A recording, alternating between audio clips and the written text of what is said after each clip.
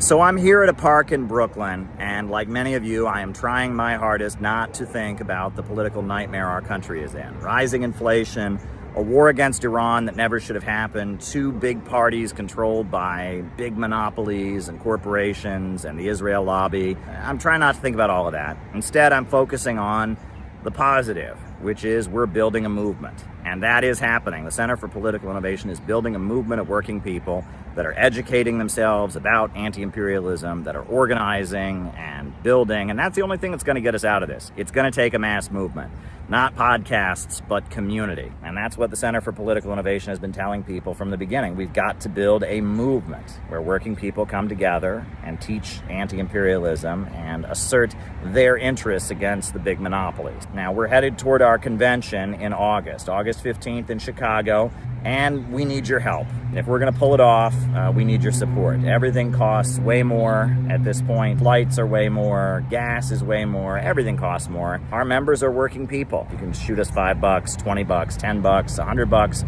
Whatever you can do, it'll make things go a lot easier. Our August convention is happening, August 15th in Chicago. We need you to support us to make sure it goes as smoothly as possible. I think that as hard as it may be, we have really taken some big steps forward in solidifying our organization. We now know much better how to work with people, how to maintain relationships, how to align with different organizations that have similar goals. We're moving ahead as an organization. We have been in a process of growing and developing, and we are getting better and better and better at what we do. So please take this time to go to cpiusa.org/donate and send us a contribution so that we can do what we're getting better and better at doing every day as we prepare to move forward in the coming months. We're heading into the fall as the midterm election happens to spread an anti-imperialist message everywhere we can. Send us a contribution at cpiusa.org/donate today. We are prepared to hit the ground running this fall. We've got to solidify our ranks, so please send us a contribution so that we can make August successful. If you've spent any time on the Zoomer internet over the past few months, you've probably been unable to avoid clavicular. The 19-year-old streamer and self-described looks-maxer went viral telling his audience that steroids, crystal meth, and extreme self-experimentation will help them ascend, and that it'll improve their looks, their confidence, and their lives. And that's been enough to catapult him across the entire right-wing internet, including what genuinely might be the strangest interview ever aired on the Daily Wire. Say that she's pretty malformed. Her upper maxilla is extremely recessed, right? She's got the eyes of doom with no infraorbital support. Most recently, Clavicular, or Clav, as his fans call him, appeared in a live stream alongside a lineup of manosphere-adjacent figures like Nick Fuentes, Sneeko, the Tate brothers, and Myron from the Fresh and Fit podcast. The live stream was bizarre, even by internet standards, with the group piling into a limo and singing along to Kanye's single Heil Hitler while doing Nazi salutes, after which they then proceeded to go clubbing? And as surreal as that moment was, even by internet standards, it exposed something actually important.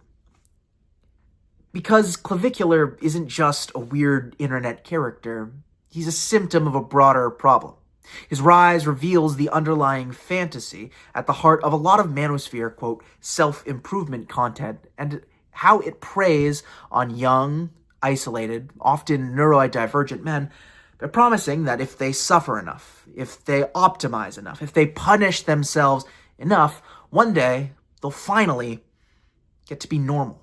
The fantasy shows up everywhere, from explicitly political gender discourse content to apolitical fitness influencers like Connor Sinan or Toji. And there's a reason live streams of some Chad going out to a bar and getting drunk and hitting on women have become so popular. It's like one of the most popular live stream categories. It's because they're selling their audience a fantasy. And it's a harmful one. And I'm not going to lie, I'm exactly the kind of person that this fantasy is meant to appeal to. In fact, I can remember the exact moment I gave up on it. In 2024, I was invited to Sochi, Russia, for the World's Youth Festival. In many ways, it was an amazing and transformative experience, incredibly validating in many ways. During the festival, I was able to have a face-to-face with the Russian president, Vladimir Putin, in an exclusive televised Q&A. But one night, there was a lull in activities, and I remember I was walking through the festival grounds as a concert was going on. Some Russian pop stars were on stage, and people were dancing, they were laughing, they were having a great time, and I remember this sadness washed over me. Because in that moment, I realized there was nowhere I could run to. I realized there was nowhere that I could hide from who I was. Even among some of the most high-achieving people, the highest math scores, future politicians, future business leaders from around the world, high-achieving people from Russia, from the developing world, from China, from the BRICS alternative, many of whom had similar politics to me, even among them, I was not normal. Our guide even commented on it to me. I asked her one night, I said, what do you think of Americans? And she said that it felt like many of the people who were there, they just wanted a free trip. It was like a vacation to me. But all I wanted to talk about was geopolitics, obscure political movement. I wanted to talk about BRICS.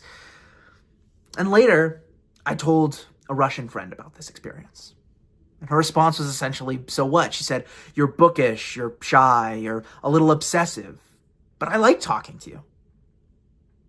And I thought about it, and I realized that she was right. I realized she was right that I'm exceptional, and that the only reason I've been able to do anything that I've done is because I'm different, not in spite of it.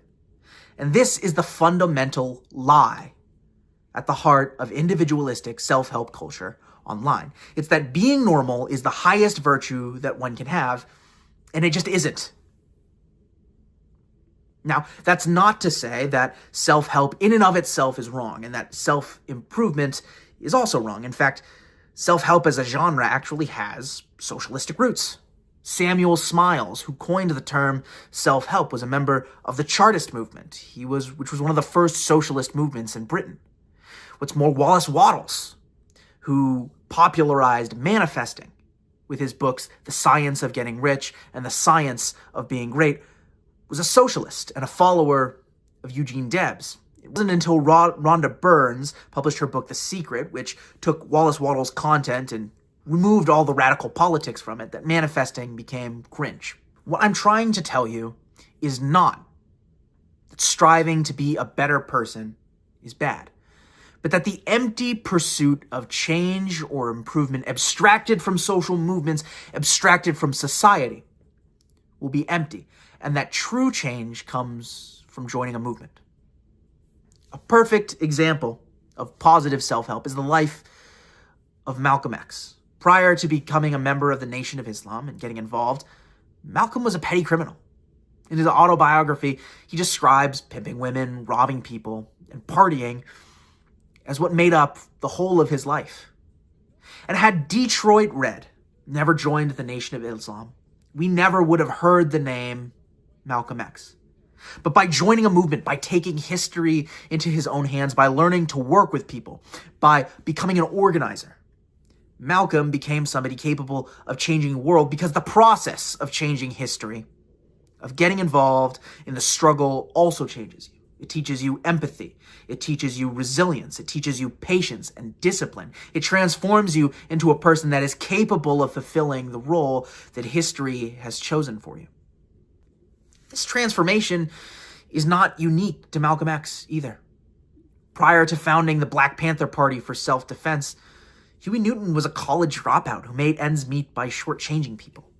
But because Huey was exceptional, and because he got involved in Students for a Democratic Society, we got maybe the most effective working class movement this country had seen in decades. We got the movement that brought us the free breakfast programs, that brought local community organizations, that empowered the Black community to fight for their rights. And think of what the world would have been robbed of if Huey Newton had decided that his interest in revolutionary politics was too weird and wallowed in his misery on the internet. This is another thing that often gets obscured, but Huey P. Newton was a brilliant organizer, he was a brilliant theoretician, but he was not the most charismatic member of the Black Panther Party. That's just a fact. His public speaking was described as awkward and stilted, sometimes overcomplicated. Many felt that some of his political classes were too dense and insular. Huey P. Newton was not normal. And you need to get it out of your head that the only way that you can amount to anything is by desperately trying to be normal. Because oftentimes, the people who change history are obsessed. And they're able to accomplish what they do because they are obsessed. Another perfect example, Vladimir Lenin. Lenin was not a normal person, nor was he described in personal accounts as a very charming or personable person.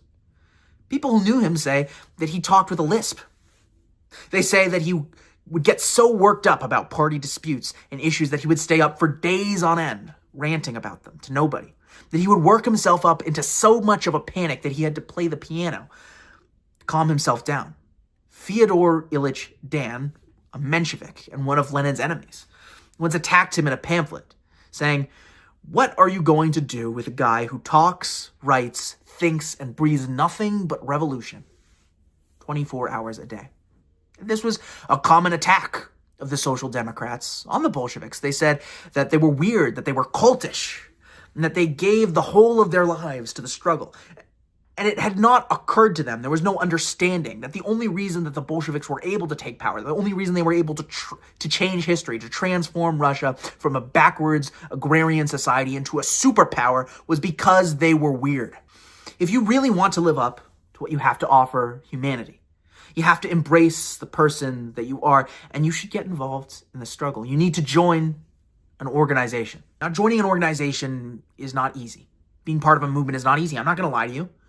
It involves a lot of rejection. It involves dealing with and understanding people, and that can be very difficult. And it involves sometimes facing persecution and being resilient to that persecution, withstanding it. But I think about the person that I was before I joined the Center for Political Innovation, and I am so glad that I joined. You know, my favorite American novel is The Grapes of Wrath. And it's my favorite because of how much I relate to the story of Tom Joad and how much he captures what it means to become an activist. I relate to how at the beginning of the story, Tom is selfish, he's mean-spirited, he's short-sighted, impulsive, he's lazy.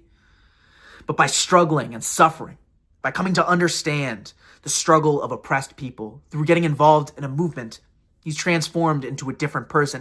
And by the end of the novel, he is somebody who is capable of sacrificing his own freedom to defend a group of striking workers.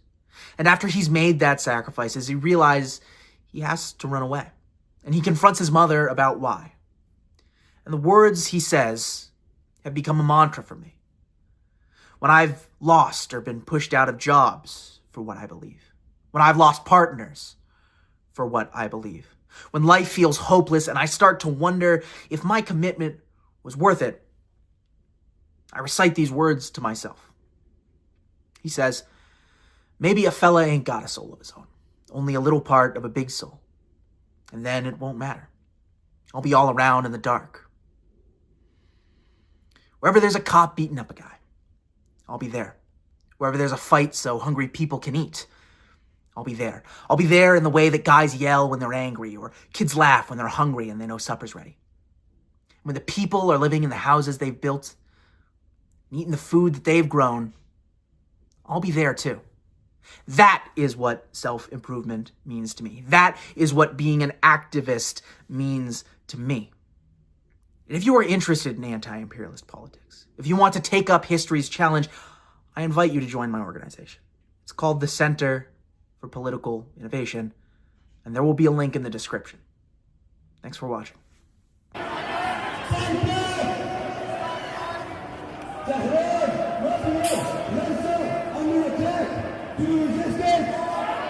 Long live Iran! Long live Iran! Long live Iran! We'll be free! Now, today is called the Day of Al-Quds, and it was originally called by Imam Khomeini, the founder of the Islamic Republic of Iran. Quds is the Islamic name for Jerusalem, and this was a day called where Muslims of the world would take to the streets to oppose Israel and support the Palestinians. Now, this year it has a particular significance because Iran is being attacked by the United States, and Iran is the originator of the call for the last Friday of the Islamic month of Ramadan to be called the Day of Al-Quds. A thorn in the imperialist plan. Democrat, Republican, what difference does it make? Democrat, Republican, what difference does it make?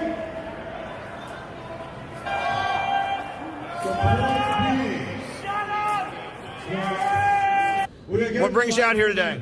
Oppose the Israeli genocide and U.S. war against Iran, which is fundamentally illegal, and it's quite criminal, and it's creating an economic crisis in this country that's unjust, and we need to change that right now. We have to demonstrate and protest, and we need to oppose any more interventions and possibilities of the draft, and no military interventions. It's destructive for Iran, it's destructive for America, it's destructive for the whole region. It's a waste of our tax money. It's harming our people. Why do you think Trump is attacking Iran? America appears to be occupied just like Palestine. So this is apparently the reason is, or perhaps he's being blackmailed. Why do you think Trump is attacking Iran? Great questions that might be above me. There are probably some obvious reasons. I know social media has a lot to say. I know there are various reasons. I'm sure none of them are great reasons. Violence is a terrible thing, and we don't need it. So that would be my answer. Is Trump attacking Iran? Obviously, it's for the interest of Israel, number one, and its Greater Israel Project. And also, they want to control the oil resources, which I think is a major factor in driving this policy, which doesn't make any sense because they ended up having no oil whatsoever. Because these wars are leading America down the tubes. America cannot go on forever. Every empire has fallen. And what you see is the beginning. And the empire cannot hold with these wars. They're going to get more hate.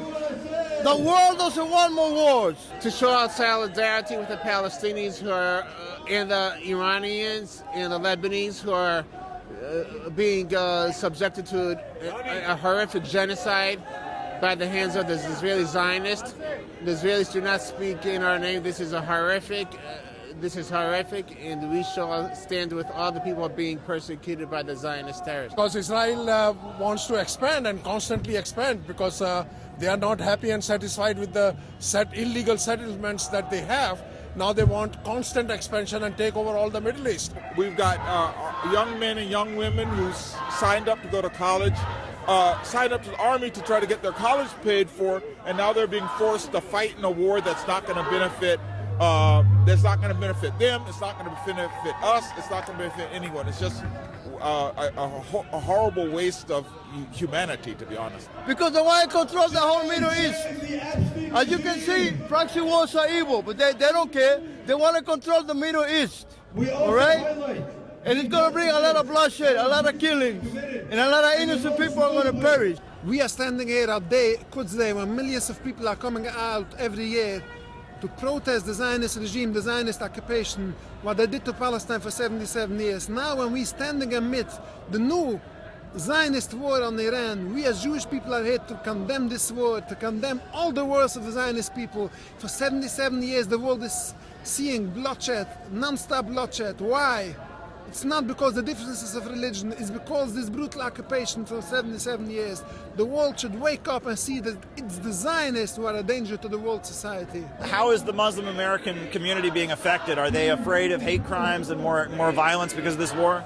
Well, obviously that is a concern, that when there's a war, then there's opportunity for violence. There's going to be some people who they maybe do some like false flags and then try to blame the whole community. So it's obviously it's a dangerous situation for us there. Trump promised no new wars, but yet he's started a new war with Iran. Agreed, we're all seeing that, yes. What do you make of that? Why? I mean, there's, again, multiple reasons to cover things happening here, to further agendas that promote American colonialism, Western colonialism, all the things that we're already recognizing as terrible things, I think are motivating reasons to head towards that direction of war. Their attack on Iran, they started with killing a religious leader. So this is the Rahbar, he's the leader of the Shia Muslim community. This is millions of people. This is a position which is, it's the closest you can say is like a pope. And to just kill that person and then, you don't know what kind of destabilization effect that's going to have on the region, on the world, I don't know. The government just doesn't seem to be thinking through what they're doing. Trump promised he was going to no new wars, he was going to create peace, but yet he's launched this new war. What do you make of that? Well, obviously he lied, and he doesn't negotiate in good faith. He kills the people who he negotiates with, which shows you the nature of our government. It's basically run by criminals and gangsters. Why is Trump doing this? We really don't know. Some people are saying to try to keep people busy because he's got other scandals. Some people say it's part of a wider scheme to try to hurt China. Some people say he's just doing it to try to, pay off his Miriam Edelson and his other things. I mean, it's really hard to tell. So we are here to plead with the president not to believe Netanyahu. Netanyahu came 7 times to the White House. They're having the AIPAC lobby. The world should wake up and see that it's the AIPAC lobby who is responsible for this war and all the wars around the world. I don't know what to say about Trump. He's the president of America. I live in America. I don't want to say anything bad against the nation or the leaders. We have to respect what's going on, but it's insane. This is not a way to peace. And Trump promised no new wars, but yet he's launched a new war. It seems like an extreme war against Iran. Well, like a liar, he is. He promised, and I didn't vote for him or the Democrats because I didn't want to support Biden either, because he was supporting the war against in Gaza. He was supporting Gaza genocide, so I didn't support him. But I didn't, Trump is say something and do totally opposite it. How's it possible to be no new wars but be pro-Israel at the same time? That's an oxymoron. Yeah. Being pro-Israel means more wars for Israel. He was negotiating, and then he attacked Iran in the middle of negotiating for the second time. He did the same thing 8 months ago, and now once again he did the same thing. The swamp hasn't been drained. We're starting new wars. He didn't stop the war with Russia. We haven't. Prices haven't gone down. Taxes have gone up because tariffs are basically a tax. So it's been bad all around for us here at home. Now, a small number of pro-Israeli demonstrators have also gathered, accusing those here gathered to support Iran of being terrorists. As you can see, there's been kind of a back and forth between the two crowds.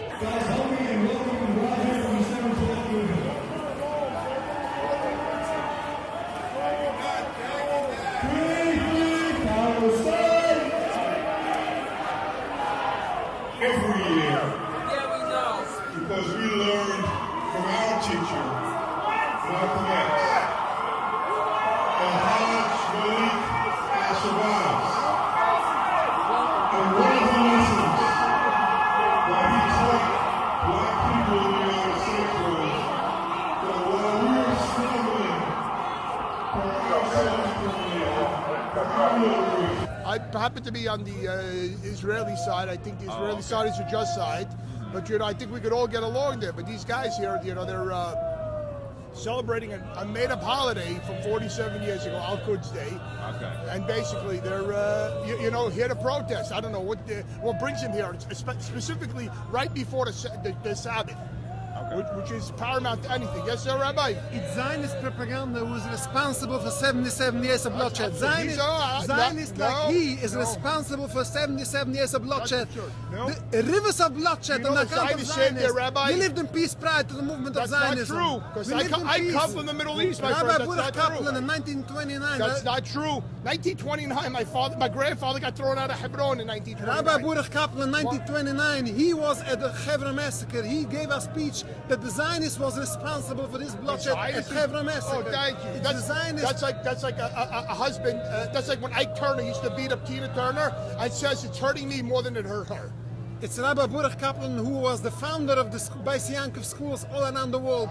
He spoke at a speech that the Zionists are responsible for this mythology. The Jews lived in harmony with Arabs. When Arabs are under the Jewish rule there. It's a fact. In Iran, till today, the Jews live there in peace. You think they're not scared shitless to live in Iran? Till today, they don't open their mouths. They can't talk. They live in peace. I was at the synagogue in Iran. We visited the synagogues in Iran, not he. He believed the Zionist propaganda. You know what? Let him go speak to Iranian Jews. We visited. Let him go speak to Iranian Jews. This is what we did. This is what we did. A Jew in Iran can't speak freely and say how things This are is really what we did. That's not true. We went to the synagogues in Iran. They live Go to the peace. synagogues They in practice their there. They religion. can't talk. They are protected by the government. cannot There is talk. no They can't bloodshed. say- A lot of anger on the streets of New York City as missiles are flying on the other side of the world. Free, free Gaza! Free, free Palestine! Free, free Palestine! Khaybar! Please help.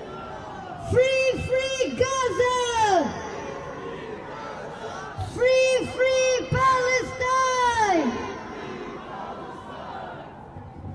Hey Trump, what do you say? Yeah, let's talk about tanky, right? That's a word you hear nowadays. That's a slur that was used, I guess during the 1980s, right? There was a division in the British Communist Party between those who were joining the Euro-communists and denouncing the actual communist governments and those who wanted to align with the Soviet Union. And the reason was, whenever the Soviet Union had a military intervention, the way they would portray it on American television was with giant tanks, right? And that was a very effective propaganda technique because the Soviet Union, they never showed crowds of people supporting the Soviet Union. In China, the Tiananmen protesters, they didn't show crowds of people who wanted to stop counter-revolution in China. They just show these big, cold, mechanical tanks. In Afghanistan in 1979, when the Soviet Union intervened, there was one tank in a park in Kabul, and all the TV cameras from all the international TV networks surrounded that one tank because that's what it was. This is true. It's in Philip Banoski's History of the War in Afghanistan. He describes how they all just surrounded this one tank, and that the way the Soviet Union was portrayed was this big, cold, mechanical piece of machinery.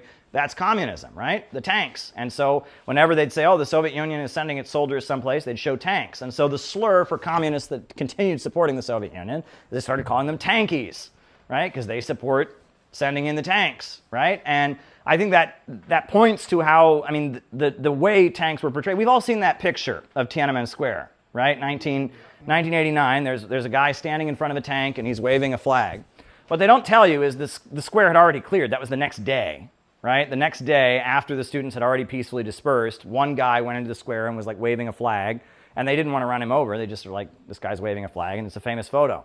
What they also don't tell you is the students dispersed peacefully, and the violence that happened in Tiananmen Square happened outside the square, and there were snipers on rooftops, and it was an armed battle, and hundreds of people died, including hundreds of Chinese soldiers. There were soldiers killing other soldiers, and that the Tiananmen events of 1989 were a battle, not a massacre. The students peacefully dispersed, and then there was an armed battle and an attempted coup, and the military from outside of Beijing moved in. And the story that we have, though, of Tiananmen, what does everyone think happened in Tiananmen in 1989? We think that the Chinese Communist Party saw people protesting and said, oh my God, these people and their beautiful songs of peace, we must not allow that. And they rolled them all over with tanks and killed them because they're evil, tyrannical communists. That's not what happened. Yes, it was. And the color revolutions were happening all over Eastern Europe at that exact same time. It was 1989. And, I'm sure a lot of innocent people got hurt. Don't get me wrong. We're not saying it was good what happened in Tiananmen in 1989.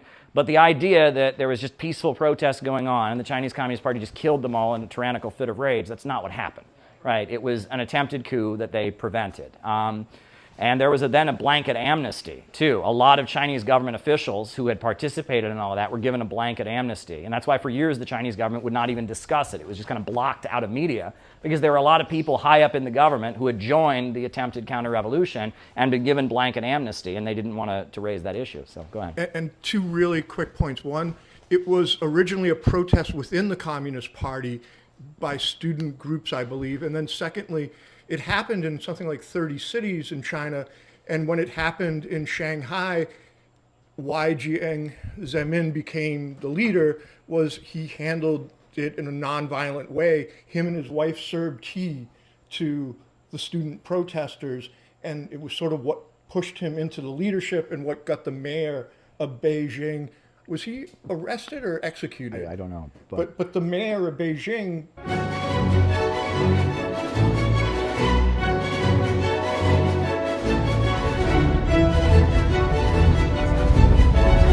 Guys, get out.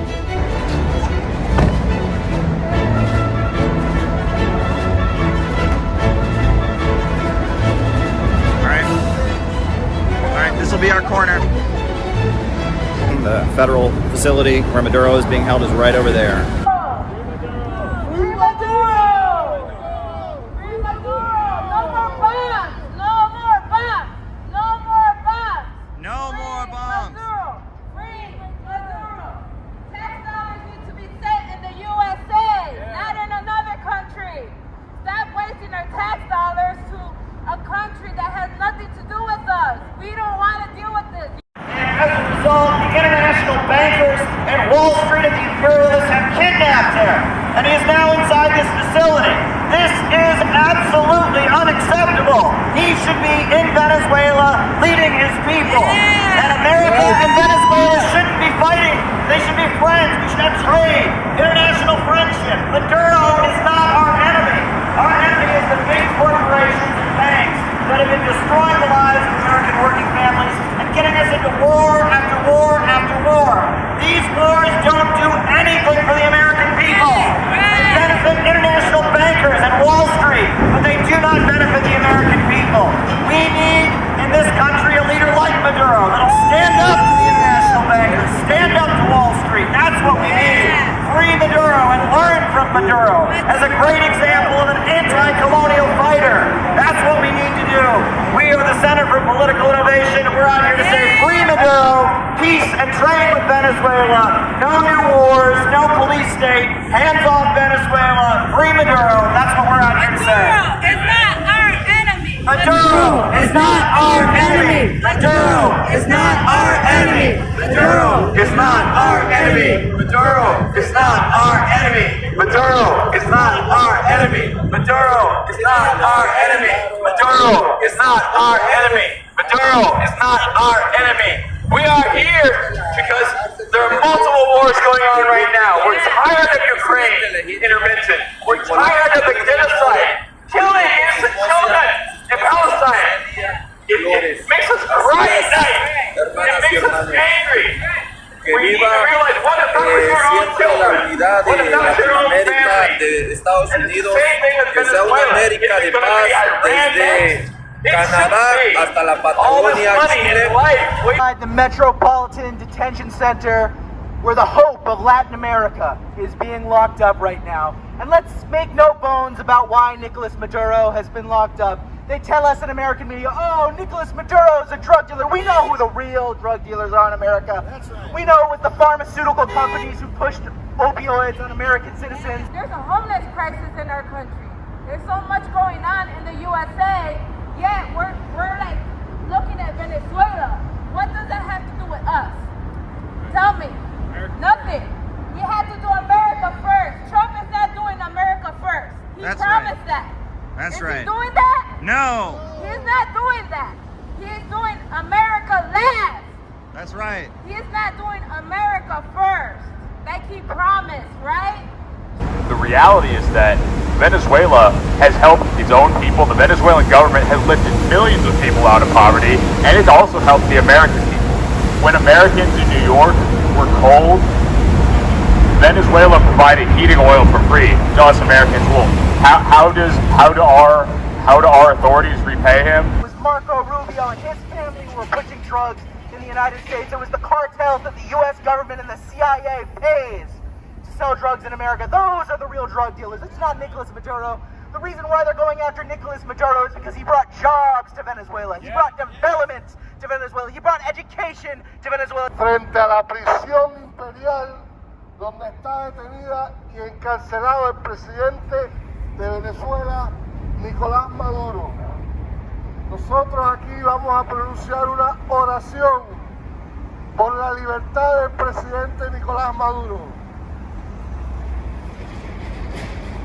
Padre Celestial, por favor, cuida la integridad física del presidente Nicolás Maduro y de su esposa, la doctora Silvia Flores. El pueblo de Estados Unidos apoya tu libertad. Nosotros estamos en solidaridad con el pueblo bolivariano de Venezuela. Nosotros nos oponemos a los dictados imperiales. If I can't have it, no one can. No, everybody can have natural resources and oil. Everybody can have a prosperous future. That's what we are trying to stand for here in the Center for Political Innovation. And that's what they don't want you to hear. They don't want you to win. They want you to be stuck, pessimistic, and hopeless. Yeah, dare to struggle, dare to win. Dare to struggle, dare to win. Dare to struggle, dare to win. To the CIA that have been smuggling drugs into this country for years, Nicolas Maduro is the leader of Venezuela, and he has led his people to try and be independent and stand up for justice. It's absolutely crazy, absolutely crazy. We are out here to say free Maduro, and lock up the bankers, lock up Wall Street, and free Maduro, free Maduro, free Maduro, free Maduro, free Maduro, free Maduro, free Maduro, free Maduro, free Maduro, free Maduro, free Maduro, free Maduro, free Maduro, free Maduro, free Maduro.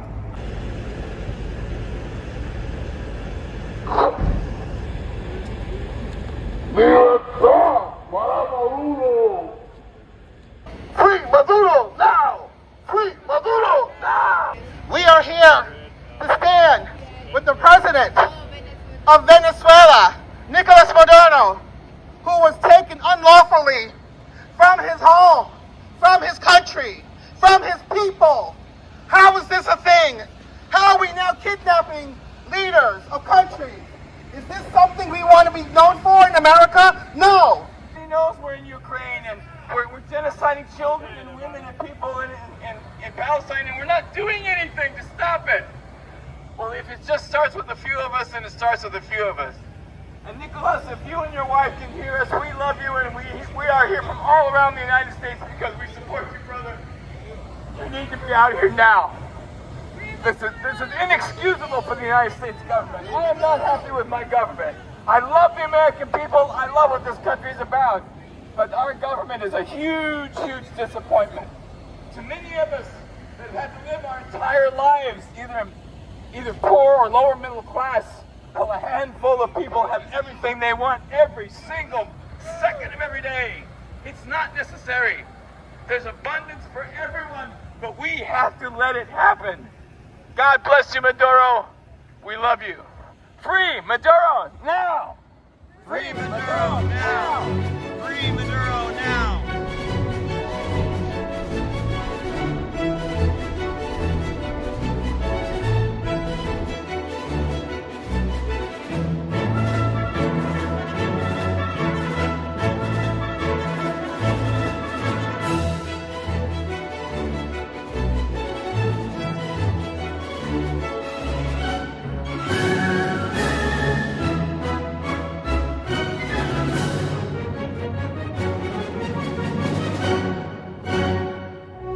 Paid a penalty for how he handled it. Well, the other thing I'll mention about it, right, is what were the students in Tiananmen Square protesting for? Democracy.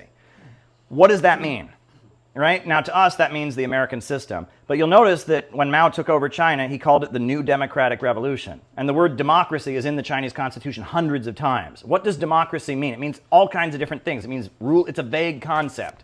And that, that one thing that was going on in China at the time, that Nicholas Kristof and the New York Times reported on, was that China had a scholarship program for black Africans to come to China and study. And the local Chinese population didn't like them being there. And there were race riots going on all over Chinese campuses against the presence of black students. And that was a big motivation for the protests. And no one ever talks about that, but Part of the protest, part of the student protest movement was we don't want Africans on our campus. Now you'll never hear that in mainstream media. Another thing though, and there's another side to it, is that there were more pictures of Mao in Tiananmen Square during the protests than there had ever been since the Cultural Revolution.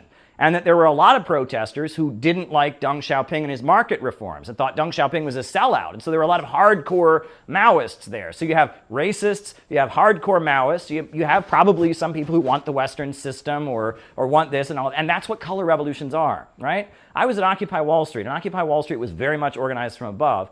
And what was Occupy Wall Street about? We are the 99%. What does that mean? Nothing, right? And the Green Revolution in Iran, what does it mean? It's about green. It doesn't mean anything. And the way they do color revolutions is kind of the signal goes up. It's time to protest. And all kinds of people from all kinds of different strata, they go out and say, oh, we're having a protest. We're having an uprising. And they project their own ideas, their grievances on it, left wing, right wing, whatever. They all go there. And then behind the scenes, people in the military that are allies of the United States use the protests as a background or an excuse to wage a coup and overthrow the government and bring the United States to power. And that's the color revolution playbook. And that's what they did all over Eastern Europe. There'd be a peaceful protest of people that wanted human rights or freedom or opposing corruption, or it would always be about something vague, and all kinds of people would be there for all kinds of different reasons.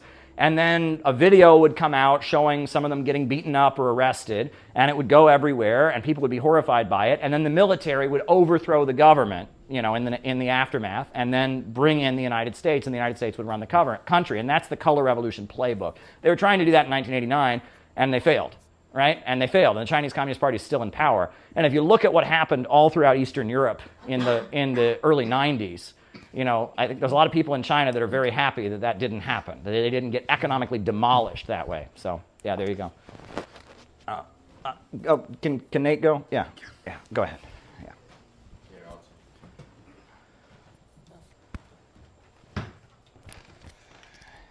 So, people might disagree with me, but I think there are two signs that a protest in another country is a color revolution. One, if they're waving American flags, they're definitely a color revolution. Number two, if their signs are in English, it's definitely a color revolution. Oh, they're performing for CNN. Go ahead. Thank you. What I was going to say is I think the CCP learned from Tiananmen, definitely that they learned from Tiananmen. And I don't know if you saw the coverage from the Hong Kong protests, but instead of sending in the military, they were sending in the police who were, instead of, causing a military interaction, the police were using less lethal or less antagonistic measures, versus, a military, style intervention. Yeah. So I think the CCP definitely learned from Tiananmen, and the negative press coverage, that happened from it.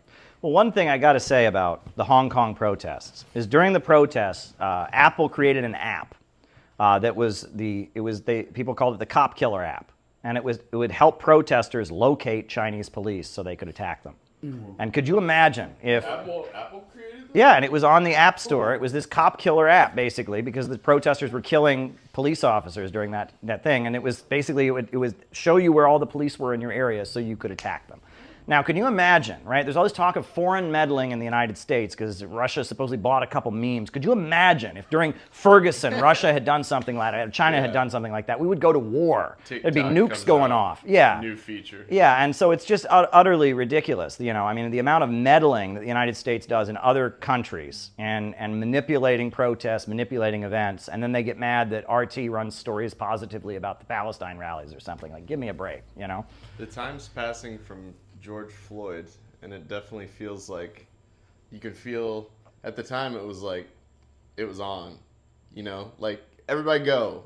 There was an anti-police march in Rolla, Missouri, Like, it was like a town of 16,000. And there were hundreds of people. Yeah. And then you have these college right now, and the message is very much crush them, send in the military. I think it's pretty clear that what happened in 2020 was that Donald Trump was determined to be governing in a way that was a threat to American imperialism. Not that because he was a good guy, not because he was a revolutionary. He was just making decisions that were in his own interest and not in the interest of American imperialism. And the pandemic had happened, and so there was a lot of economic suffering during the pandemic. And it looks to me like the color revolution apparatus came back to the United States, and we had a color revolution to bring down Donald Trump. And part of that was that they called us all out into the streets to protest against police brutality. Now, is police brutality real? Yes. And I was going to court with police brutality victims in Cleveland with communist groups before Black Lives Matter had ever been tweeted.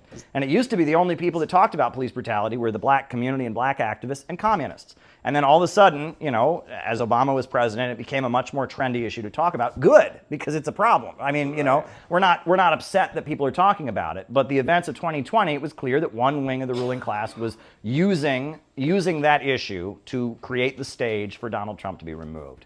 And I think that's very clear, and I'm sure that's probably like, that might get my YouTube channel taken down if I say that, but well, it's just true. Clip I mean, this part out then. Yeah, but I think there's no question about that. It was just bizarre that like everyone was afraid to leave the house, and then it was like, you know, and I was there too. It went out.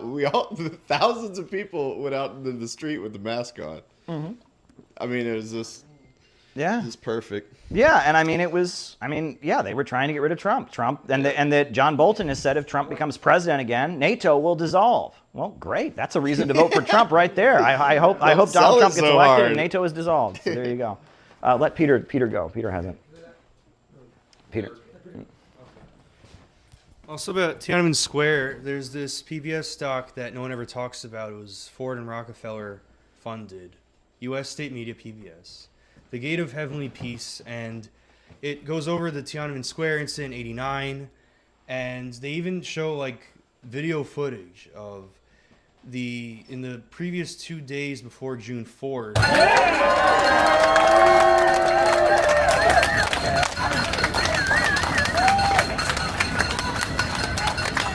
What inspired you to write the song? What inspired you to write the song? Yes. Hello, everyone. We have 2 more performances left. Please stick around. We have Gila the Earth. She was leading us with the Earth. How are you? Good for you. Yeah. Sorry, what did you want? Right now. Have you faced retaliation for the stances you've taken? Huge amounts of retaliation for the last 20 years, solidly from the Israeli lobby. Yeah, they've tried to destroy my career over and over and over and over again, and they're still doing it constantly, all day, every day, and all night too. And we will turn this up again, because what they're doing is insane, criminally insane. Genocide is just ultimately the worst crime that any of us have ever dreamt of, and they're doing it in front of our eyes. And it's not just the Israelis, it's Keir Starmer, it's the UK government, the Americans, the French, the Germans. The Germans have recently banned my movie in Germany. Can't be shown. Roger Waters made that movie. It's a great movie, by the way. I would recommend anybody to go and see it. It's called This Is Not a Drill, which is interesting that that's a proper title for a rock and roll show. I don't mean to shout over this lady. No, and what would you like to say to the younger people getting involved in Palestine activism? Get involved and keep getting involved. Do what I do. When you wake up in the morning, think to yourself, what can I do today? And then do it. Doesn't matter what it is. The main thing is that your heart has been stirred, that you've recognized the love and truth in what we're all saying here today, and that we have to put a stop to the occupation of Palestine. Yeah, the genocide, that's the first thing. We have to get rid of the occupying army. They have to relent. We must free Palestine, the country, from the river to the sea. And we have to do it now. It'll be too late. This next week in the General Assembly in New York is fundamentally important to all of our futures as a human race. These arseholes will destroy the entire planet. Palestine is just the beginning. Okay, well, you've seen it. We all know it. So Anyway, One I don't mean to rant I wrote on. it in Hebrew, Great. and it's about What peace can we and it's say to about the UN the leaders who connection to continuously Palestine. have failed international law and have continuously failed the people of Palestine, Lebanon, Yemen, Syria? What can we say to them? Say to them, come on guys, get on board. You know we're right. You all know that we're right. And what you've been doing is wrong. You've got to stand up to the United States of America and the UK and the other Zionist mobsters from the world and say, no. No justice, no peace. Time to heal, Love that. colonize, and release. Sing it like it is, girl. Anyway. Thank you, Mr. All right. Okay, you're welcome. You say something about the Yemenis and how the Yemeni people have stood with Palestine. The Yemenis are, the Houthis. Their response to this has been quite remarkable. And when the USA pulls the full power of its army at them, they go, we're doing the right thing, and they are. Standing with the people of Palestine is the right thing to do today. So we stand with the Houthis and with the people of Yemen, and we have done all the way through. So, thank you. All right, you're very welcome.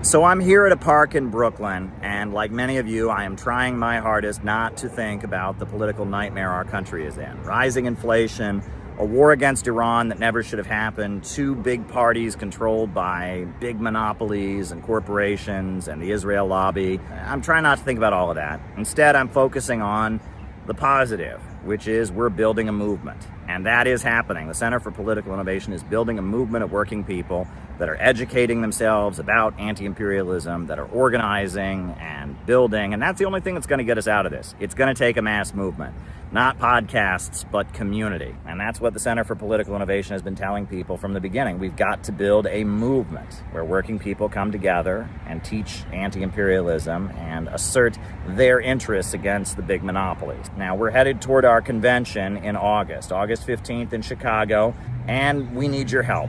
If we're going to pull it off, we need your support. Everything costs way more at this point. Flights are way more, gas is way more, everything costs more. Our members are working people. You can shoot us $5, $20, $10, $100, whatever you can do. It'll make things go a lot easier. Our August convention is happening, August 15th in Chicago. We need you to support us to make sure it goes as smoothly as possible. I think that as hard as it may be, we have really taken some big steps forward in solidifying our organization. We now know much better how to work with people, how to maintain relationships, how to align with different organizations that have similar goals. We're moving ahead as an organization. We have been in a process of growing and developing, and we are getting better and better and better at what we do. So please take this time to go to cpiusa.org/donate and send us a contribution so that we can do what we're getting better and better at doing every day as we prepare to move forward in the coming months. We're heading into the fall as the midterm election happens to spread an anti-imperialist message everywhere we can. Send us a contribution at cpiusa.org/donate today. We are prepared to hit the ground running this fall. We've got to solidify our ranks, so please send us a contribution so that we can make August successful. Hands off Iran! Hands off Iran! Democrats are complicit. Hands off Iran!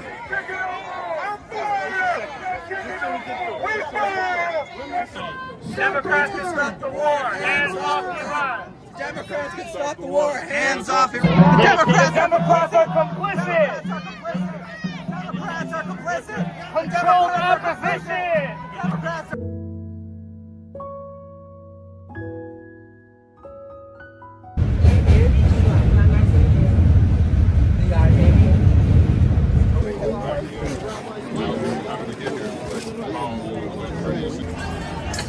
How do you feel, Irving? good.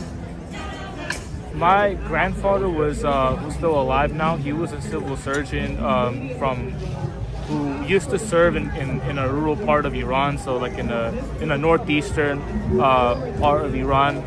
city called Mashhad in coastal Afghanistan. So he used to serve there, and my mother grew up there in Iran when she was younger. And this was after the revolution, so there was a real need for like doctors. Holding this flag, it means a lot. Yeah. It means a lot. Yeah. Well, Iran's being bombed right now, and they're standing with Palestine. Yeah, very much so. It's the main country that's resisting, and you have much of the not just the Islamic world, but much of the world, the global South, stands in solidarity with Iran. It's a very big pleasure to be joined by Caleb and by the CPI.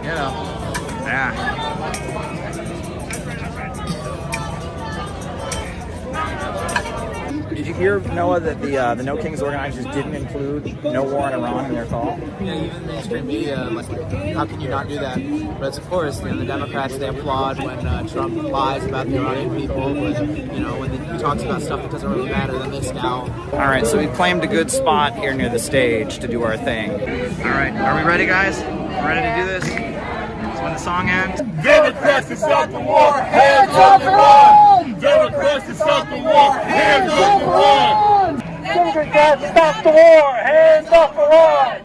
Democrats to stop the war, hands off Iran! Democrats to stop the war, hands off Iran! Democrats to stop the war, hands off Iran! Democrats to stop the war, hands off Iran! Go away with it. Bombing them, damn it! They don't deserve to get bombed! You're still out to your own country! Yeah, you support kids getting bombed by the U.S.? You support that? Fucking dumbass. They deserve to get bombed. Sell out. They're killing. We just bombed babies in the school. The fuck? Democrats can stop the war. Hands off Iran. Hands off Iran. Democrats can stop the war. Hands off Iran. Democrats can stop the war. Hands off Iran. I've been chased by cops at the war. Hands off Iran. Democrats can stop the war. Hands off Iran. Hands off Iran. Hands off Iran. Stop the war. Democrats can stop the war. Democrats can stop the war. Stop Iran. Democrats can stop the war. Hands off Iran. Democrats can stop the war. Hands off Iran. Let us stop the war. Come on, man. The war. Stop the war. Stop the war. Democrats can stop the war. Hands off Iran. Stop the war. Democrats can stop the war. Hands off Iran. Stop the war. Hands off Iran. Democrats can stop the war. Hands off Iran. Democrats can stop the war. Hands off Iran. Democrats can stop the war. Hands off Iran. Democrats can stop the war. Hands off Iran. Let us stop the war. Come on, man. Democrats can stop the war. Democrats can stop the war. Democrats can stop the war. Hands off Iran. Democrats can stop the war. Hands off Iran. Democrats can stop the war. Hands off Iran. Democrats stop the war. Hands off Iran.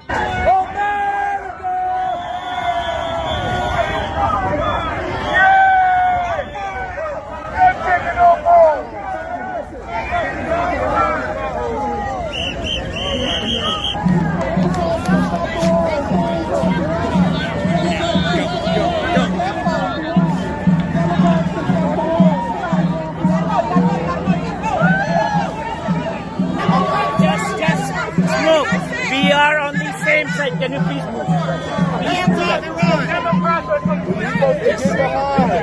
Go back. Go back. Go back. Go back. Go back.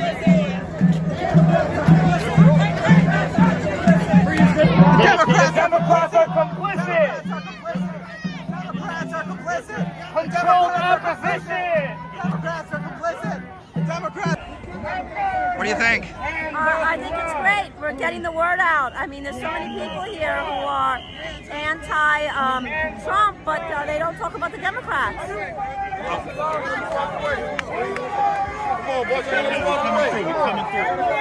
Democrats are complicit. Hands off Iran.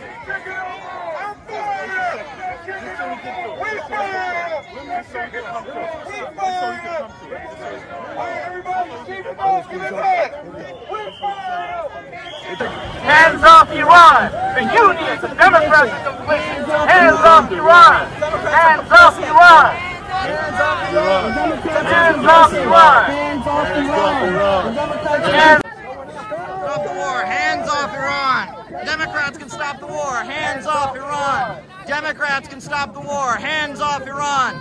Democrats can stop the war. Hands the wars. Hands off Iran. Democrats can stop the wars. Hands off Iran. Democrats can stop the wars. Hands off Iran. You can protest from the side. You can't block it.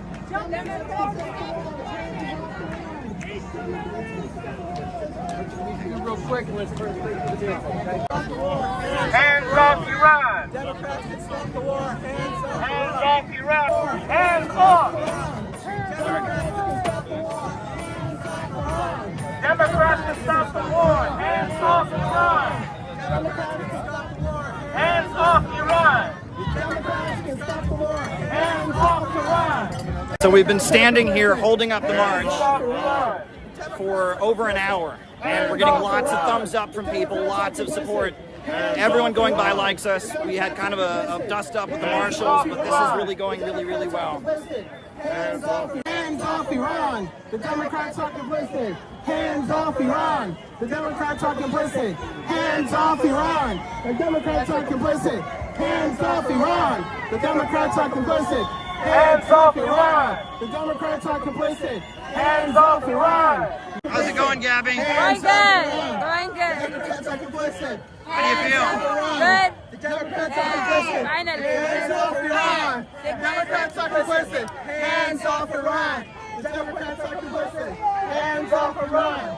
The Democrats are complicit! Hands off Iran! Do you like our message? Yes, I like your message. I think that the U.S. bombed threw a missile on those children and they died for nothing and nobody even cares. And I wonder what Hexas would say with his 7 children if they would throw a bomb on his children for nothing. Thank you. Glad you're here. Democrats can stop the war! Hands off Iran! Democrats can stop the war! Hands off Iran! The Democrats can stop the war! Hands off Iran! Democrats can stop the war! Hands off Iran! Democrats can stop the war! Hands off Iran! Democrats can stop the war!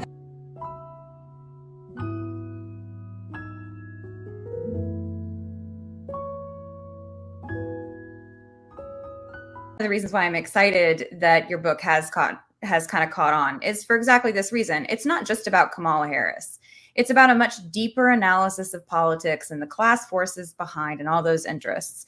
But I did just want to ask you in general about anti-imperialism. Why has anti-imperialism historically been such a core component of class politics? And what is the difference between being anti-war and being anti-imperialist? Well, my understanding is that imperialism refers to a system, capitalism in its monopolistic stage. And it's very interesting because that is the classical Marxist-Leninist understanding, right? Lenin talks about imperialism, the highest stage of capitalism. And what really defines imperialism is holding back economic development. It's preventing countries from being able to take control of their own economy and resources, and instead having what he calls the export of capital, where instead of, it used to be we exported tires or we exported cars. Now we export the corporation, right? McDonald's is spread all over the world. We don't export French fries, we export McDonald's, right? And it's about the export of capital and preventing countries from developing their own industries and keeping countries in poverty, holding back economic development. Now, that was the understanding that the Bolsheviks and the Soviet Union had. And that's why right after the Bolsheviks took power, they gave military support to the Emir of Afghanistan. And he was a conservative monarchist, but he was fighting the British Empire. And they said, that works for us. And they convened the Congress of the Peoples of the East in Baku. And they said, hey, if you're going to fight the British Empire, we're with you because imperialism is the enemy. And when you talk about being a component of class politics, you can even go back to Marx, right? In Marx's day, Ireland was fighting for its independence. And Karl Marx, he wrote a very important letter where he said the duty of working class radicals and Marxists and socialists in Britain is to support the Irish freedom struggle everywhere and to get the English workers to see the victory of the Irish people against the British Empire, not as a question of abstract justice, but as a matter of their own liberation, right? I think A.J. Muste, who was a kind of a Christian socialist pacifist, He would say our real enemy is at home. And that is what anti-imperialism is. It's the understanding that these countries around the world that are struggling against the domination of big banks and corporations from the West are our allies in the struggle against the big corporations here, right? And that ultimately, we don't have an interest in helping, ExxonMobil, BP, and Bank of America take over the world. And in fact, we're getting screwed by Bank of America and ExxonMobil right here. And so we have a common interest with people around the world that are struggling against them. Now, that was the classical Marxist-Leninist understanding, but I've been to Iran where they are definitely not Marxists. They are very religious, but, they studied Lenin in Iran and they studied the economics of imperialism. And, Khomeini, the founder of the Islamic Republic, he talked about American economic imperialism. And the Bolivarian countries, they are socialists, but they incorporate Roman Catholicism, indigenous ideology. They have this understanding. And, you go around the world today, the classic Soviet-style Marxism is not really in fashion anymore. But this understanding of what imperialism is and that it's a system, that is very much the global understanding. And I do maintain that understanding. I'm at the point where, it's funny, I wrote this book 4 years ago. I don't call myself a communist as much now because, I know what I believe. My beliefs haven't changed. But if you say communist now, people think you're woke. And I'm not. I'm not woke. And I've been to communist countries. They are not woke. But it used to be in America, if I told people I was a communist, they would say, how could you be that? And I could say, well, let me tell you all about it. Nowadays, if I tell people I'm a communist, they go, oh, I know what you are. You're 17, you have purple hair, and you think all Republicans are Nazis, and you're obsessed with the trans thing. That ain't me. That's not what I believe. And it ain't what they believe in Venezuela. It's not what they believe in Vietnam. It's not what they believe in China. It's not what the countries around the world struggling against imperialism believe. So the term that I've started to use to describe myself, I say that I am an innovationist. Because if you look at the world, right, the underlying question, and this is what that last 10 pages that you didn't get to, Russell, are about, is that human beings... That's what I said, the reveal. Yeah, human beings are creative creatures. We are constantly reinventing our relationship with our environment.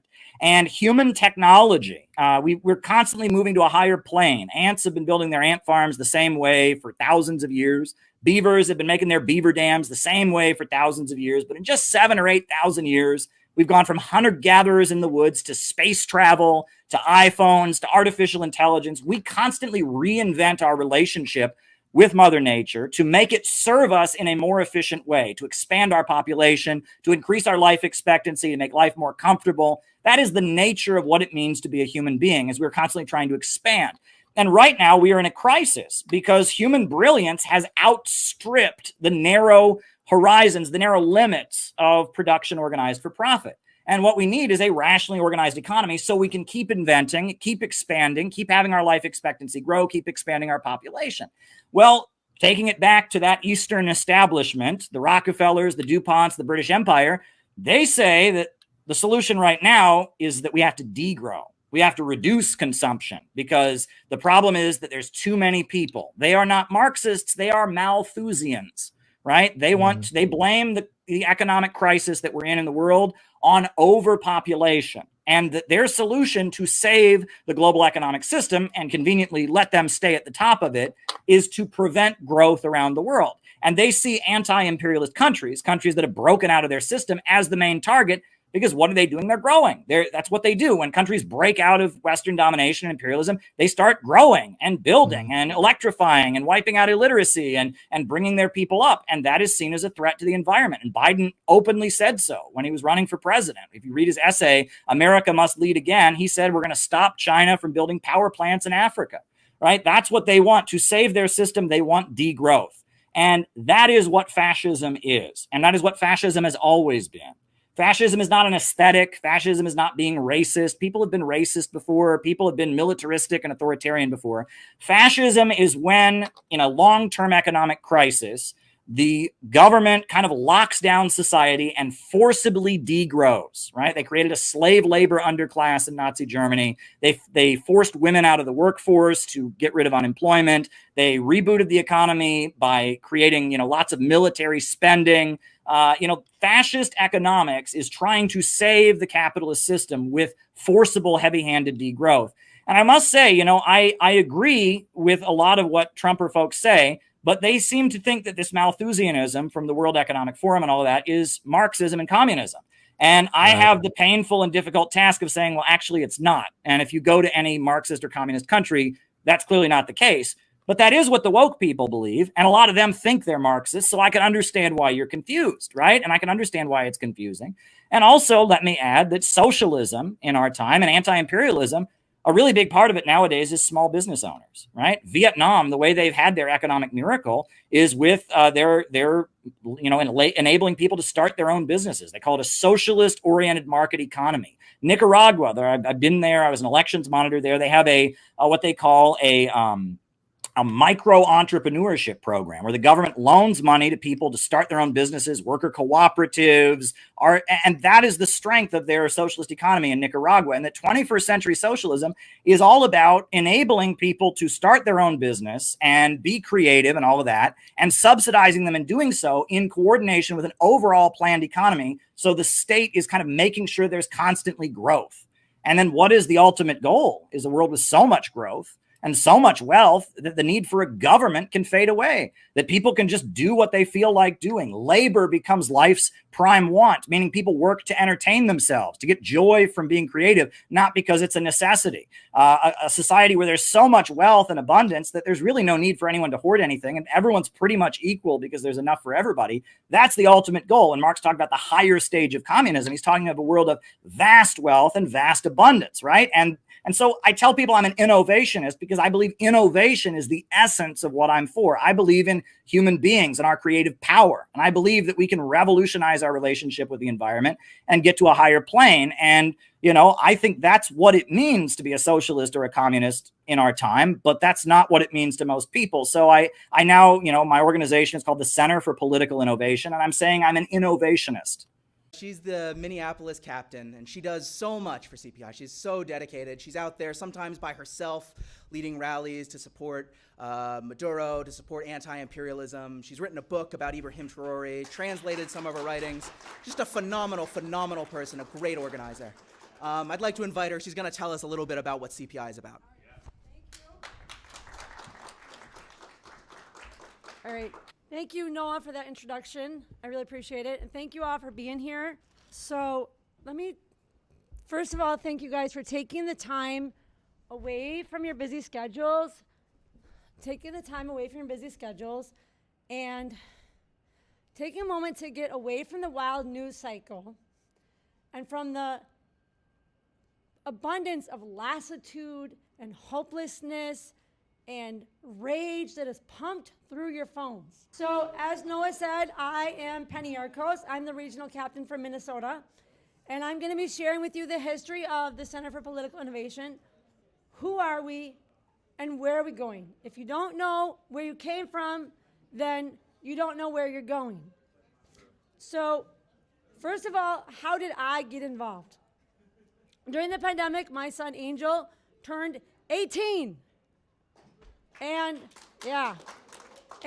during the George Floyd riots, it was very, very difficult to understand what was going on.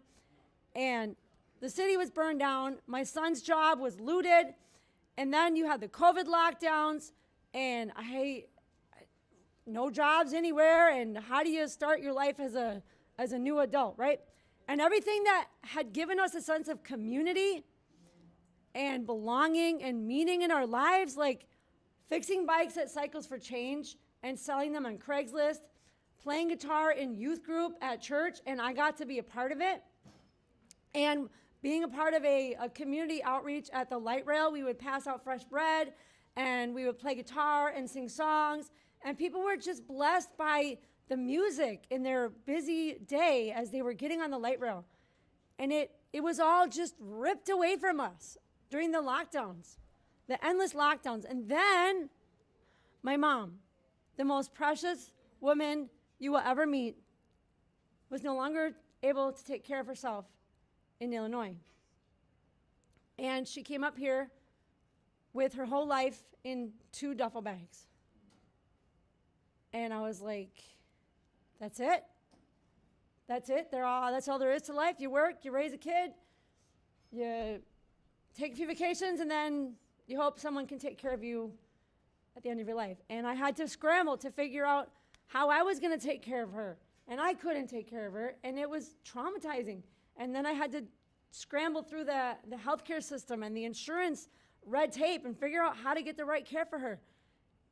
And so I'm here to honor her right now. And then the siege on Gaza began. And then the war in Ukraine began.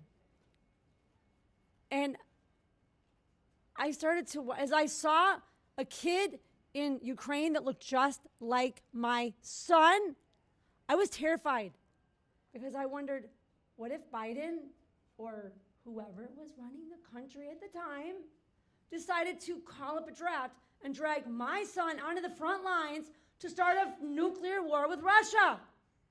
What am I going to do?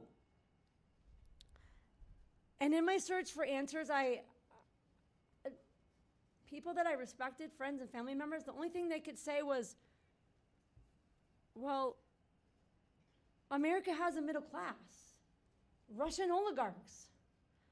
And I wanted to know why are we spending billions of dollars for foreign wars to start a nuclear war against Russia? And why are we spending billions of dollars to blow up babies in the Middle East? I thought we were pro-life, right? Isn't that what we're supposed to believe in? So one of my friends from a former church, one of her responses was, well, when the Lord returns, Jerusalem, wait. So you mean to tell me that my son and I marched around the Minnesota Capitol year after year in the middle of February, froze our tushies off to save the babies, and now it's God's will to blow up babies in the Middle East because Jesus Christ is coming to town? Can you explain that to my son? I thought so.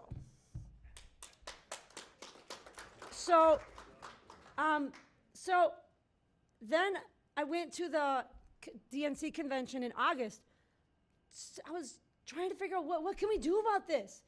I've been to these marches and they're not even on the news. Millions of people go to march and nothing happens. The war keeps going. And so I went to a Jill Stein event and when I was in Chicago, I was at the Mexican Art Museum and I met Gabby and Phil. Raise your hand, Phil. Yep, and Gabby was the one that was checking you in. They were passing out books at the Mexican Art Museum. I said, hey, I've seen them on Caleb's channel. And they invited me to an upcoming workshop in October that was titled, Why Are They Taking Us to War? Why are they taking us to war? They want to sell weapons. Why else? But Caleb explained how capitalists need constant war to open up new markets and to support the military-industrial complex. And he also explained a 4-point plan that CPI has to rescue our economy and to build the peace bridge and to end the wars and rebuild America. So I was curious and I kept digging. And when I got home, I was inspired by Jose Vega. I don't know if you're familiar with him in New York. Jose Vega does all these interventions. He's here. Where's Jose?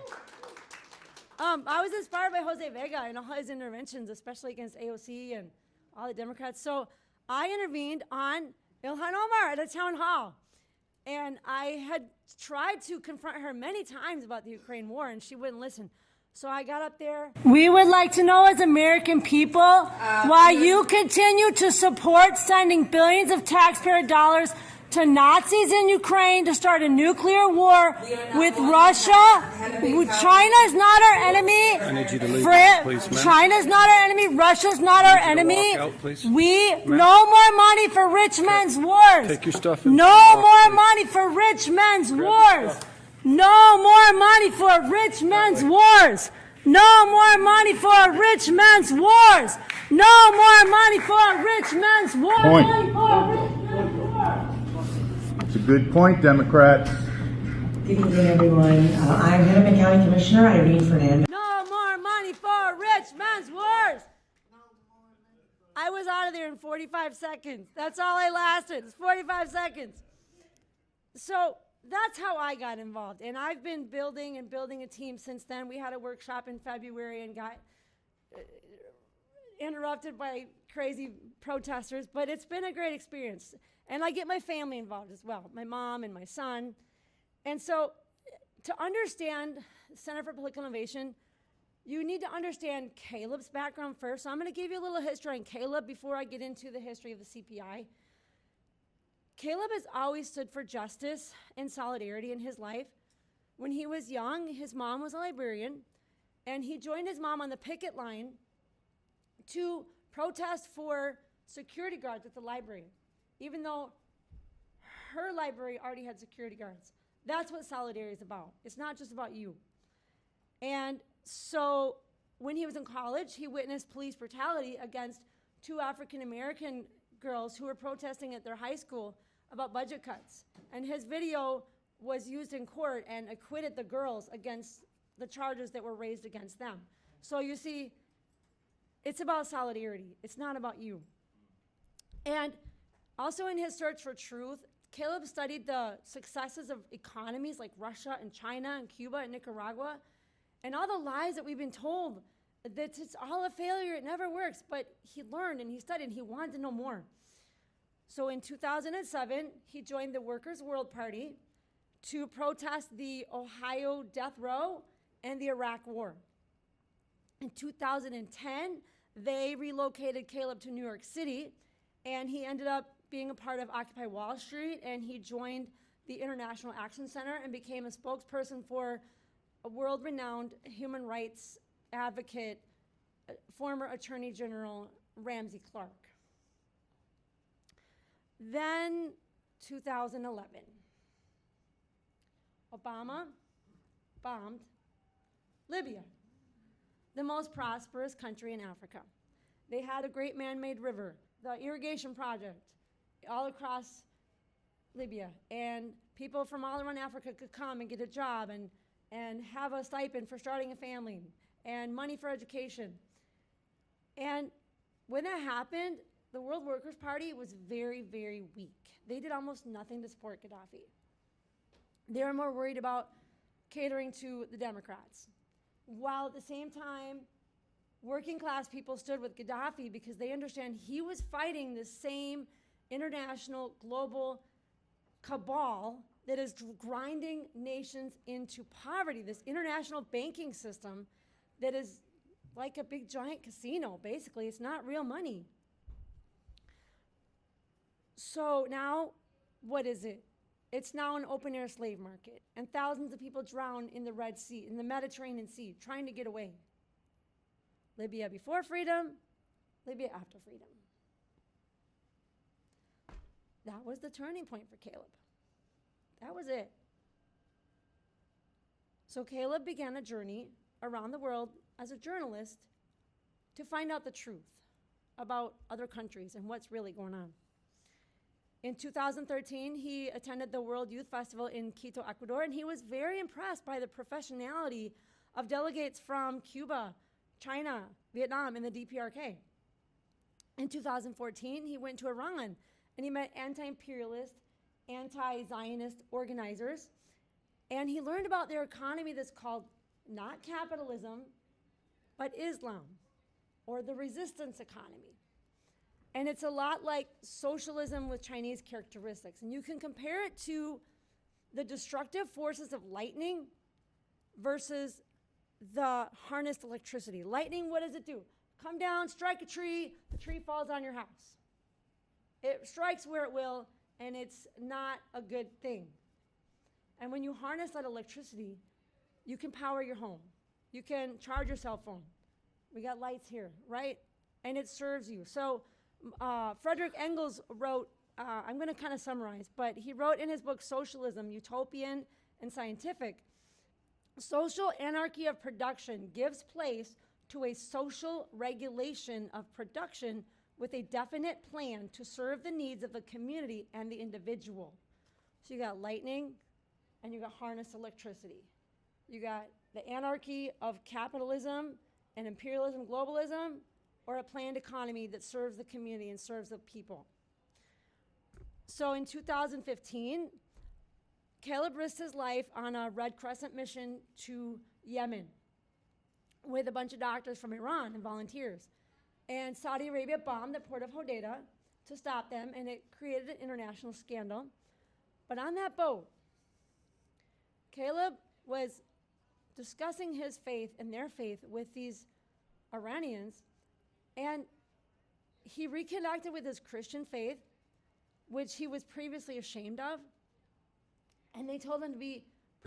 that the PLA sent in these soldiers who were unarmed, and they got torched and lynched and hung up. Their vehicles were set on fire and all that, and they don't talk about that. And that was on U.S. state media PBS. You can watch on YouTube for free right now. Wow. And they don't talk about that. And I mean, obviously it's a big deal. And then I don't know if you mentioned before, but yeah, the whole Tank Man picture was like a day or two after everyone got cleared out and stuff, and there was all the street fighting and stuff like that. And yeah, it was nasty. But. Yeah, well, and this is relevant. This whole thing about tankies and what we're talking about is very relevant to the topic we just talked about, is about Stalin and Trotsky.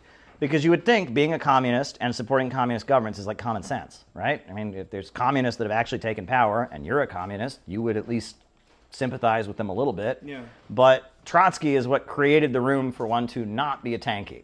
Yeah, you know, and the fact that tanky is even a term, you can thank Trotsky for that. That was the beginning of one being a communist but not supporting communist governments. Yeah, and it's like, imagine the NYPD or the Washington, the DC police or anything like that sending in unarmed officers to any demonstration. They all have firearms there. The fact that they were unarmed soldiers sent to Tiananmen Square, and they were torched and lynched and put on display. I mean, I don't. The narrative is totally flipped from reality. And it is disgusting.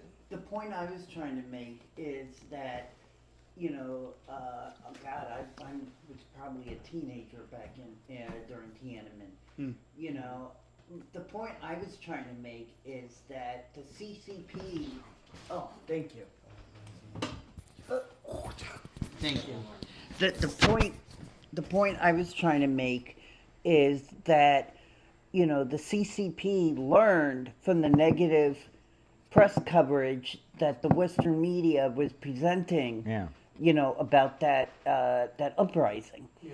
You know, and you know, like you were saying, you were saying, you know, you never heard about, you know, police officers in you know, from Tiananmen or the Hong Kong riots, you know, being hunted down and strung up, you know, burned to, you know? Mm-hmm. I mean, we didn't hear about that in the U.S. Yep.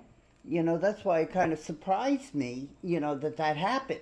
Yeah. You know, I mean, anyone, you know, that, just my point of view, anyone that illegitimately goes after a public servant, you know, and I was one for 23 years. I worked for EMS, you know, in New York City, you know, and, you know, anyone that goes after a public servant, you know, without just cause, you know, to me, should be put in prison for the rest of his life, you know, and given the same treatment every single day that they're in prison.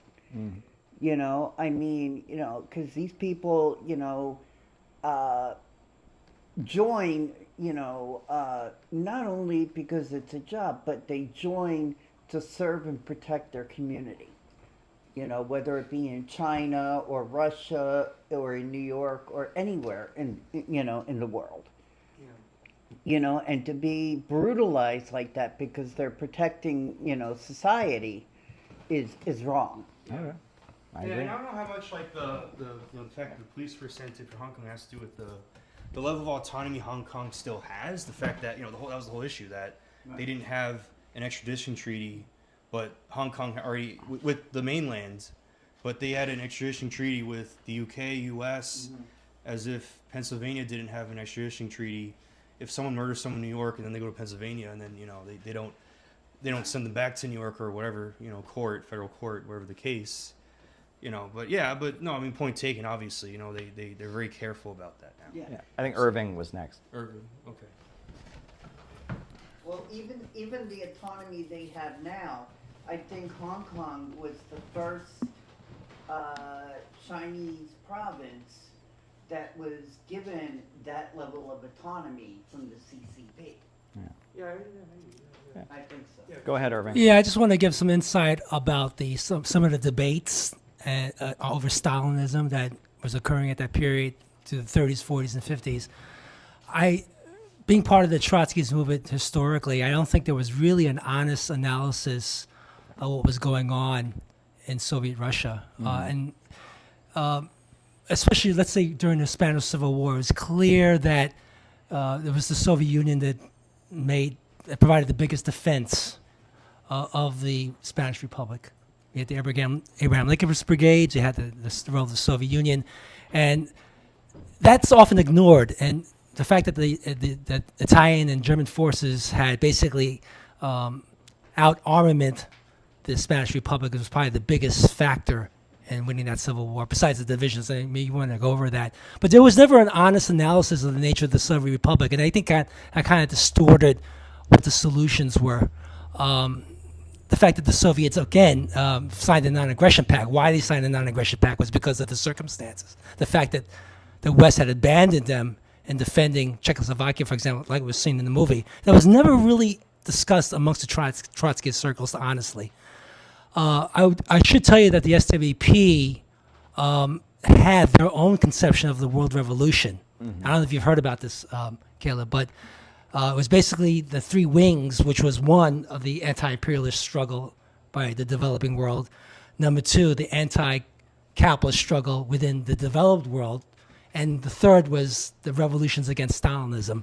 And all three wings of that revolution, they quite didn't understand what it would take to create the revolution, what the nature of the revolution was going to be. Yeah. And when the situation in Eastern Europe occurred, where it was the reintroduction of capitalism and the overturning of Stalinism in these countries, that was not what they were talking about. No, they celebrated the fall of the Soviet Union. Yeah, they celebrated the fall, but that's apparently my understanding of what the revolution was supposed to be, what actually happened on the ground, didn't quite match up because they didn't quite understand what was wrong with the centralized planned economy, what was needed to be done.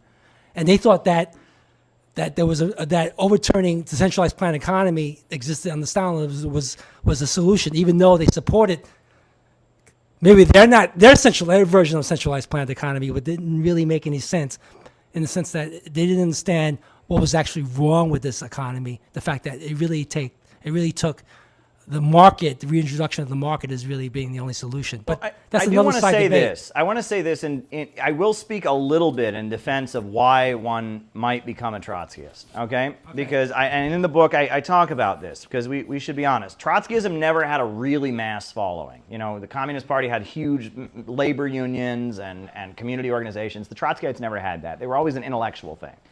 And part of the reason the Trotskyites recruited so many intellectuals is that the Communist Party had a very stifling environment, right? Like one of the stories that I quote in here that Nelson Peary tells is in 1948, they had the state convention of the Minneapolis Communist Party, and the Communist Party just published an article by Tito, the leader of Yugoslavia.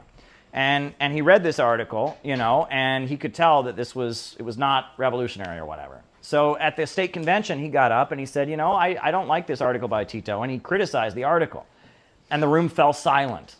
And then they took him aside and they said, we don't really think the party's right for you. You don't have the attitude of a good comrade of and all that. And so he was like going to be kicked out of the Communist Party. But then the next day, the Daily Worker was delivered, and the headline was, "Stalin denounces Tito." And so they brought him back in, and they thought he was a great, oh, wow, he must be a genius, and that was the attitude the Communist Party had. It was very much follow the leader, follow the orders. There's another intellectual I quote in there, and he was like an engineer, and he showed up during the 1930s at the height of the unemployment councils when they were trying to organize their unemployment councils. And he said, well, how are you going to organize the communist society? Like, what will it be like? How will you do things? And they said, we don't have time for these kinds of questions, and you must be a police agent if you're trying to, and that they had this attitude of like, we're focused on getting the job done, right? And if you're asking too many questions or debating things too finely, you don't belong in this group. And that attitude put off a lot of people, right? And that, if somebody had a question they didn't agree with, they'd say to them, didn't you read the article in Political Affairs? And it was, they had this atmosphere of like, you don't ask too many questions or else you don't belong here. And a lot of intellectuals found that environment to be stifling. And that is what I think people like Sam Marcy, but other people, other intellectuals who may have been attracted to communism. We will encourage everyone here to have come up here and have to say, just what we like to say. Don't be afraid, we're not. Yeah, be brave to say it. Yeah, so if anyone's got something interesting to say or comment on, and you'll be the first one up here, so please come on up. All right. My name's Demetrius Karastamatis Lung, and when I grew up, I thought it was a disease, not a name. But I just saw something yesterday that really terrified me on the Alex Cristoforo show. I don't know if you guys know it. Yeah, I watch it sometimes. But he showed a German general speaking live in front of some cameras in Germany, offering, and they're going to send long-range missiles, and they're admitting it on TV, to hit Russia. They're going to go after Russia, Germany. I guess they just don't learn their lessons. How many wars they have to start? But not just that. Right after that, he showed a clip of these soldiers in Ukraine grabbing these people off the street. And they weren't young people. Some of them were overweight, old, 40, 50 years old. But yesterday, they shot one of the kids, and the other day, they shot one of the mothers, that's reported. Now, Ukrainians want this war stopped, but this is what Nazis do. And this bothers me a lot, because my father fought the Nazis with a pitchfork in Greece. I'm surprised he survived.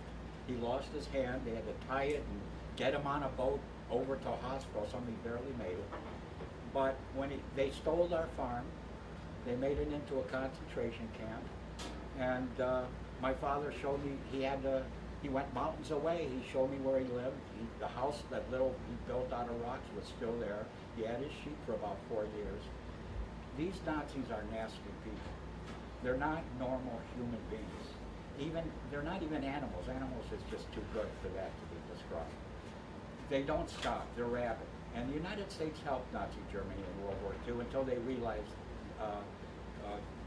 Soviets were beating them. Then they decided to join in. So we've always been basically on the Nazi side. What we're seeing in the United States today is a growing of that. They're even trying to soft the Nazi thing around, if you notice. They're not Nazis, they don't seem to mind them. So I'm seeing them grow again. And when I saw that in Ukraine yesterday, I wanted to tell Caleb that if he talks to Mr. Putin, now I'm a soldier, I'm a pacifist, I don't like wars, I refuse to kill anybody. I grew up with this Nazi stuff in my family. I know what it is. This is not normal. This has got to be stopped for the world. And I know the world isn't with it.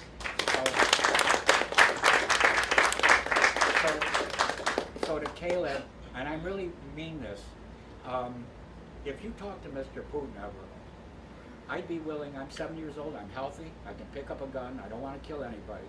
But if he's fighting the Nazis like I know he is, and he's trying to prevent it from growing, I will be glad to go there and fight for Russia. No doubt about it. That's all I have to say. Thank you. Thank you. I think that's a great point, and I think that the way I'd like to answer it is to talk about what exactly Nazism is rooted in. Because there's so much confusion now. People think that Nazism is wearing a uniform. People think that Nazism is being racist. The Nazis were racist, but that's not what made them Nazis. The essence of fascism is degrowth. And that capitalism has this problem, that economic expansion and production leads to poverty, which is not natural. And the only way that the ultra-rich can stay in power and maintain their power and resolve that problem is with mass destruction. And the Nazi economic system, if you look at it, was about rebooting Germany's economy with degrowth methods by destroying productive forces. The most famous example of what they did was obviously creating a slave labor underclass. The people that worked in the concentration camps, they were free labor for Volkswagen, free labor for the steel companies. It was a way to boost the corporations that were having a problem because of the economic crisis by having a whole bunch of free slave laborers for them. And when the Nazis took power, Hitler, he didn't come to power promising to kill the Jews. He came to power promising he would give everyone in Germany a job. But the way he did it was they say he put half the country in concentration camps and the other half in military uniforms. And that's kind of a crude way of putting it. He didn't literally do that. But what he did First of all, was they broke the labor unions, and they made it so you couldn't go on strike. They threw the leaders of the labor unions in prison, and in order to do that, they had to have a huge amount of prisons built and a huge concentration camp system. And a lot of people got employed as being guards in those concentration camps, and a lot of people got employed building the concentration camps. And then a bunch of people were in the concentration camps, so they weren't out competing for jobs. The other thing that they did is they shamed women out of the workforce. They said that if a woman worked, she was taking a job away from a man. And they had a billboard campaign with pictures of women, like this woman is taking a job away from a good, hardworking German man, etc. And they did that, and they increased the marriage bonus. And so that put women out of competition for jobs. Then they built these highways across Germany, the Autobahns. And they also then restarted military spending. Germany had not been allowed to spend on the military. They restarted military spending. And by taking those very, very dramatic moves right as Hitler came to power, they rebooted the economy. And the German economy was strong for 2-3 years. But it was false. It didn't last because the problem still persists. The overproduction still persists. And the reason World War II broke out and the reason they started expanding and seizing territory was because they were once again in an economic crisis. And the economy was going to collapse by 1939 unless they had a war. As they would take over an area, they would take the people, not just Jews, but also Poles, Slavs, and make them slave laborers. And Berlin was full of slave laborers at the time. All kinds of people they had dragged in from other parts of Europe to work and be slave laborers. Noah has a lot of expertise in the field of economics. I'm kind of in awe of Noah. He's just a brilliant, stand up Noah, right? Brilliant, he knows economics very, very well. I've learned economics from Noah. And there's this concept of reverse inflation, that if you make everyone poorer and the amount of money that's in circulation goes down, you can stop inflation. And that's a big part of neoliberal economics. I quote Lothrop Stoddard, who was the white supremacist who was on the board of Planned Parenthood. He was considered to be enough of a fellow traveler and sympathizer with the Nazis. As World War II was breaking out, they invited him to Nazi Germany, and he wrote a book called Into the Shadows, or Into the Darkness, something like that, describing the Nazi economic and political system. And he says in that book, as a Nazi sympathizer, he says the basis of Germany's so-called economic boom was taking it out of their own hides, was impoverishing the country so the economy could get going again. That is the essence of fascism, right? Fascism is based on the assumption the pie can only ever be this big, and if the pie can't keep expanding, so how do we make the pie smaller? And if the pie can only be this big, the only way your slice gets any bigger is by cutting into somebody else's slice. And, Nazism came to power, and anti-Semitism and racial ethnic supremacism was a big part of what they believed. But they did that backwards. There's no fascist ideology. There's no fascist belief system. They make it up as they go along to justify what they are doing. And what they are doing is trying to save their system with degrowth. It is trying to destroy productive forces and roll back the wheels of history in order to make an economy, a capitalist economy, continue to function. And that is the essence of it. And that a lot of people go looking for the essence of Nazism and what they believed. The Nazis were racist. Yep, but people were racist long before the Nazis. People were racist afterwards. The Nazis were authoritarian. There's been authoritarian governments before the Nazis. There's been authoritarian governments since. The essence is degrowth. And there's a book that was published by a British communist named R. Palm Dutt called Fascism and Social Revolution. And that book gets into this point in great detail with statistics and data, and that's brilliant. And I'll also say that Lynn Marcus, who later changed his name to Lyndon LaRouche, he wrote a book called Dialectical Economics that makes this exact same point in other very articulate and clear ways. That the essence of fascism is an attempt to save the capitalist economy with degrowth methods, and that degrowth is always dangerous because it leads to genocide and destruction. And we obviously are all about being environmentally conscious. We want to operate and interact with nature in a way that is sustainable and productive, but there is no limit to human growth. Thank you.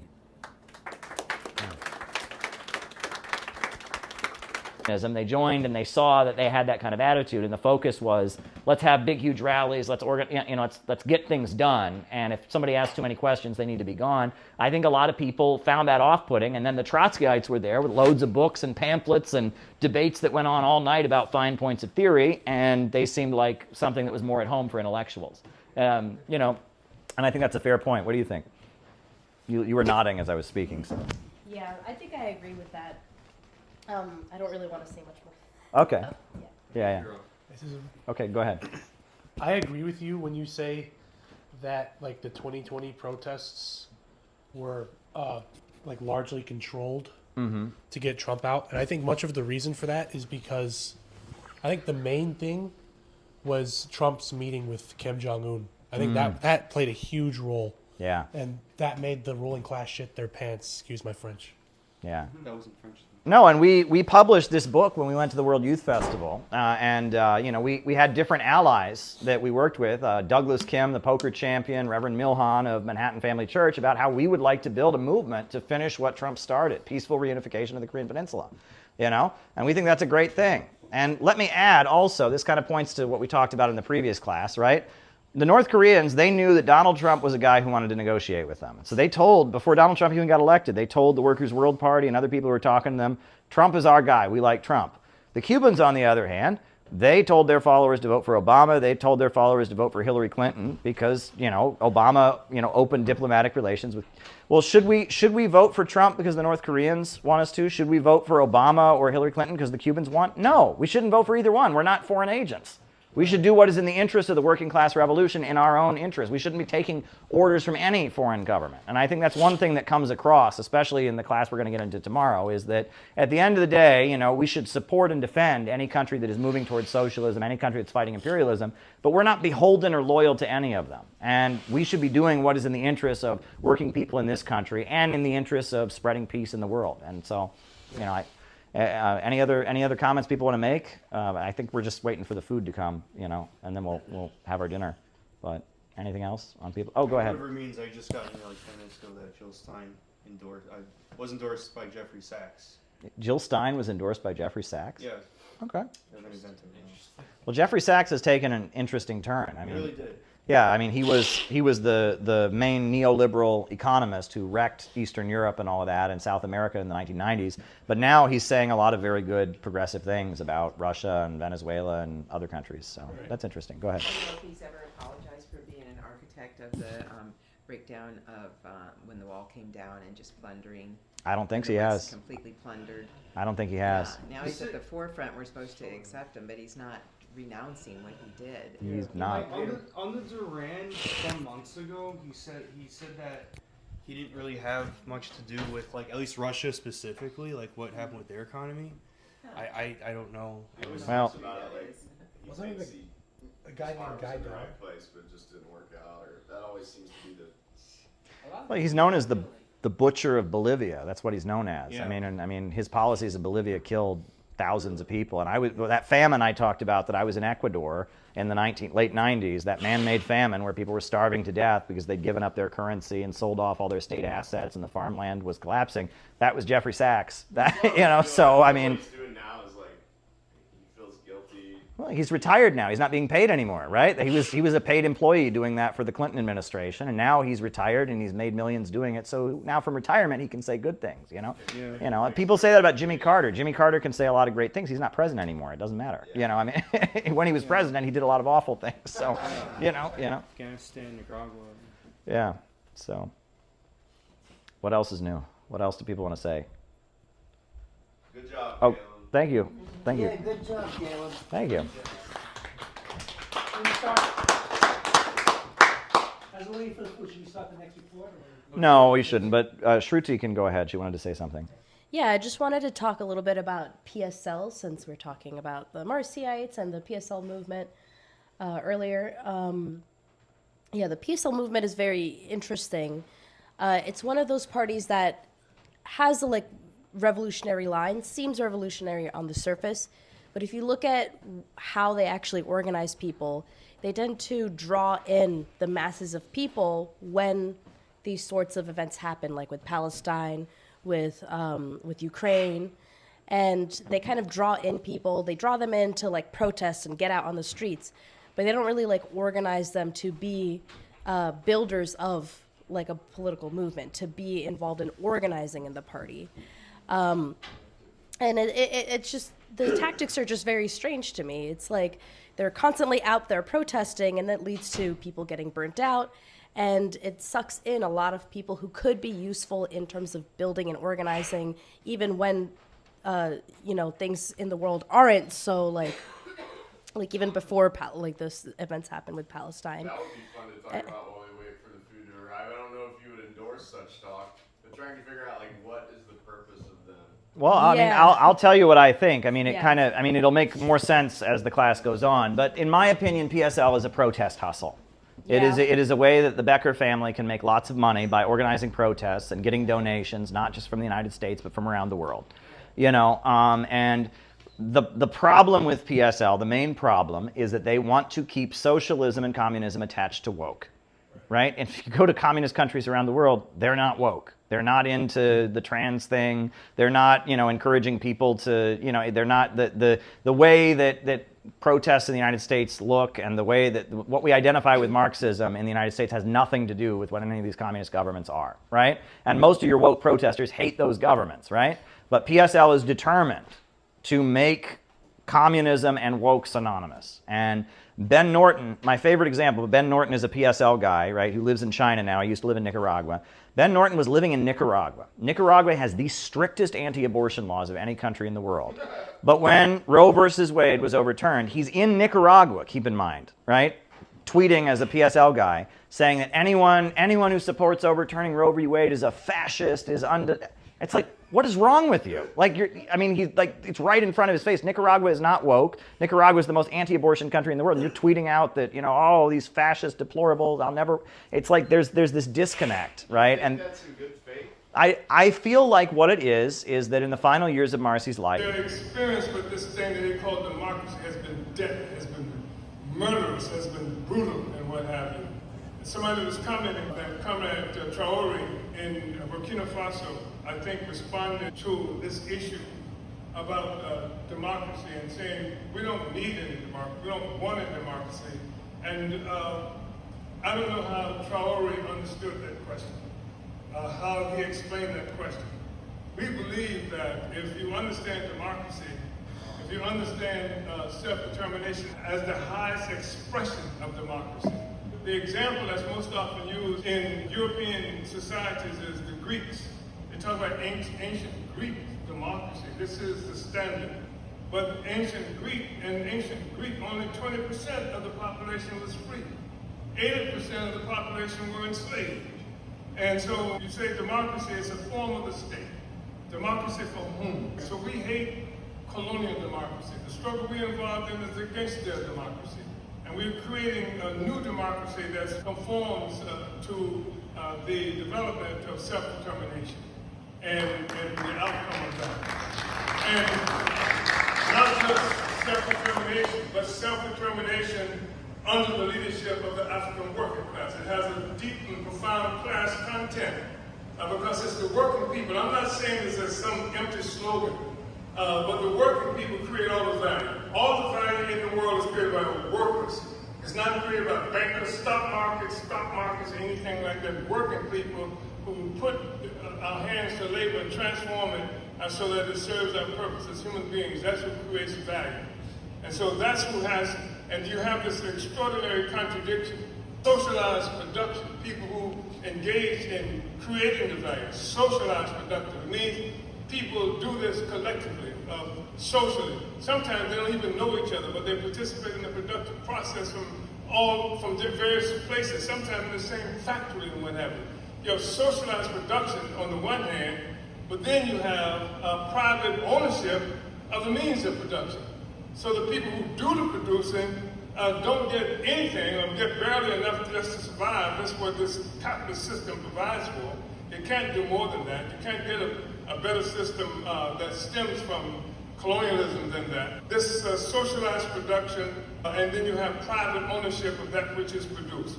So people who don't do anything, don't produce nothing, don't produce anything, are the ones who own and control the ability to produce. That's problematic as hell.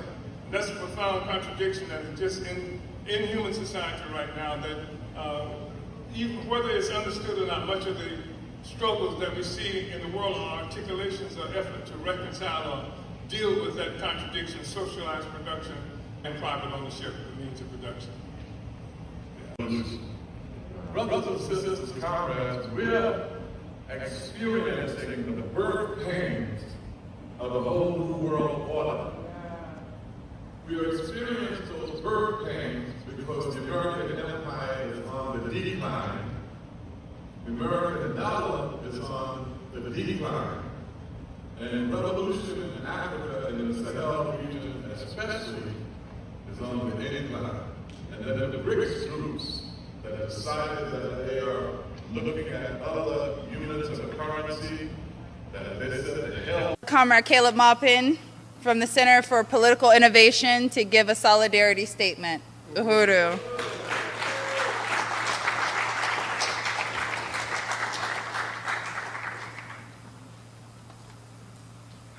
Well, I'm really honored to be here. I was just recently in Russia for a meeting. They're forming a new election observation organization, and I was able to participate in some of the meetings. There were people from all over the world.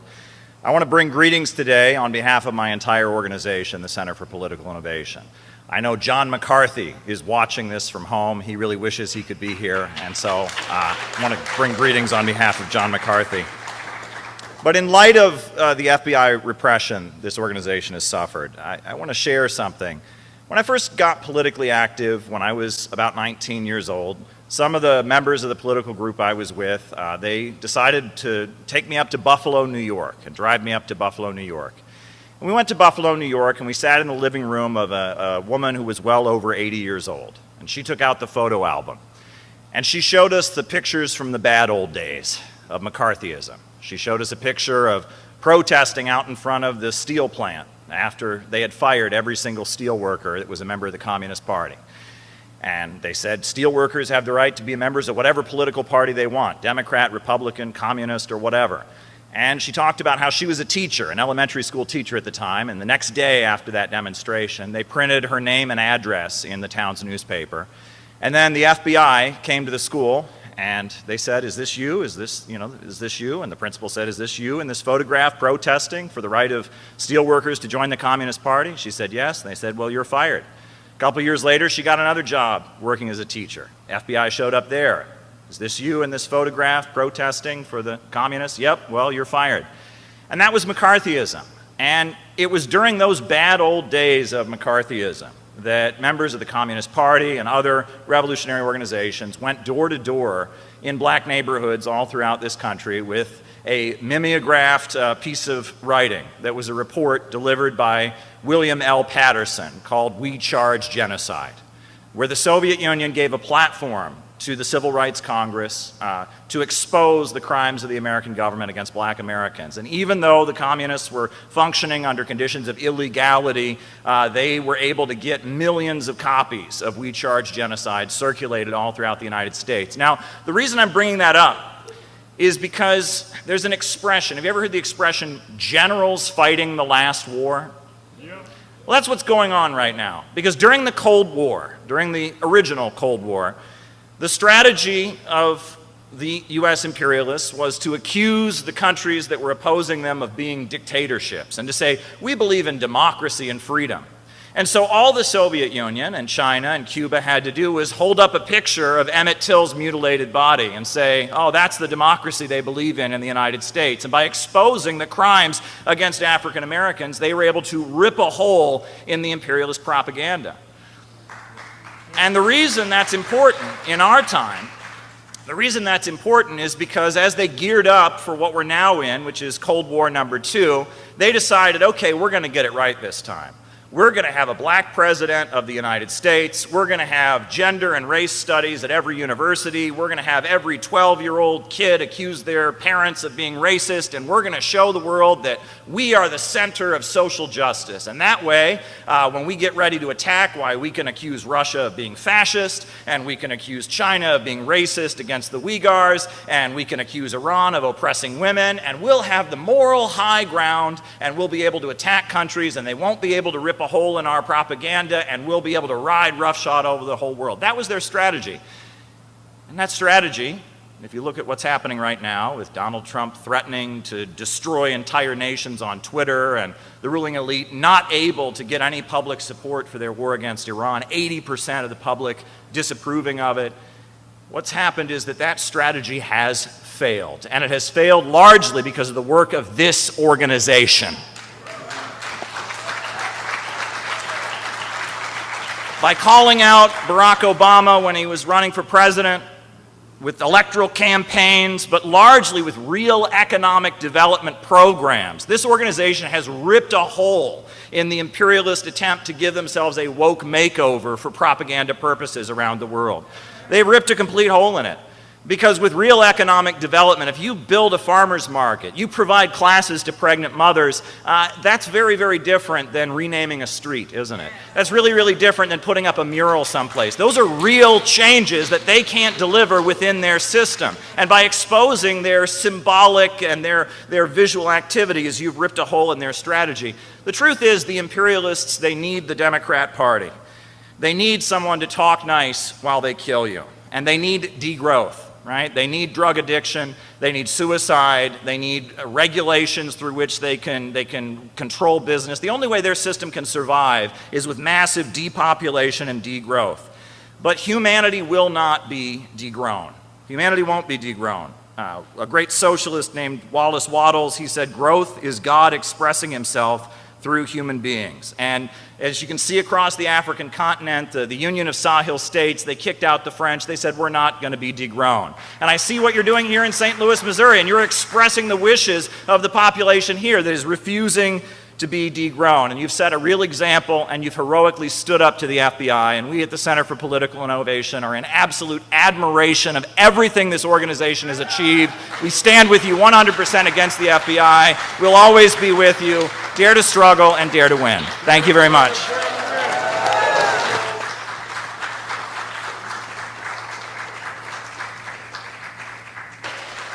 And I want to mention Caleb Maupin from CPI.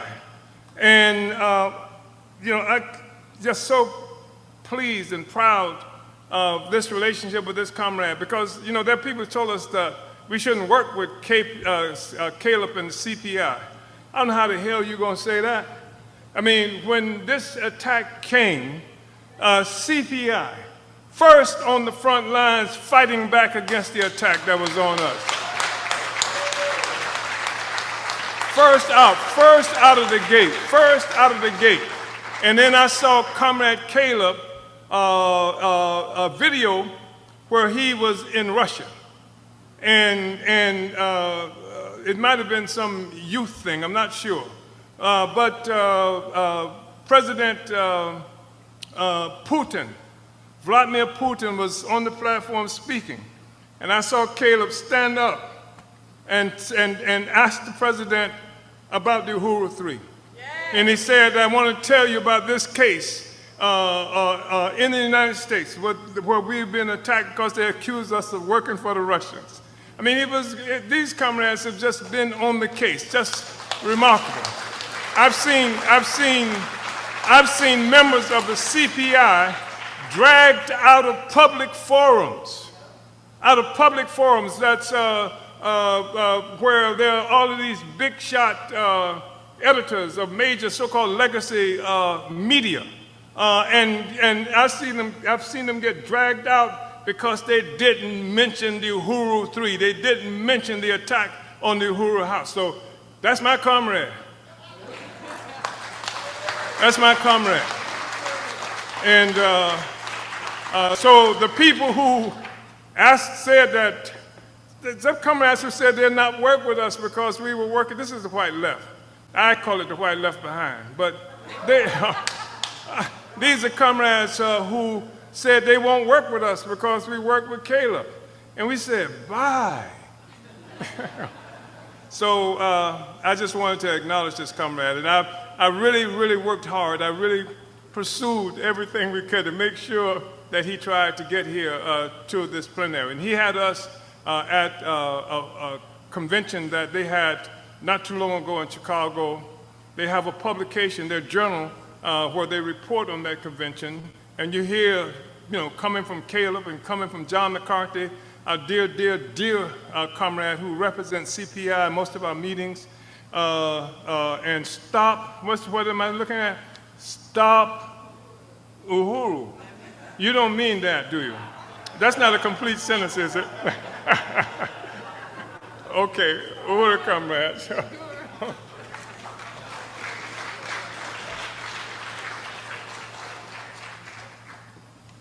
Uhuru. I sometimes will be up late at night. I might get off of a flight and I'll see that there's a live stream from CPI, so I'll log in. I think it was last week, and I was just about to fall asleep. It was like a late night talk, and then I woke up because Caleb says, you know, the word Uhuru, and he starts talking about this plenary here. And then he pulls up a book, and I think I made a comment earlier, and then I see he posted it, and I was like, right on, comrade, right on. And he says to everybody in the chat, he's like, you need to be there. Yeah. Uhuru.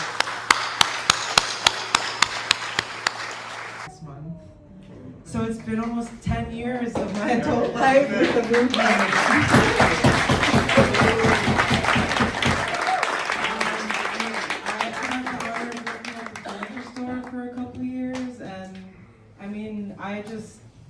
I had nowhere to go. I was living in Boston. But I'm anticipating. But we still have a lot of work to do.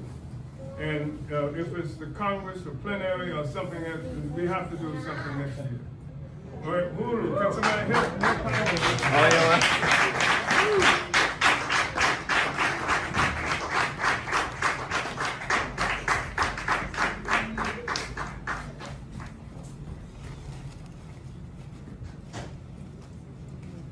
By the way,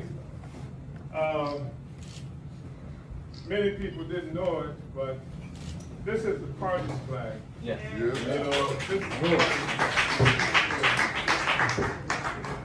this is Long live Palestine! Free, free Palestine! Free, free Palestine! Free, free Palestine! Free, free Palestine!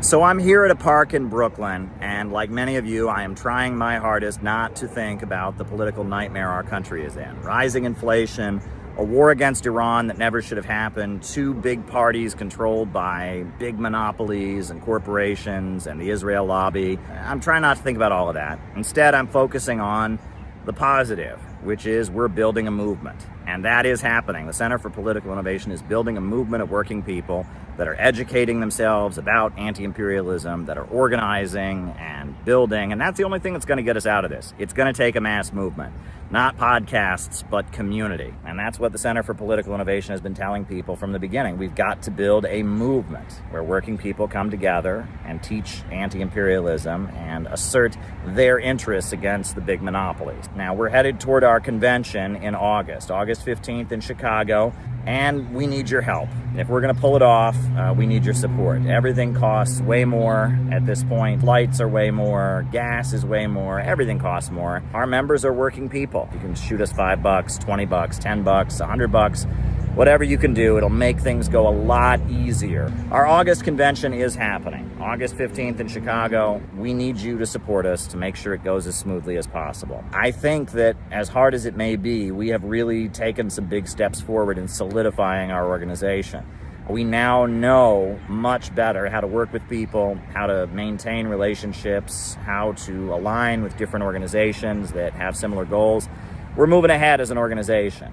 We have been in a process of growing and developing, and we are getting better and better and better at what we do.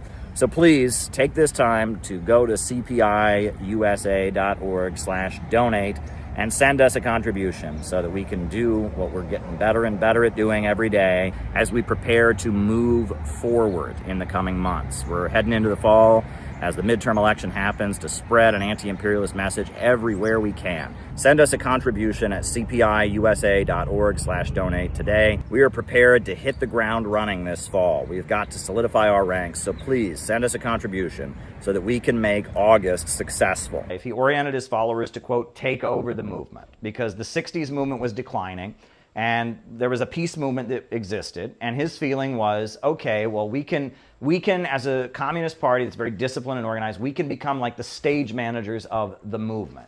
The problem is the movement, or the left, has now become the mainstream current of American imperialism, right? Back then, the movement was opposition, right? And And at this point, his whole thing is staging rallies in Washington, D.C. He's very good at reserving the permits. They have lawyers. At one point, they had the permits for the day the USA invaded Iraq, March 19th. They had the permits for that day for the next 50 years reserved. So that if anyone wanted to have any protest in Washington, D.C. for the next 50 years, they had to pay them to turn over the permit, right? And they have turned protesting in Washington, D.C. into a way to make money, right, and a way to fundraise. And Brian gets on a plane and he goes around the world with his hand out and says to certain countries that are opposing American imperialism, give me money and I can make these protests happen. And that happens. But also he says to a lot of people domestically, and et cetera. And we know that there's a guy named Roy Singham, who's a billionaire, who's their main backer, right? And he's a billionaire of Indian descent who does business in China, and he's the main financial backer of PSL. And it's a fundraising operation. And the last thing that PSL would ever want is a real mass socialist movement in this country, because then he wouldn't be the boss anymore, right? But this small, isolated, fringe socialist movement that he can be in charge of, and that he's monetized and turned it into a way to make money, that's what he wants to do. The reason I harp on PSL, right? And you know, people talk about the narcissism of small differences. You hate someone the more you like them, et cetera. So we don't want to harp on them too much. But the reason we get angry about them is right now the American people are more anti-war than they've ever been. Poll after poll shows that the American people do not want foreign wars around the world. But yet the anti-war movement today is smaller than it has been. I mean, in the Iraq War days, it was huge. And more people were pro-war back then. It doesn't make any sense. The overwhelming majority of the American people are anti-war, but the anti-war protest movement is tiny. Why? PSL. PSL is in charge of it, and they are going to make sure that nobody who is conservative, nobody who's libertarian, nobody who's not 100% politically correct is welcome in the anti-war movement. And so the anti-war movement is just a really, really small faction of the woke current that is anti-war, and that's all it's allowed to be, and that is criminal. Go ahead. A question, like on the outside of, I remember the anarchist always would put in Boston, call Workers' World the queer Stalinist or the gay Stalinist. And like they had such, through Deidre Griswold, I believe, had a really good gay position, while other communist groups had shitty, awful, anti-gay, homophobic positions, in my opinion. Mm-hmm. Is that where, like, because I've always thought that's where the woke thing came from, and... Well, that's interesting. Leslie Feinberg, and I was going to talk about this in a later class, but might as well just talk about it now. Leslie Feinberg is considered the first transgender activist in American history. Leslie Feinberg, she was a trans person. I mean, she gender non-conforming, you know, born female, presented in a very male way. You know, had a beard, and you know, I mean, was the whole thing. And she wrote a book called the Journal, and she wanted to be called She, so to raise awareness. Basically, you saw Leslie, you'd think this is a man, but it was, you know, someone, and she wanted to be called She, so like she asked, so I'm respecting her, you know.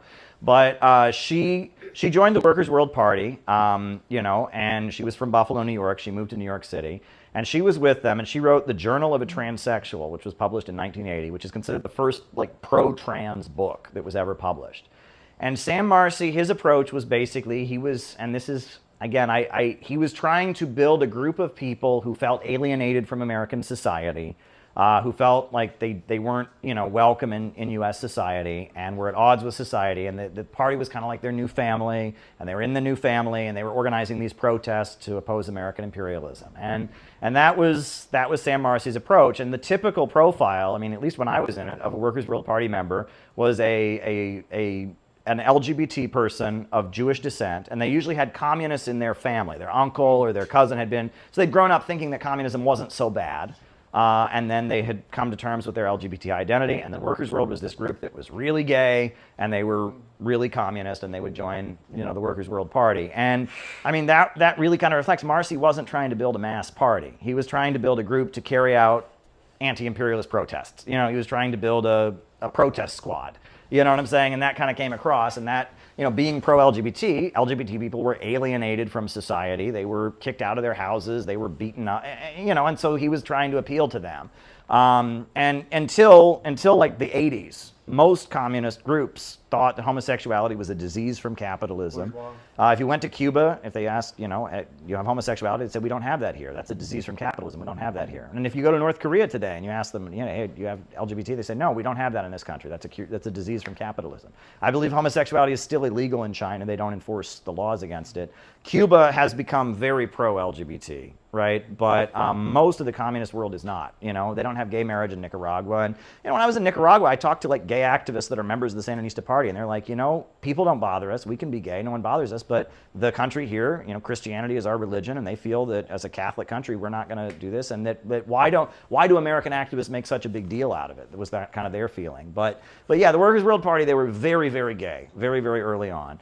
And you know, Leslie Feinberg, I actually knew her in the final years of her political activism. When I was 19, I joined Workers' World Party. I'd been in a Maoist group before that. And I joined the Workers' World Party, and she was touring. And she had written this other book she wrote called Stone Butch Blues, which was like required reading at a lot of campuses on LGBT studies. And what she did, and this is kind of amazing, is they would invite her to give a talk about being transgender, and she would show up and give a talk about, you know, why you should support North Korea and why you should support Cuba, and you know, and the audience would not be happy because they came there to hear a talk about and she focused the final years of her life on pinkwashing imperialism. You know, and she went to Gaza, she met with Hamas, you know, and she made a big point of being like, I don't like that the LGBT movement that I've given my life to is now aligned with American imperialism, which I've spent my life opposing. The most beautiful story that I ever heard about Leslie Feinberg, and you know, she was politically active, you know, for the first couple of years, and then she got Lyme disease and she was sick for 4 or 5 years, and then she died. When she died, I went to her memorial and I heard some amazing stories. One of the stories that I heard, and this was in the mid-90s, there's a college, I think it's called Wheaton. Do you know Wheaton College? Yeah. It's a very conservative Christian college. But, you know, at a conservative Christian college, they were teaching, they taught her book, Stone Butch Blues, because there was a feeling that, you know, people need to know what the perspective is out there. But it was very controversial. A lot of the parents at the college were very angry that their kids were going to this Christian school and reading this transgender book or whatever.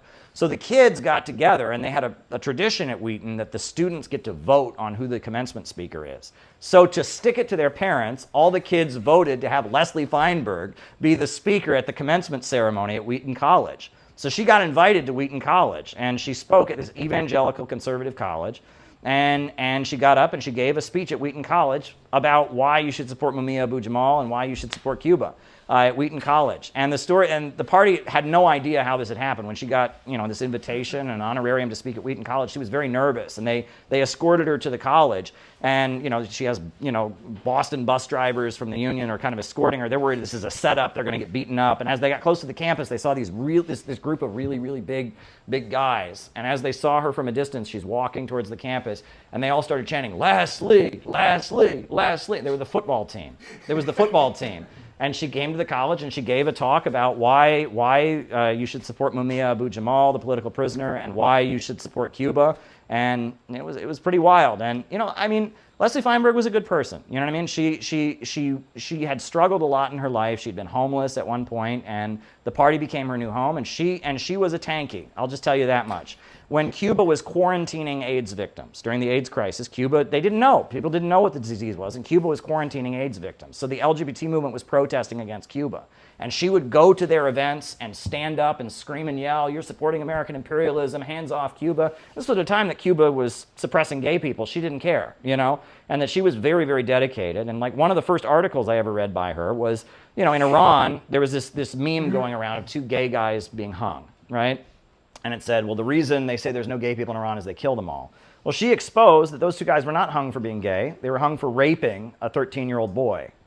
You know what I mean? And that's why they were hung. And so she came out and defended Iran on that issue, which was not a popular thing to do in LGBT circles. And that you know, she was definitely a very influential LGBT activist, but she was also an anti-imperialist. And that, you know, and I will defend her on those grounds. You know, she probably would hate everything that I say and do now. She would probably be very furious with the way I talk now about a lot of things, and she probably wouldn't approve of very much that I do now. But I do have respect for her. I think she meant well, and that in her own struggles in her own life, she was opposing imperialism, you know, and that... And, you think she'd support Ukraine?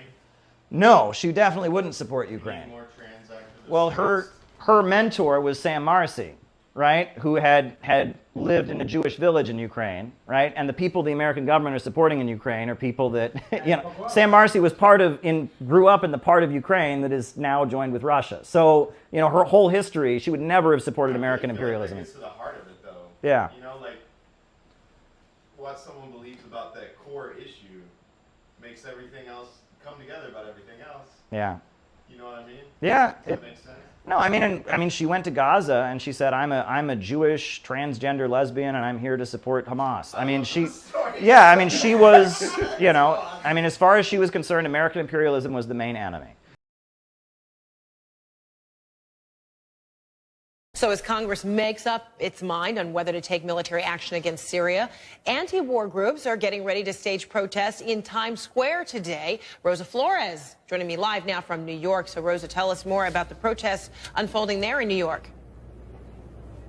Yeah, well, those protesters are making their way here to Times Square, and I'm actually here with one of the organizers, Caleb from the International Action Center. And I know that you guys are expecting dozens, if not hundreds, of people here. But first of all, explain to us kind of what is your mission? Why are you guys here? The last thing we need right now is a new war against Syria. Right now, they're cutting food stamps, hospitals are closing, schools are being shut down. There's a budget crisis in this country. We do not need more money for a new war against Syria. Every one of the cruise missiles they would send would cost over $1 million. That could be teachers that could be hired. That could be hospitals that could be opening. But instead, it's blowing up and killing people in another country, and that's not right.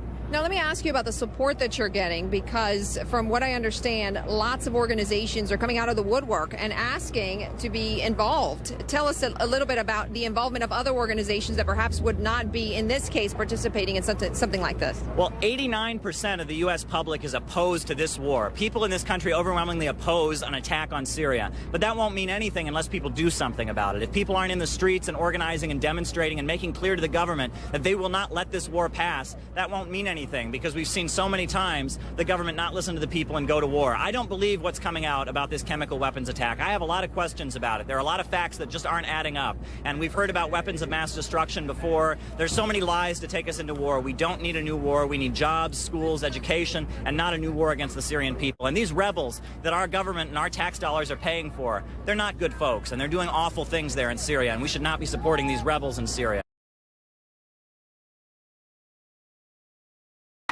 Right now in this city, hospitals are closing, schools are closing, all kinds of resources that people in this city use to survive are being shut down.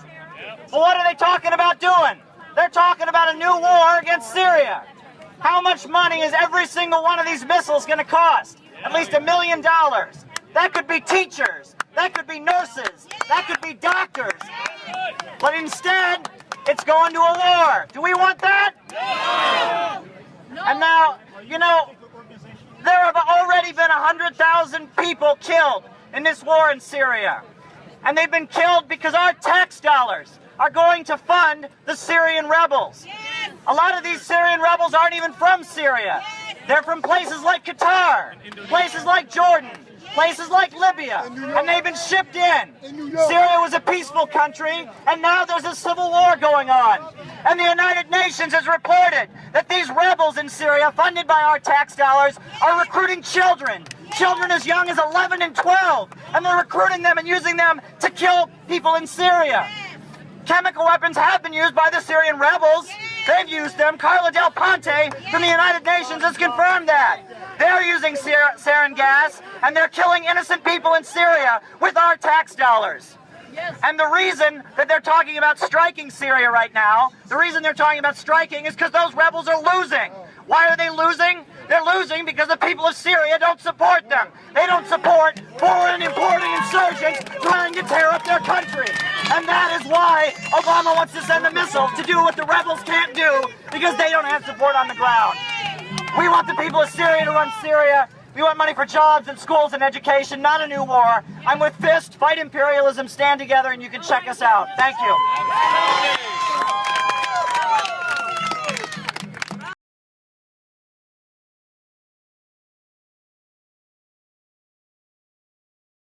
Welcome, everybody. We have got Caleb Maupin here. The book, Where is America Going? Marxism, MAGA, and the Coming Revolution. We'd like to get into it. Caleb, how are you this morning? I'm good. How about you? I can't complain. If I did, it would take up time. We don't need that. Sure. So, where is America going? That's the opener. You gave us a very convenient title by phrasing it as a question. Yeah, well, I kind of quibbled with what the title might be because I basically, the training that I got as a Marxist was that your job when giving an overall report is to explain what's happening, explain why it's happening, but then explain, more importantly, what to do about it.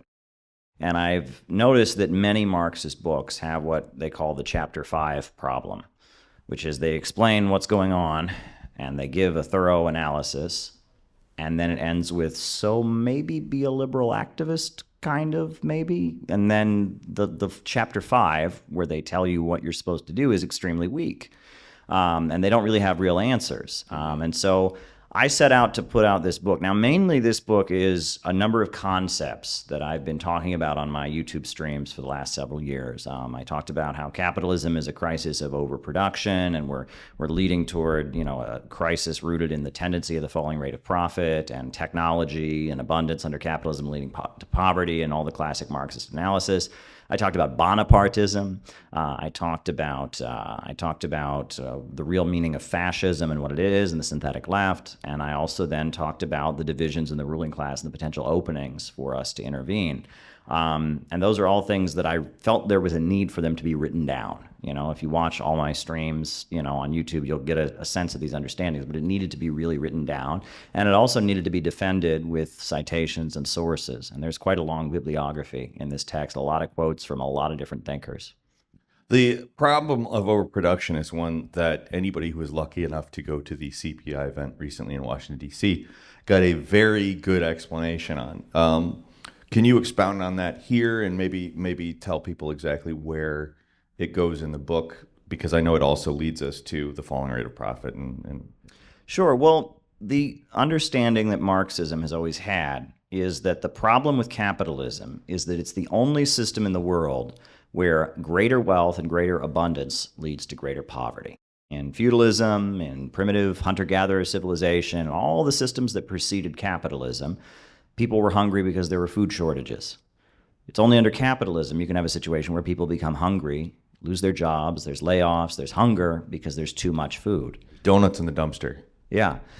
People can become homeless, and we saw this in the 2008 financial crisis because there's too much housing. And that's what happened. People couldn't keep up with buying houses at the rate that houses were being produced. There was too much housing. There's a huge amount of housing in America, and people were losing their homes, and there's tent cities. And now here in Washington, D.C., we see tents of homeless people everywhere, and there's housing everywhere. And it's not that it's just ironic that there's so much housing in America and so much homelessness. It's that homelessness is created by there being so much housing. Poverty is created by abundance, and that's the built-in problem of capitalism. However, the technological revolution and the computer revolution has made that problem, that built-in problem of capitalism, that ever-present problem, so much bigger because of the fact that computers are eliminating labor like you wouldn't believe. ChatGPT, look what they can do. So there's so much less of a role of the worker in production that the rate of profit that the capitalist makes goes down, right? Only human labor creates value. Exactly.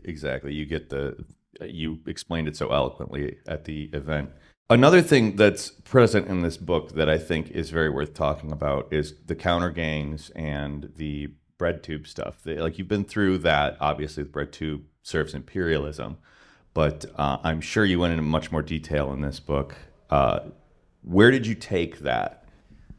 Well, I didn't want to spend too much time on the bread tube stuff because I wrote a whole book about it. I mentioned it in passing because it's important. But the main thing to talk about is that over the course of the 1970s, after the U.S. was defeated in Vietnam, the way the United States was able to kind of turn things around and ultimately win the Cold War was by kind of reinventing their strategy. And when the Cold War started out, it was capitalism versus communism. The great democratic, Christian, capitalist West versus the evil Marxist-Leninist communists.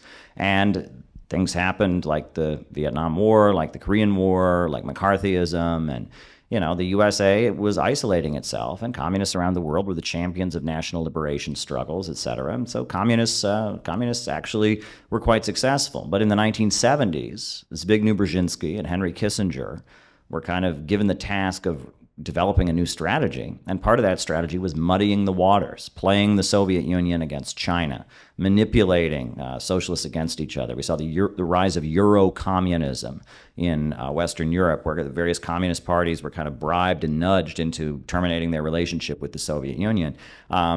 And there was an effort to manipulate left-wing politics that was very successful. And by the time the Soviet Union ultimately fell, the global communist movement was in such confusion and chaos that, you had situations like the Kampuchea War of 1978, where communists were killing communists. I think there was a Vietnam vet who said, it was crazy. They sent me to Vietnam telling me my job was to fight communists. But now in Vietnam, we have the United States backing the Cambodian communists to kill the Vietnamese communists, who are then being invaded by the Chinese communists, all on the grounds that they're being backed by the Soviet communists. And it was about that manipulation and confusion of left-wing politics. That's how the USA was ultimately able to bring down the Soviet Union, disorienting the left-wing movements. And that term counter-gang, let me just tell you real quick where that comes from. That comes from Kenya. And that was, the Land and Freedom Army, the Mau Mau. They had a huge uprising against the British in the 1950s that was defeated. The way it was defeated was British intelligence and military. 10 more jumping jacks, then we're good. All right.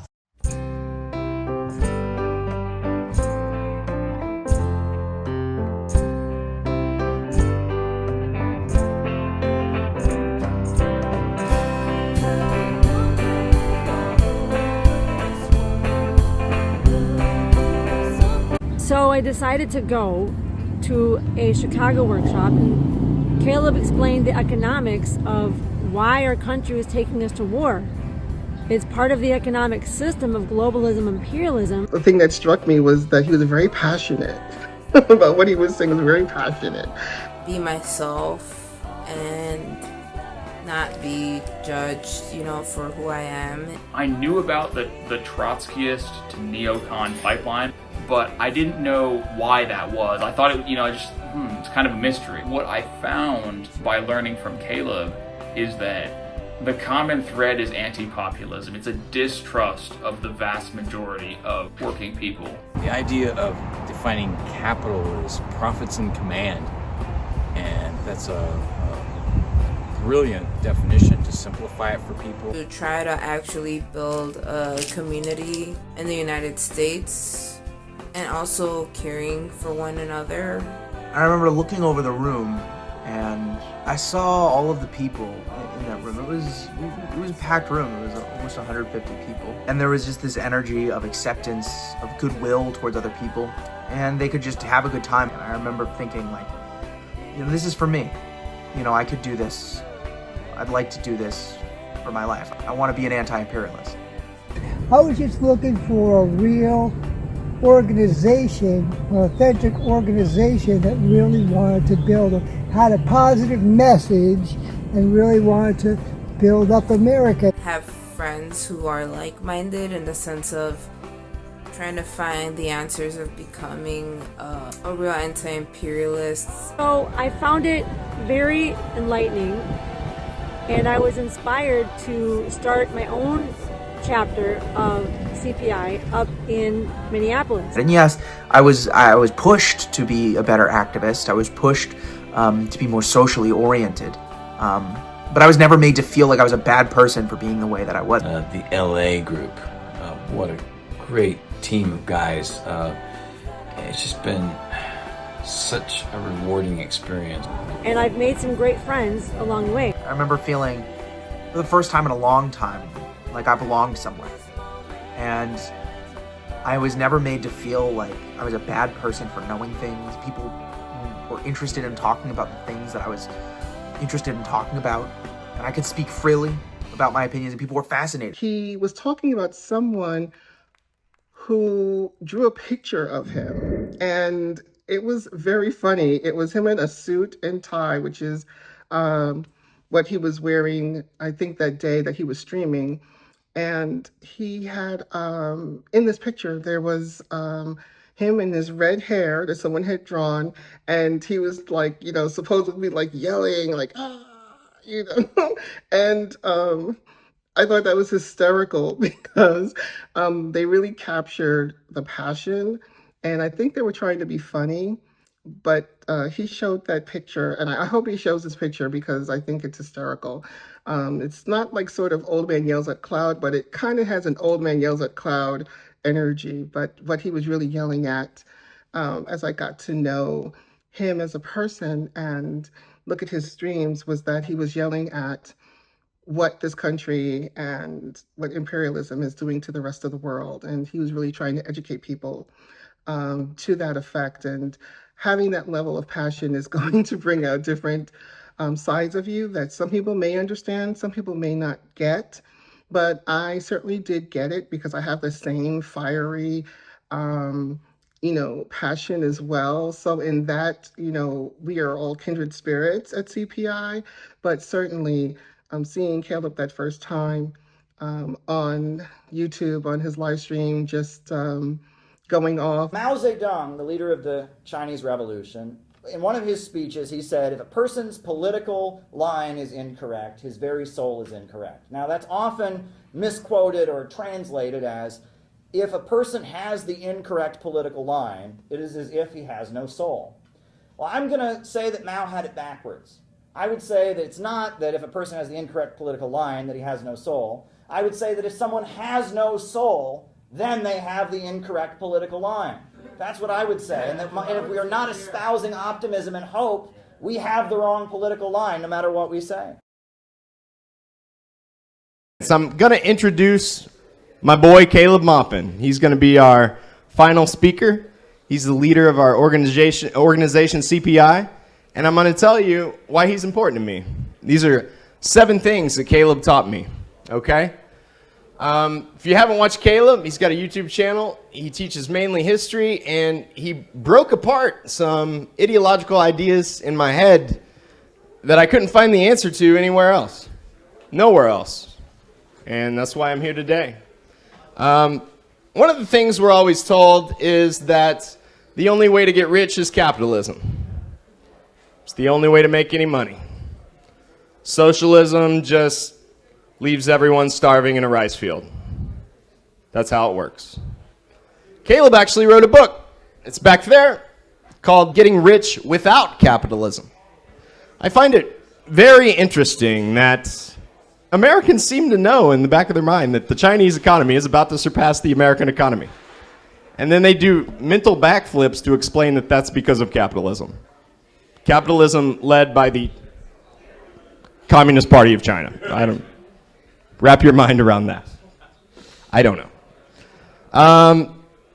You also heard growing up, communism never worked anywhere. Caleb taught me that that is the greatest conspiracy in American history. That is brain poison. It's a great way for you to never link up with your fellow workers. Never realize that there's 99 of us and there's one of them, because that would be communism. And communism never worked anywhere. Well, those bullet trains in China are pretty interesting. I think they're mining helium-3 on the dark side of the moon. That's weird. How'd they do that, since they're so poor? Or maybe a slingshot or something. A balloon. There you go, a balloon. Well, I also find it really interesting that we're all here today pretty much to not go to war with Russia and China. And, just sit down and brainstorm for a second. What's something in the past 100 years that Russia and China have in common with each other? That? Karl Marx, communism.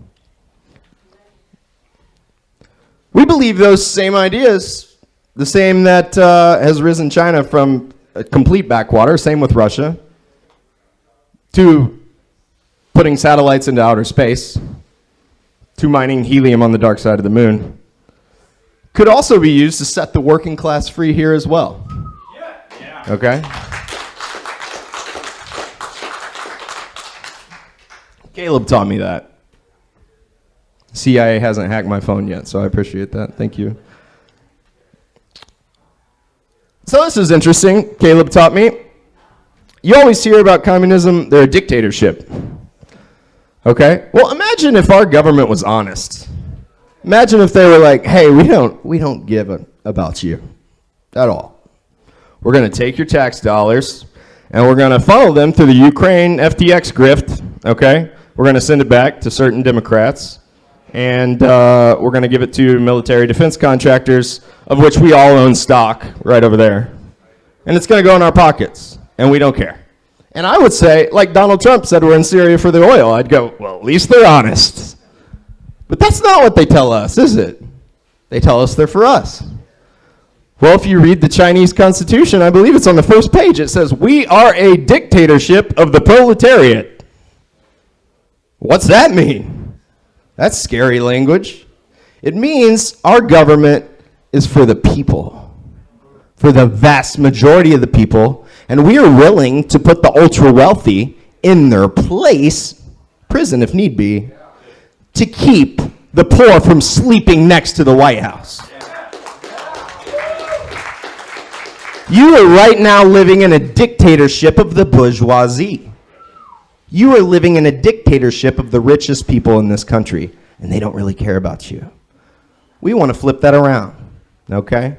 It appears until we hit communism and you can buy a Tesla for a penny, scarcity is going to force us to have a government, and it's kind of going to be like that dictatorship word, which I think is just a way to never do anything, okay? So if we're going to have a dictatorship, let's have one of the working people. The 99%, okay? And if the 1% want to fight it, they can organize and fight it. Well, they just bought off the media and everything else. School system. This is a big one Caleb taught me. A movement open to my Christian faith.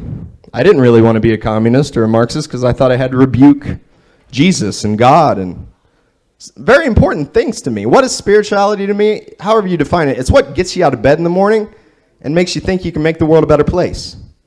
If you don't have that, like Camus said, kill yourself, right? I'm not going to do that. So spirituality is whatever gets you out of bed in the morning. CPI will give you something to believe in and build. Marxism to me is a tool, okay? And I can feel the Holy Spirit in this room tonight. If you don't like that language, I can feel dialectical materialism in this room tonight, okay? Whatever works for you. To me, Marxism is a tool, and Jesus Christ is what makes me willing to die for the people. It's that simple. Caleb taught me that, and he taught me I can own that and be that, all right? No one can tie it together like Caleb. Caleb Maupin, I've searched the depths of the internet. No one can explain it as clearly as Caleb Maupin. Have you seen Vosh? Well, Vosh is pretty good. Vosh does have a better man bun than Caleb. So Bernie sold me out. I gave Bernie a lot of money. And imagine in 2016 if when Julian Assange put his freedom on the line to expose that Hillary Clinton and the Democratic Party were stabbing Bernie in the back. Imagine if Bernie said, to hell with this, we're marching on Washington. Every single one of my supporters, we're going to Washington until we get a free and fair election. And we're not leaving. Well, he didn't do that for some reason, did he? Twice he didn't do that. And the second time I go, there's only one way. It's to build a party of the working class. This guy's going to help us do it, and I hope you'll be a part of it. Finally, you guys all coming together with me, I'm not even joking. This is one of the best nights of my life, all right?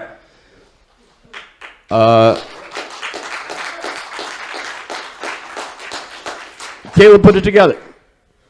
All right, there's the births of my children. There's the day I realized this girl's the love of my life. And there's the day in Kansas when I went to my first CPI event. Me and my family couldn't afford a hotel room.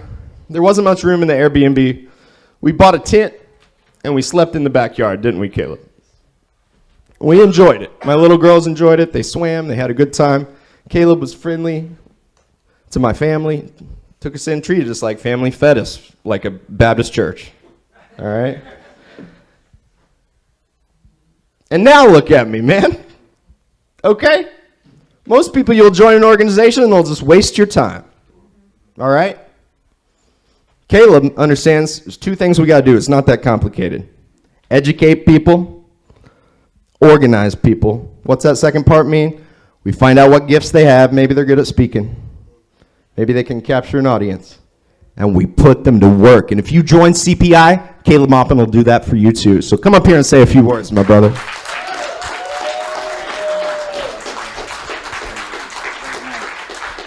I want to start out by thanking you all for being here and thanking you all for making this so special, because people don't seem to realize sometimes how much work goes into making an event like this happen.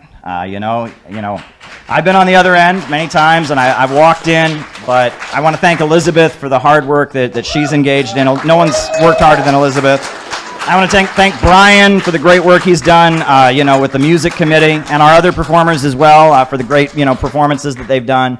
I want to thank the other folks who coordinated and helped us set up and do everything. This took a lot tonight, but it happened, and it was a challenge, and it's really great that we're here. It's really, really great that we're here. Now, if you watch my live streams, you'll be familiar with this little mathematical formula. 100 years or so before Ayn Rand said A equals A, Friedrich Engels, in a book called Dialectics of Nature, explained dialectical and historical materialism with this phrase: A does not equal A. And what does this mean? Well, this means that this first A can never be exactly the same as this second A, because the world is constantly in a state of motion. The world is constantly moving. The past is never the same as the present is never the same as the future. We are constantly in a state of motion. The world is changing. The philosopher Heraclitus, he said, "You never step into the same river twice." And it's this understanding that the world is constantly changing and in motion, and that things have the ability to reinvent themselves rapidly. That's what gives us the ability to be optimistic, because there's so much darkness and so much evil all around us. But when we realize that things can change and that our lives can have an impact on changing the world, that gives us the ability to see through the nightmare of the present.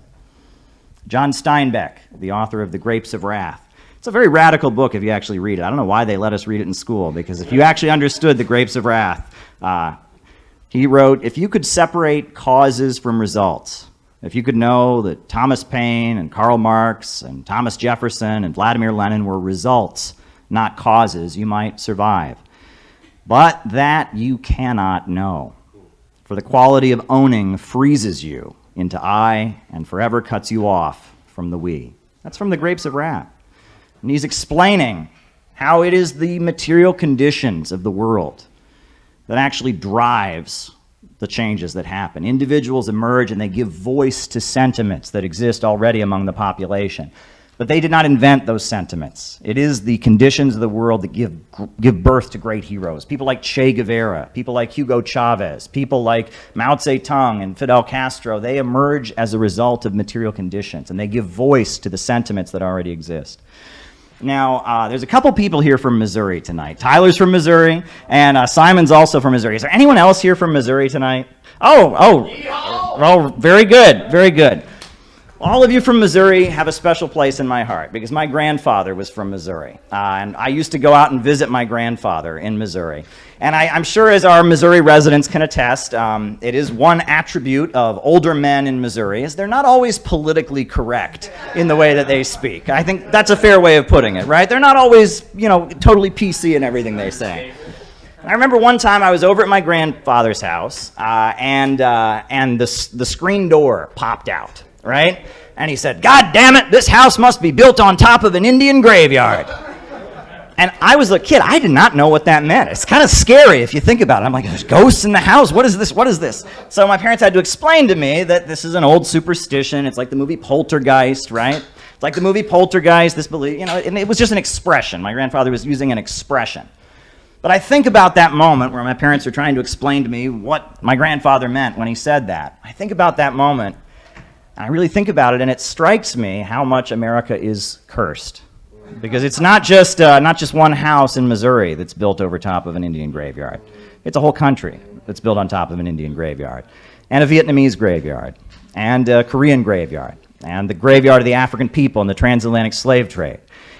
And that in many ways, even in the good times in America, that you could feel this curse hanging over U.S. society. You know, you go back to the 1950s when there was a booming economy, there was still something evil beneath the surface. All those cars and all those houses and all those hula hoops and refrigerators, we know they were dripping in blood. And there was some kind of evil that hung over U.S. society. And I think a lot of the younger folks that get caught up in the wokeness, what they're trying to do is they're almost trying to engage in some kind of magical ritual. They're convinced if they say the right magic words, if they say systemic racism, if they say check your privilege, that somehow that curse will vanish. Somehow that curse will go away. They're engaging in a kind of magical thinking, like where if we just do the right politically correct kind of thing, everything in U.S. society will be corrected. But that's an illusion. It's an illusion because we live in a material world. And these kinds of contradictions have to work themselves out. They don't change because you say the magical words. They change because society changes. And that's why a lot of younger folks fall into it, but that doesn't apply to our leaders. Why is it that our leaders are doing this woke makeover of the United States? Why is it all of a sudden Kamala Harris, who locked up thousands of African-American men for victimless crimes, is suddenly kneeling for George Floyd? Why is it that CNN and MSNBC are now promoting wokeness? Well, the power structure in the United States is doing that because they are generals fighting the last war. Because it is a fact that during the Cold War, when Jim Crow segregation was still going on, the Soviet Union took a petition to the United Nations to expose what was being done to African Americans. That's why. Mao Zedong welcomed black freedom fighters to China. The Black Panthers were welcomed to North Korea. And they've studied the history of the Cold War, and they've realized that the oppression of black people and the discrimination that other folks have faced was a bludgeon that the global anti-imperialist movement could use to expose the United States. They could say, the United States, you're going around the world talking about freedom and democracy. What do you do to black folks? What do you do to Chicano folks? What do you do to Asian Americans? They could use that to expose the United States. And so now, having studied the history of the last Cold War, in the new Cold War, what they're trying to do is they are trying to completely reinvent the image of the United States. To say, we are not the America of the Ku Klux Klan anymore. No, no, no. This is a completely new America. And with this new moral authority they want to give themselves, they feel that that will give them the justification to then attack Russia, or to attack China, or to attack Venezuela, or to attack Iran, because, oh, look, we are now the bastion of civil liberties and human rights. It is an attempt to wash and whitewash the image and the history of the United States in order to justify regime change around the world. And it's been a bit confusing for those of us who call ourselves leftists, because they have hijacked certain phrases and certain terms that we have used over the years, but they're using them for a very different purpose. And they're using them not to build working class unity, but to incite division. And they are using them to set sections of the population against each other so they can make us all poorer and grind us all into deeper poverty. And it was Rosa Luxemburg. I like Rosa Luxemburg. Back at the time World War I was breaking out, this is what she wrote. This world war is a regression into barbarism. The triumph of imperialism leads to the annihilation of civilization. At first, this happens sporadically for the duration of a modern war, but when we enter a period of unlimited wars, it begins progressing toward its inevitable consequences.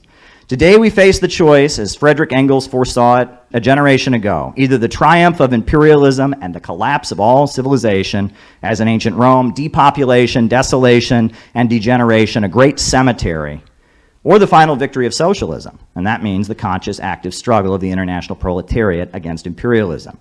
This is the dilemma of world history. So what is she saying there?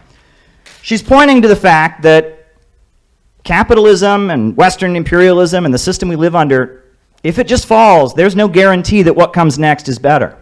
The Roman Empire fell, but was the Roman Empire falling something that was ultimately good for humanity? No, because it was replaced with something worse.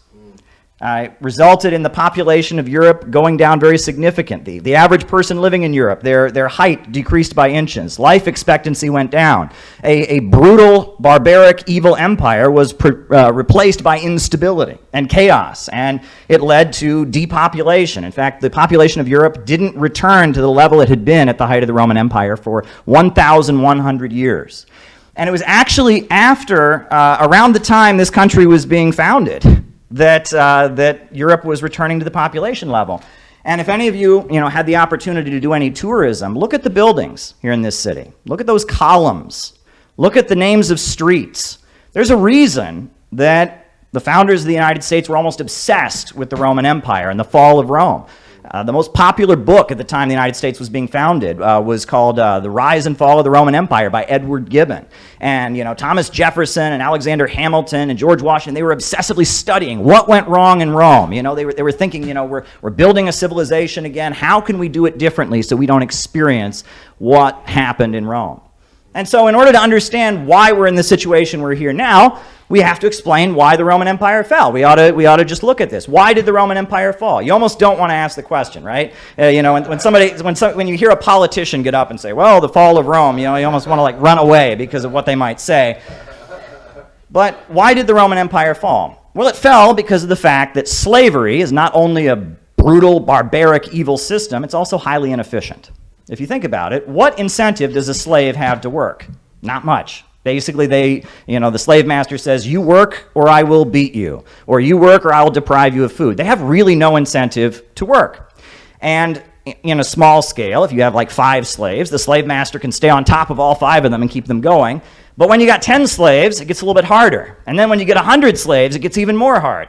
And then when you have 1,000 slaves, it becomes even more difficult. And you have to have a slave whose job it is to tell the other slaves what to do. And he's going to be wildly popular with everyone. He's just going to be the most popular guy. So then you have to have another slave who tells the slave who tells everybody what to do. And you can see why it was a historical fact that the bigger the Roman Empire got, and the bigger their slave plantations got, the bigger their mines got, the lower their industrial output became, because slavery is a highly inefficient system. It was a historically outmoded system. And around the world, there were countries that had adopted feudalism. Feudalism is a more advanced system. A serf is different than a slave. A serf, he grows his own crops and he gives his obligation to the landlord, but then he gets to keep the rest. So it's a little bit more efficient. And there were kingdoms throughout Europe that were starting to move toward feudalism. But Rome was not going to move toward feudalism. And Rome was basically holding back history. It was going around the world, going to countries that had a more advanced system and holding them hostage at the point of a spear and extracting slaves and tribute from them.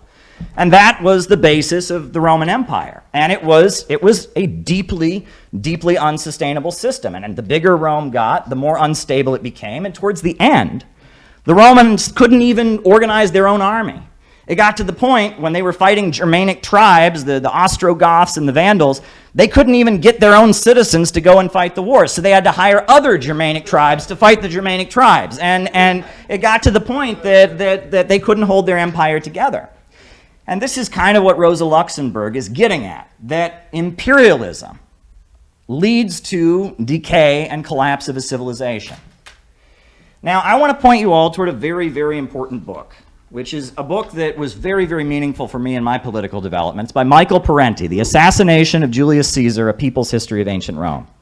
This book is very, very important. And the reason that this book is important is because it tells the story of a Roman leader named Julius Caesar. Now, Julius Caesar was not a communist. He was not an advocate of the slaves, and he was very much a conqueror. But he had the understanding of what I just told you. He could see that the Roman Empire, the way it was set up, was not sustainable. And he, as a military man, from purely a military perspective, was sitting there and saying, okay, this isn't going to work. Having an empire centered around one city is not going to work. And so he came up with the idea. He said we ought to start developing places like Alexandria and Athens, and we ought to start building up cities throughout the empire that can be like trading hubs, right? And that we can give citizenship. He even wanted to give citizenship to the people in the various city-states so that they would have some say in it.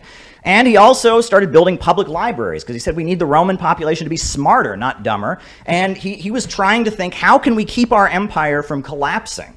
How can we make it sustainable? Because he could see that the empire was coming apart.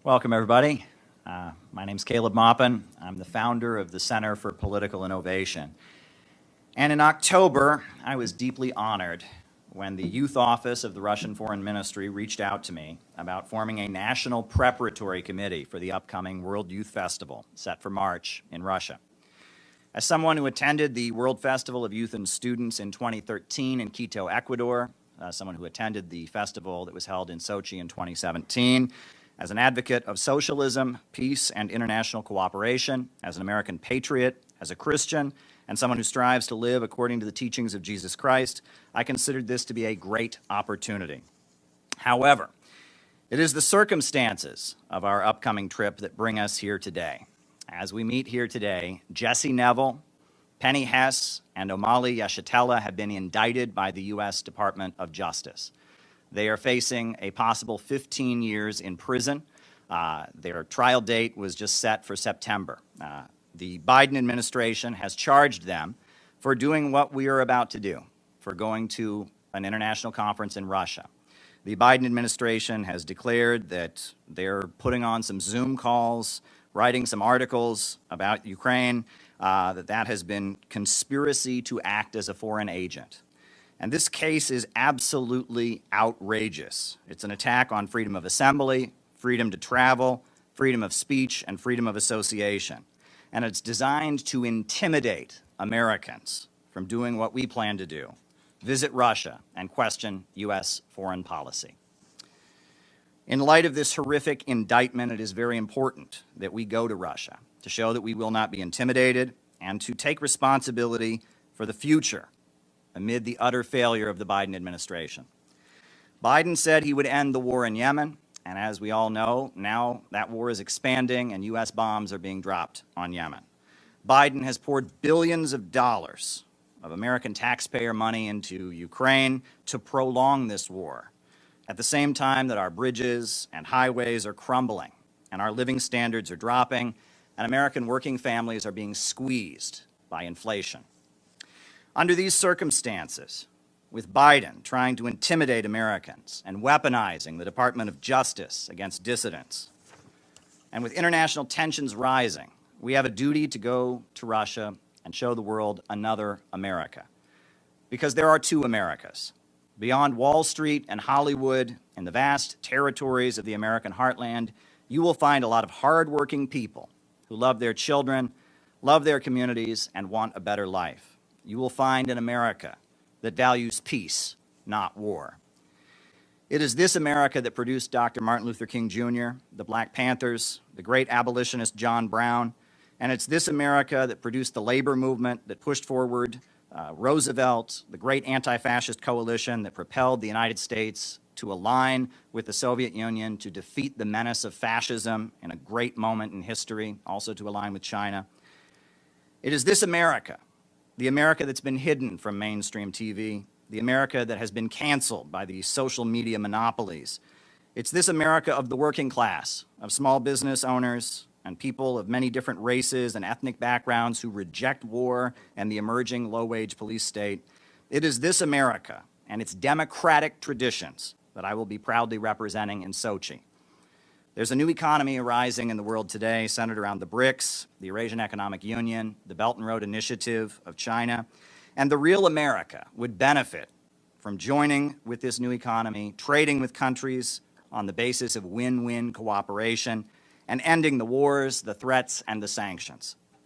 The Center for Political Innovation sees Russia as an ally of the real America, and we call for the charges against the Uhuru 3 to be immediately dropped. And we look forward to making lots of new friends at the upcoming World Youth Festival, not just youth from Russia, but youth from the 188 different countries that will be represented at this vitally important international gathering. Thank you.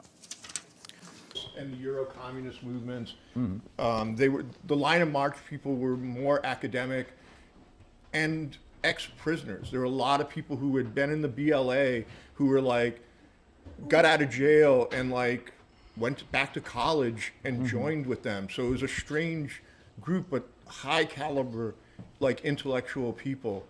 And then my take is different than yours on the new communist movement in the sense that at the time, like the group that became Freedom Road and some of the other groups like that,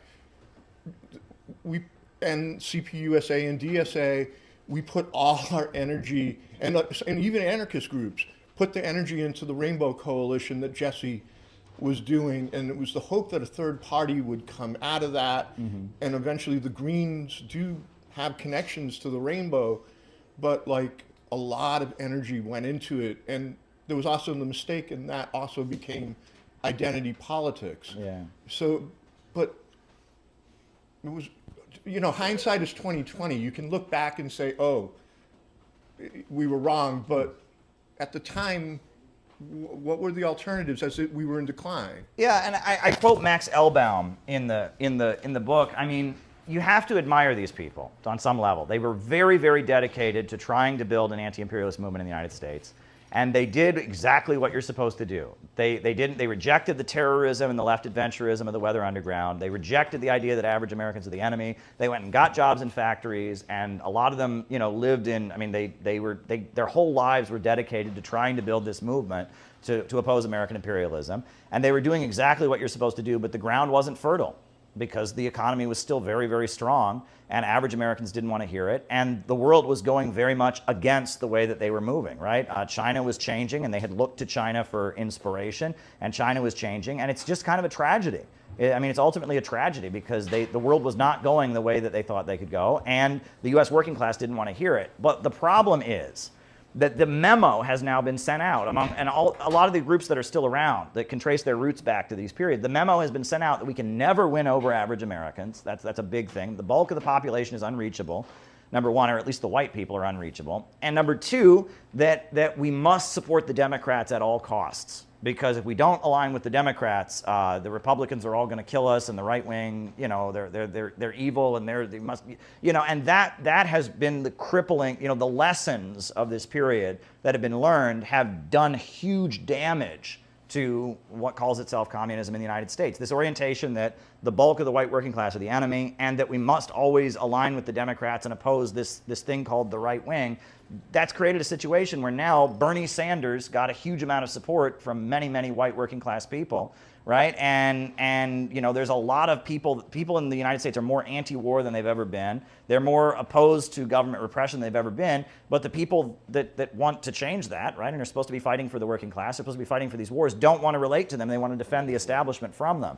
And it's created this situation where politics has gotten bad, and we need to unlearn what these people very tragically learned. And that, it's sad, and for a lot of these people, it's not a question of intellectually arguing with them. It's a matter of trauma. It's a matter of, you have to remember these people, you know it better than I do, I'm sure, but I'm saying that for these people, there were fist fights, there were deaths, there were killing, there was, people died, people, May of 1980, after they did their Death to Deng Xiaoping rally, the RCP decided they were going to call a general strike on May 1st, which was ridiculous. It's this tiny communist group, and they're going to call a general strike. They called it May Day 1980. And so all over the country, their members were going around and waving communist flags and such, and getting beaten up, and et cetera. And I believe there was a guy who was stabbed to death, right? Somebody stabbed him to death, and there was another person whose body was found at the bottom of an elevator shaft in New York City, and that these people were very dedicated to what they were doing, and the population didn't want to hear it, and they were enduring real physical,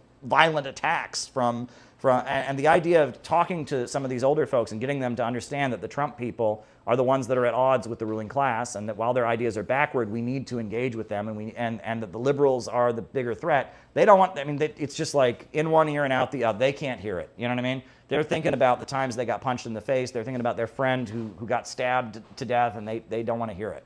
And it's similar in Latin America. There's a similar problem. Because right now, in Latin America, at least there wasn't a civil war. But in a lot of Latin American countries, you see the old right wing is starting to realize that Russia and China will give a better deal to the country, and that it's the kind of the woke folks that are aligned with the United States. But then the hardline communists and the old right wing have fought each other in a civil war where thousands of people have been killed. So they're not going to unite together and align with Russia and China and make and develop the country. There's real trauma there. So this is what we're trying to overcome. These are my thoughts. I have a lot to say. I apologize if I've gone on for a while, but go ahead. No, I agree with exactly what you're saying, and especially Trump became a lightning rod for this, radioactive lightning rod to instill this mental virus. People became apoplectic of Trump, and he never has done anything near as bad as what we're seeing right now with the Democrats in office. But what the whole Trump brought in from that Trump derangement syndrome is it segued, it was like a mental virus that segued right into a COVID derangement syndrome. And then from there, we've got various derangement syndromes. And so this is the time period, we're after it now, of when China had their Cultural Revolution, which to me is such a pivotal lesson in history. So, because I think that's exactly what the derangement syndromes have brought on, such that now we're at dysfunctional woke on steroids, that is keep us divided and separate. Where have the left done any kind of postmortem analysis of China's Cultural Revolution? Well, that's us. The title of this book is Out of the Movement to the Masses. And the point is we have to break with the left, and we have to build a socialist movement among people who love their country and want to build a better America by breaking out of this international financial system that's destroying the lives of working families. And that's why it's called Out of the Movement to the Masses. We have to break with leftism, and we have to build a real working class movement. But as far as the Cultural Revolution, the Chinese Communist Party says the Cultural Revolution was a disaster. So I'm here at a park in Brooklyn, and like many of you, I am trying my hardest not to think about the political nightmare our country is in. Rising inflation, a war against Iran that never should have happened, two big parties controlled by big monopolies and corporations and the Israel lobby. I'm trying not to think about all of that. Instead, I'm focusing on the positive, which is we're building a movement. And that is happening. The Center for Political Innovation is building a movement of working people that are educating themselves about anti-imperialism, that are organizing and building. And that's the only thing that's going to get us out of this. It's going to take a mass movement. Not podcasts, but community. And that's what the Center for Political Innovation has been telling people from the beginning. We've got to build a movement where working people come together and teach anti-imperialism and assert their interests against the big monopolies. Now, we're headed toward our convention in August 15th in Chicago, and we need your help. If we're going to pull it off, we need your support. Everything costs way more at this point. Lights are way more, gas is way more, everything costs more. Our members are working people. You can shoot us $5, $20, $10, $100, whatever you can do. It'll make things go a lot easier. Our August convention is happening, August 15th in Chicago. We need you to support us to make sure it goes as smoothly as possible. I think that as hard as it may be, we have really taken some big steps forward in solidifying our organization. We now know much better how to work with people, how to maintain relationships, how to align with different organizations that have similar goals. We're moving ahead as an organization. We have been in a process of growing and developing, and we are getting better and better and better at what we do. So please take this time to go to cpiusa.org/donate and send us a contribution so that we can do what we're getting better and better at doing every day as we prepare to move forward in the coming months. We're heading into the fall as the midterm election happens to spread an anti-imperialist message everywhere we can. Send us a contribution at cpiusa.org/donate today. We are prepared to hit the ground running this fall. We've got to solidify our ranks, so please send us a contribution so that we can make August successful. Strategist Frank Kitson developed what he called counter gangs, which were groups of people who acted like Mau Mau liberation fighters, but were actually working or being covertly supported by the British. They would commit atrocities that were blamed on the Mau Mau. They would sometimes claim the Mau Mau were selling out and they were the real anti-colonial heroes, and by sending these groups of people that looked like anti-colonial revolutionaries out to muddy the waters and confuse things, they were able to diffuse the struggle. And ultimately, we know what happened, and the Kenyan Liberation Army and Liberation Movement was defeated. The British colonialists were successful. I brought that up after the crisis of overproduction, because ultimately that, I think, is... It's so important to understand that, to understand why we're not talking about things like the tendency of the rate of profit to fall, the crisis of overproduction, et cetera.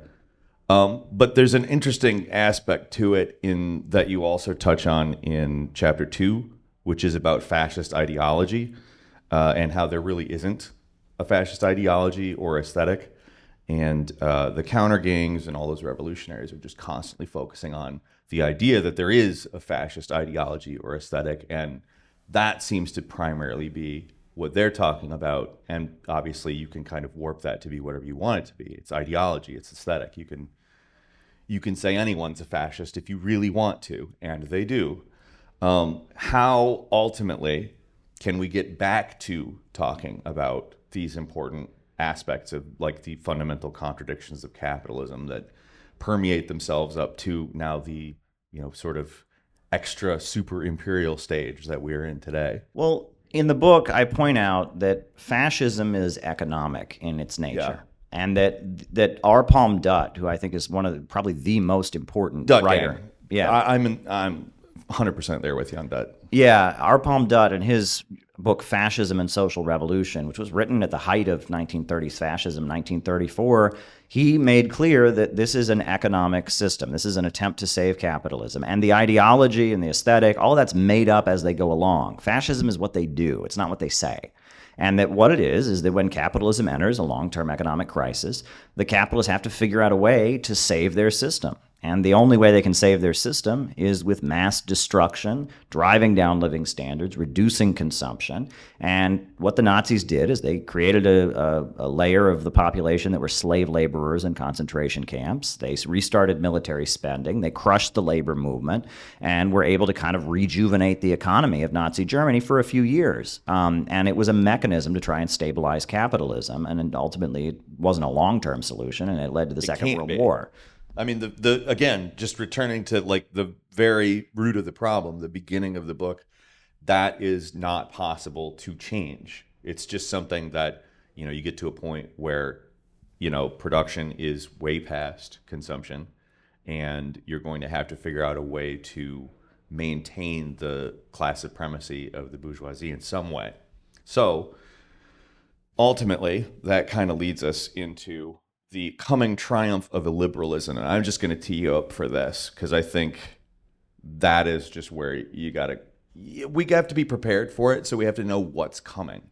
Well, when we talk about liberalism and illiberalism, this is a big conversation that a lot of academics have, right? Liberalism is the Western view that celebrates the rights of the individual above all else, right? It says the individual is great and that any form of collectivism is some kind of threat. And the ultimate expression of liberalism is philosophical irrationalism, and that's largely the teachings of Friedrich Nietzsche, and his work about the Übermenschen, the great individual who's suppressed by society, and the work I draw from Lukács, who talks about how that was the basis of Nazism. Really, that Nazism drew from Nietzschean supremacism and contempt for the masses of people. Absolutely. But through Heidegger. Yeah, and what's interesting is that in the West, that liberalism, that ultra-liberalism, that philosophical irrationalism has become almost the ruling ideology.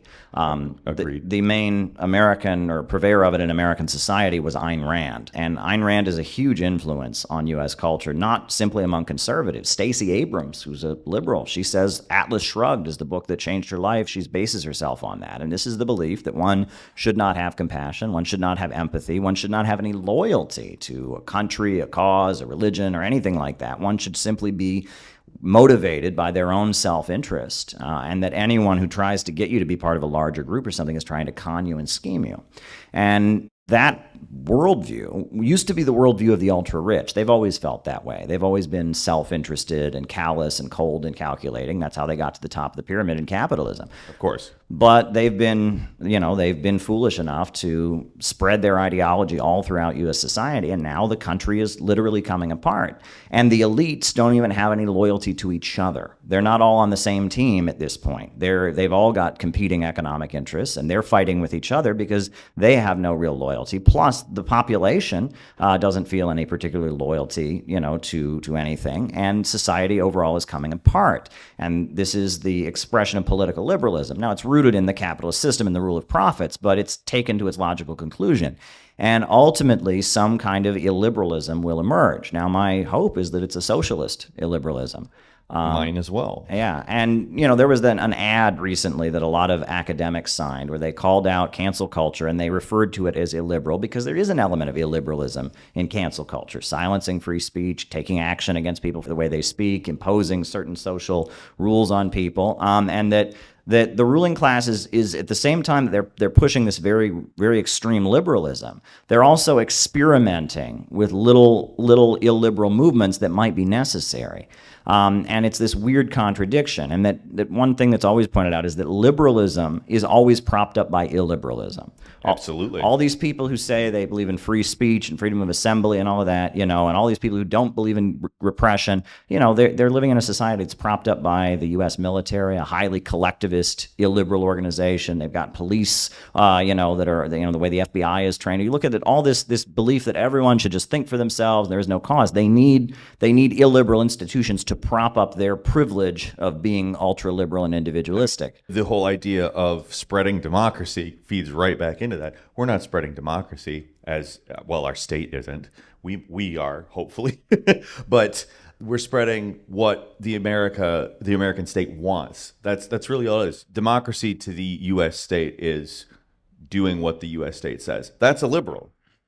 Yeah, that's heading down that path. Right, and that liberalism is, I guess I'll use your word. And it was a mistake. And I think what we've learned from the fall of the Soviet Union and from what China has achieved and what all the socialist countries say now, you have to have a market sector to deal not with healthcare, not with energy, but to deal with the things that make life good, right? Like, the government shouldn't be running restaurants. The government shouldn't be running hotels. The government shouldn't be designing clothing. You need people to vote with their dollars on these things, right? Life is better, but you can't have your whole economy and your whole society run on the basis of profit. You need a central plan for the community, right? And that's how all the communist countries in the world are moving. Vietnam, North Korea would like to do that. They just are barricaded. They can't get the foreign investment. The economy is like militarized, but that's where the communist world is at. At this point. And the Cultural Revolution, it really comes down to, and this is, again, I'm going to give a complex answer, but, okay, so say you have a shortage of food, right? You've got a shortage of food, right? Obviously, if you have a shortage of food, you're going to have to ration the food that exists to make sure that everyone, gets some. However, you're going to have a guard who makes sure that, that no one takes anybody else's food. And that guard is going to demand a bigger piece of food for taking on the responsibility of being the guard. Right? And that's the basis of bureaucratic privilege, right? The guy who's taking on the responsibility of being the guard to make sure no one takes anybody else's food, he's going to want a bigger slice of food because he's taking on that responsibility. And every communist country has had what you call a bureaucracy. They have to have somebody who takes on the administration, and that bureaucracy, in order to do the job, is going to have to, get compensated somehow. The question is, how do you prevent the bureaucracy from just restoring capitalism and becoming the new capitalist? Well, Stalin's notion was we're going to monitor them with secret police and we're going to monitor them very, very carefully and all of that. And it seems like, that didn't have very good results. And Mao's response, the Cultural Revolution, was, well, we're going to mobilize the population to constantly be terrorizing the bureaucracy and demanding that they stay loyal to the communist line. We're going to mobilize the young people to call out their teachers and call out the mayors and call out the officials and make sure that they're staying true to the communist line. And that didn't work out very well either. And really, the way to handle the problem of bureaucracy is that people shouldn't go into the bureaucracy to get rich. You should have a market sector for people to get rich in, right? If people want to get rich, they don't become bureaucrats. They open their own business, right? And the bureaucracy should be for people who are committed to communism and committed to the socialist agenda of the country. And you have a market sector. For people who are just in it for themselves and want to become rich, they can go into the market sector. The problem when you have an entirely state-run economy is the only way people can advance themselves is to go into the bureaucracy. And that leads to the bureaucracy being full of people who just want to make more money than everybody else. And that's what happened in the Soviet Union. And ultimately, the Soviet Union, they surrendered and threw in the towel because the bulk of the Soviet Communist Party didn't believe in communism anymore. And Stalin had tried to terrorize them and keep them controlled with secret police. And the Cultural Revolution had tried to, have society like mob rule kind of to control the bureaucracy. But at the end of the day, you should have a market sector. You should let people who just want to advance themselves go somewhere other than the bureaucracy and have the bureaucracy be people that are loyal to the project. And when I go to anti-imperialist countries, I've noticed that they're all kind of a third, a third, a third. You go to Russia, you go to China, you go to Iran, Venezuela, all the anti-imperialist countries, the population is about a third, a third, a third. You have a third of people that are against the government, right? And you meet them and they kind of buy into the American Western way. They think they're, and then you have a third of people that are, that support the government. They say the government's better, the revolutionary government is better. They've done a lot of things, but they're not like totally on board. But then they have a third of the population that are very, very loyal. And I saw those folks in central Caracas in Venezuela. The people in the colectivos and the communes, those people will go down fighting for Maduro. There's a reason that the Maduro has been able to stay in power. There's a third of the population who are very dedicated and will never surrender and have given their whole lives to it. When I was in central Caracas, I interviewed this young woman. She said, I believe that God brought me to the earth to die for communism. I will die for Nicolas Maduro. That is my fate. And those people will never surrender. And Iran is the same way. You have a third. And you have that Islamic Revolutionary Guard Corps. Those people are totally dedicated, and they're only a third of the population. And there's another third that's more or less likes them, but is not where they're at. And then you have another third that is against them. And that solid core of people that are very, very dedicated to the revolutionary project, that's what keeps them in power. And then, the other folks can go into the market sector, or they can be sympathetic or maybe critical or whatever. But if you have that solid block of people that are very, very dedicated to your revolutionary ideology, that anti-imperialist government is going to stay in power. And that's the model that we see in revolutionary and anti-imperialist countries at this point. I really like what you said. You said it really well, and I totally agree with everything you said, but it didn't address my question. Okay. My question has to do with the degree that the left, not even the communist groups, the left has processed what happened in the Cultural Revolution, which was an utter mistake, but that's what we're knee-deep in right now, this psychosis that has been weaponized, that has kept a whole, like almost the third that should be united with those who are in dissent against the government, has kept us apart, is this woke psychosis that has now been weaponized as super Karens, not going after the state, but going after their fellow citizens. Mm-hmm. So why and how has not just communists, but the left not processed what a failure it was in China, and it's being used on them, in part probably because it's not even rational. It's going at their deep limbic selves. The Cultural Revolution in China and what is going on now, there are similarities in how people are targeting other people, but it has a completely different character. This was in the context of China was a socialist country that was up against U.S. imperialism. The government was mobilizing people to try and purify the socialist message, and it was a disaster. It was a mistake, but that's not what's going on now. What's going on now is we're in a capitalist imperialist society that is in the grip of an economic crisis, and the ruling class are fighting with each other, and the ultra-rich are trying to build a layer of people that will protect them from Donald Trump and populism, and they're mobilizing them, and it may be a similar mindset of persecute your neighbor, tell on people, etc., but it's a completely different context. And most of the so-called left or whatever completely hates Mao and completely hates the Cultural Revolution in China, and I guess the Black Panthers may have held up pictures of Mao, and some young people may be getting interested in these ideas, but overwhelmingly the left they don't claim that heritage. There may be a similar mindset, but it's not the same thing happening. It's a woke sickness.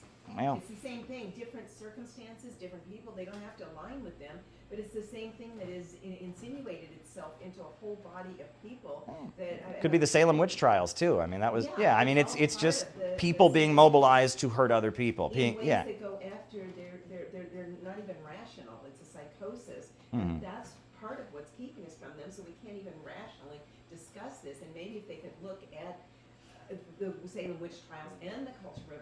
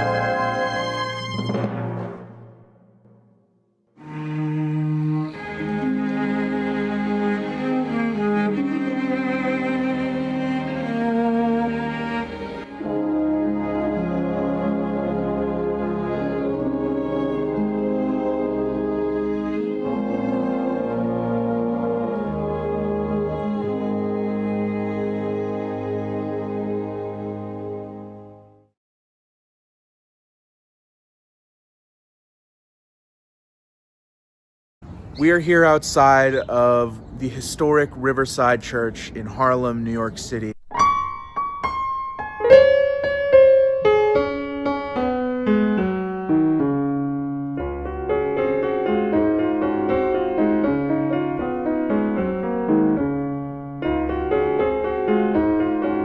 Historic church involved with the civil rights movement and many other struggles. Big center for ban the bomb protests.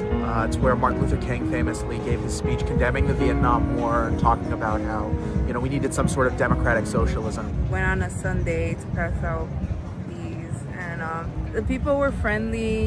This last part, hope that one day we could all merge together.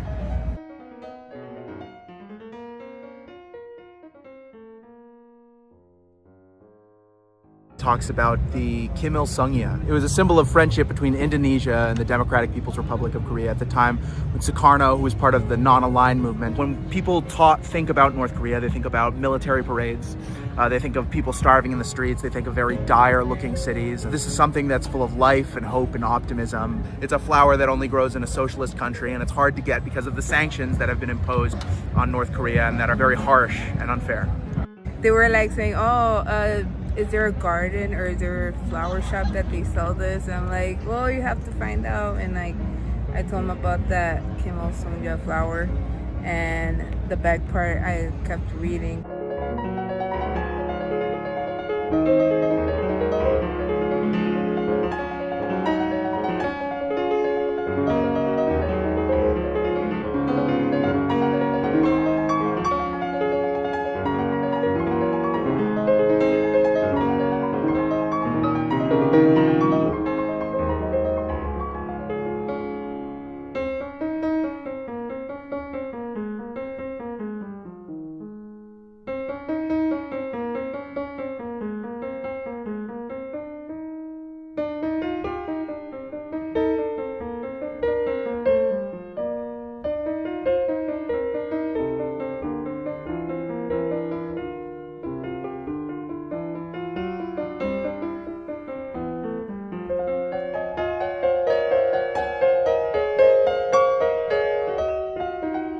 I'm reading to you from the New York Times. Under NAFTA, as a result, 20 million Mexicans live in food poverty. 25% of the population does not have access to basic food, and 1/5 of Mexican children suffer from malnutrition. As the U.S. heavily subsidized corn and other staples poured into Mexico, producer prices dropped and small farmers found themselves unable to make a living. Some 2 million people have been forced from their farms, right? Mexico's not producing its own food. It's a captive market. It's importing American food, and it's devastated the country. Mexico is poor, and American agribusiness stays rich. That's capitalism. That's why we had the American Revolution. The British Empire was trying to tell us here in the United States that we couldn't develop our own industries. We had to buy from the British. And as a result, we had a revolution so that we could develop our own economy. And the same thing the British Empire was doing to us, capitalism and the huge multinational corporations are doing around the world, keeping countries like Haiti, countries like Nigeria, countries like India captive markets. And countries are constantly fighting to try and break out of this. And the socialist revolutions of the 20th century, they didn't happen in Western Europe as Marx had predicted. They happened in the developing world because capitalism was keeping these countries as impoverished captive markets without their own industries, without their own economic growth, and keeping them as basically vassals, as dependent states, client states that are impoverished and suffering. And socialism was those countries breaking out, planning their economy, and industrializing. Because I talked with Kyle Kalinske about this. I don't know. I would love to read where these bizarro anti-NAFTA studies are coming from. I've seen very pointed anti-NAFTA propaganda that will hyper focus on specific industries that say corn markets were disproportionately impacted in Mexico and so many jobs were lost here. But Mexico was one of the large winners in NAFTA, and this is something that I've seen universally heralded. Exports under farm exports in Mexico. Well, you can't say sure to that. You just literally told me that NAFTA took a shit all over Mexico's economy. So the New York Times agrees with me. The headline of the article is, "Under NAFTA, Mexico suffered and the United States felt its pain, November 24th, 2013. I guess they're lying to hurt American capitalism or something. I'm sorry. Are you literally citing me an op-ed to tell me that opinion piece is somehow reflective of the economic consensus on NAFTA? Yes, I'm citing the statistics in that op-ed, yes. I'm citing something that even the New York Times admits, that Mexico has been The New York very Times, badly hurt by free the trade. New York Times is not an economic journal. Why are you telling me that even the New York Times? Also, wait, part is of this, the I'm sorry. conspiracy to Wait a make second. Is this capitalism article? bad, or- What's the author of this article? The author is Laura Carlson. Wait, what is her background? Is this literally like an opinion piece, or was this written like a statement against interest? The New York Times is a defender of Western capitalism. The fact that even they would admit what it has done to Mexico, I think, is very strong. Or while we're at it, I have the CIA World Factbook statistics of life expectancy in front of me. Cuba's life expectancy is 78.9 years. The Dominican Republic, another country in the Caribbean, it's part of the Western capitalist system, 71 years. Jamaica, 74. Honduras, 71. Guyana, 68. Mexico, 76. Guatemala, 71. Haiti, 64. Come on, right? Capitalism's the answer. Why are all these countries that are part of the free trade system, or part of the global capitalist system, impoverished? And Cuba, a country with a centrally planned economy, has achieved a much higher life expectancy. Okay, I don't know about life expectancy. We're jumping onto a totally different argument. Okay, so like, so somebody linked me this article, so just reading it, right? Like, this person literally says, like, damages were done to, like, Mexico's agricultural sector. It doesn't mention the massive gains made in the industrial sector. Hundreds of thousands of manufacturing jobs were created in Mexico. I think it's like 20% of car imports in the United States come from Mexico. These are jobs that paid citizens more money than the farming jobs, that led to a greater industrialization of Mexico in these parts. She literally, in the next, like, paragraph of this article, just says, well, as a result of some of these agricultural practices, 20 million Mexicans live in food poverty. That's not a causal link. Like, how many Mexicans, like, this is... They owned their own farms beforehand, and now they're in food poverty. They're not even producing their own food. Wait, so you're telling me that prior to NAFTA, every citizen of Mexico was well-fed, totally well-nourished, had all sorts of, like... No, come on, this is ridiculous. The point of Ms. Carlson's article is that it made conditions worse. And I think if you look at the narco-drug-infested chaos that's involved in Mexico, if that were happening in Venezuela, we'd be told, see, socialism did it. But it happens in Mexico, and we're told, oh, I've even had a lot of libertarians try to tell me that Mexico must be socialist because it's poor, right? Because everyone knows capitalism leads to prosperity. That's simply not the facts. I can't argue against a New York Times op-ed on this.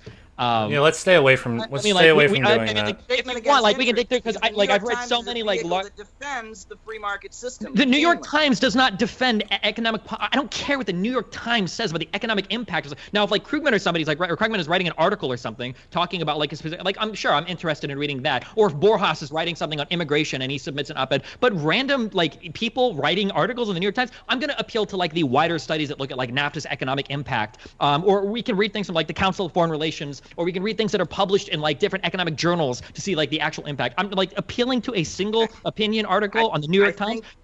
I think that people throughout those sources you listed would agree about the conditions in many of the capitalist countries of the world. I mean, this is the CIA World Factbook. I just read you the life expectancies throughout the countries nearby Cuba and compared them.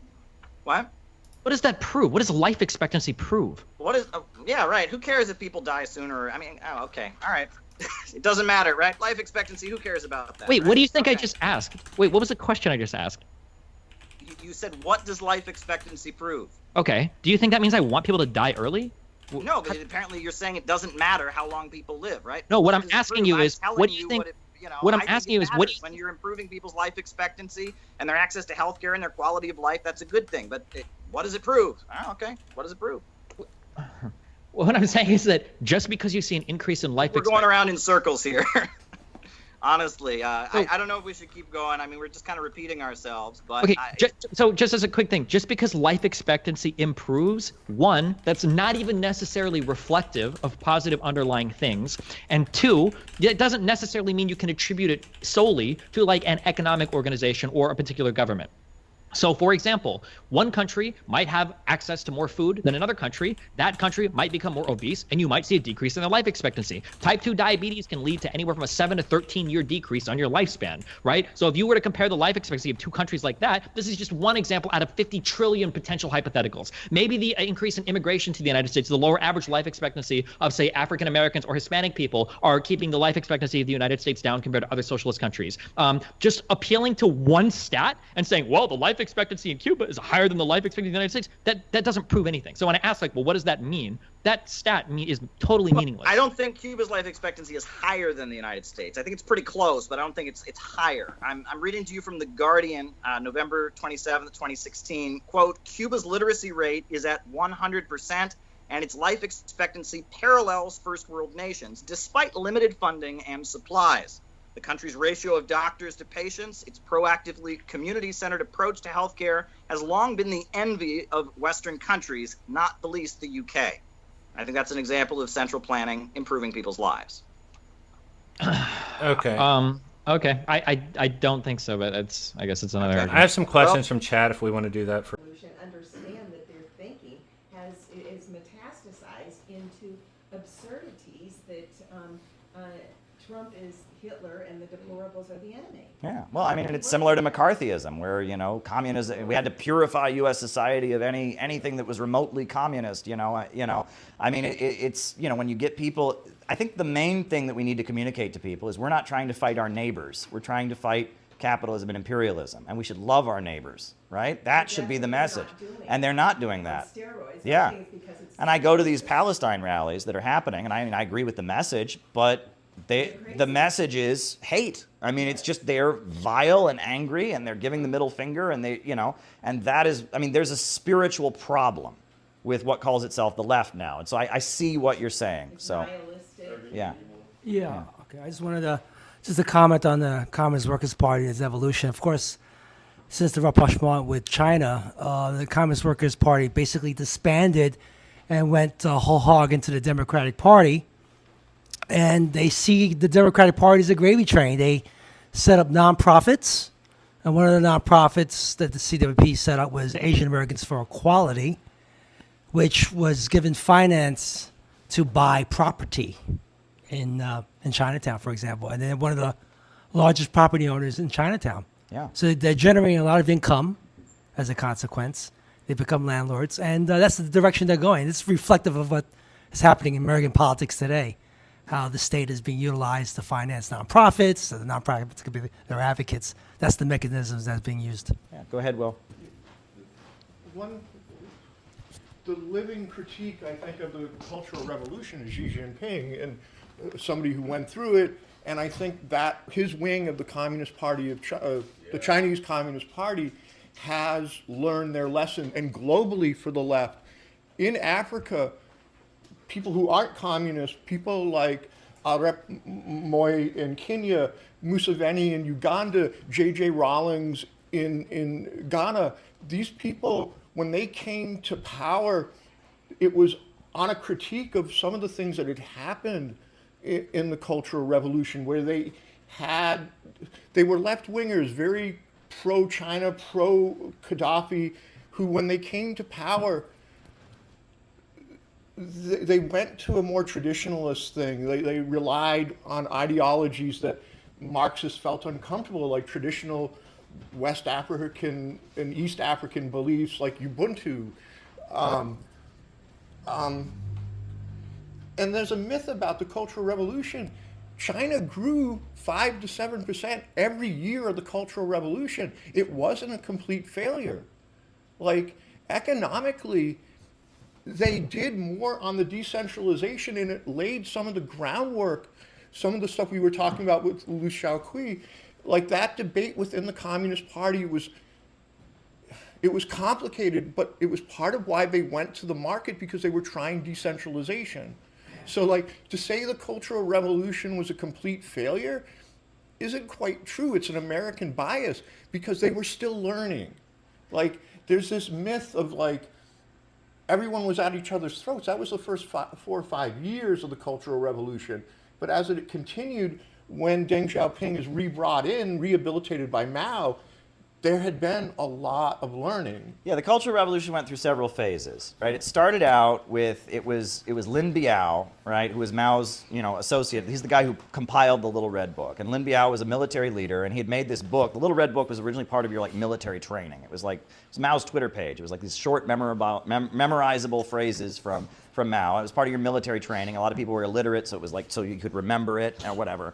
And the idea was that Mao, because of the Great Leap Forward, Mao had kind of fallen out of favor. And there was a fear that people in the party that were loyal to the Soviet Union would try to overthrow Mao. So the idea was they were going to mobilize the population to have Mao's back to make sure that most of the party that was against Mao wouldn't remove Mao. So they mobilized the population. It was called Bombard the Headquarters. And they mobilized mainly like the young teenagers. You know, and Mao had been a high school principal at one point, and like the first article that Mao ever wrote was about why physical education is really important, right? And it's actually quite interesting. And Mao had a particular like attachment to like teenagers. It's kind of interesting, like and like a lot of he uses that's a whole nother tangent I can go on. But the first so Mao and Lin Biao mobilized like the teenagers basically to go out and kind of terrorize the Communist Party to make sure they didn't drive Mao out of power and align with the Soviet Union, right? And so then you had that, and then that kind of took on a life of its own, and then there was a disagreement because Lin Biao wanted China to be aligned with the Soviet Union, but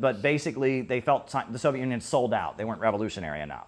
And whereas the Gang of Four, who was Mao's wife and other people, they thought the Soviet Union was the main threat. And they actually wanted to align with the United States, and they saw the Soviet Union as the main threat. So we don't know what happened. Lin Biao, I guess he was on a plane trying to flee to the Soviet Union. The plane crashed. And so then that day, the original copy of the Little Red Book had an introduction written by Lin Biao. That morning, when it was announced what Lin Biao had done, all the kids got all the Little Red Books and cut out the first couple pages. And I actually have somewhere an old Chinese Little Red Book that has a couple like stubs, if you can see when they cut out the pages of Lin Biao, right? So after Lin Biao, you had the rise of the Gang of Four. And the first thing the Gang of Four did is they deported all the teenagers to the countryside. The idea was these teenagers, because the teenagers who'd been mobilized were in the cities. They had privilege because they lived in the cities. But they were also creating chaos because they'd all been mobilized to terrorize and, so they deported all the young people from the cities to the countryside. And the idea is that would humble them. They'd see how the poor people lived and all of that. So all the young people were kind of deported to the countryside for a couple years. And then the idea was they were going to get the industrial economy going again. But every time the economy started to move dramatically, the Gang of Four would launch another campaign against somebody, and they would have to stop everything, and they would pick things to go after: Western music, makeup. They had a campaign against North Korea at one point because North Korea was friendly to both the Soviet Union and China. So they had all the factories shut down, and all these workers marched to the North Korean border and burned images of Kim Il-sung in mass and called him a revisionist pig because he'd aligned with the Soviet Union. And it was like every time the economy started to move, Mao's wife in particular had to launch a down with somebody campaign and start punishing and persecuting somebody because she was a wrecker. Her whole life, all she'd ever done is persecute people. You know what I mean? And so she had to find someone to persecute because that was the basis of her power. And one of the most telling incidents was what they called the white snail incident, or the glass snail incident. So China has cut ties with the Soviet Union. They're getting friendly with the United States. Nixon has gone to China. So the United States has a cultural exchange with China. And there's a group of like young Chinese engineers that come to America, and they go to a factory that makes color televisions, right? And they go to this factory that makes color TVs. And they realize that communist countries can't get color TVs because of the blockade from the United States, but China can sell color TVs to communist countries. So they have this idea that they'll make a deal with the American company that makes color televisions, and they'll have China build color television factories, and China can sell color televisions to the communist countries of the world, and that's a way China can make money. So before they come back to the United States, all these young Chinese students are given a glass snail as like a gift, like a token. So they come back to the United States and they have a press conference. They say, hey, we got this great idea. We're going to make color televisions. It's going to be a great idea. Mao's wife hears about this. She's furious. This can't happen because China would never want bourgeois, decadent, disgusting colored televisions anyway.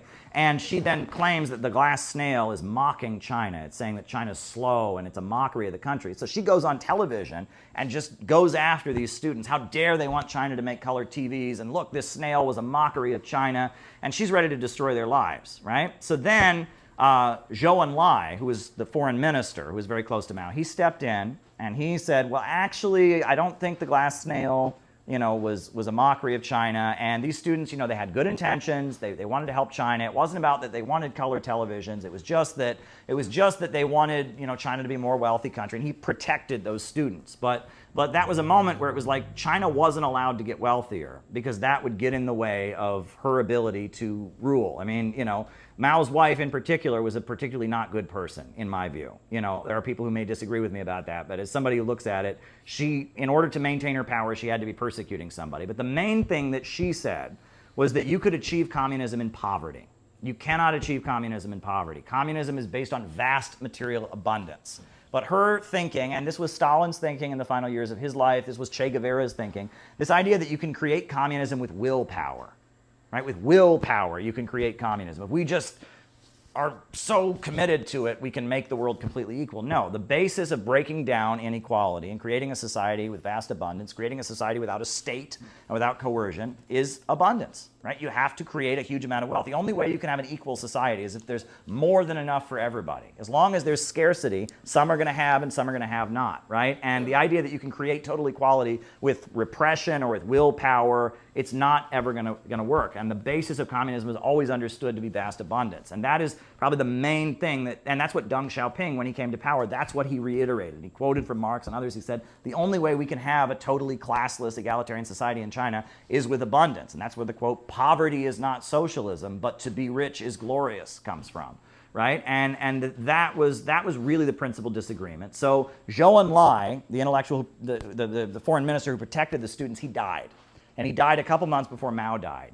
And his funeral, all these wealthy, or not wealthy, all these, you know, high-achieving academics, scientists, engineers, and others go to his funeral and they're crying that Zhou Enlai has died because who's going to protect us now? This is the guy who would protect us from Mao's wife, right? And so they went to his funeral in Tiananmen Square, and his funeral turned into an anti-communist riot. And like thousands of these young professors and intellectuals were like burning cars and they were chanting down with communism, and they were angry because Zhou Enlai had died, right? And then Mao died a couple months later.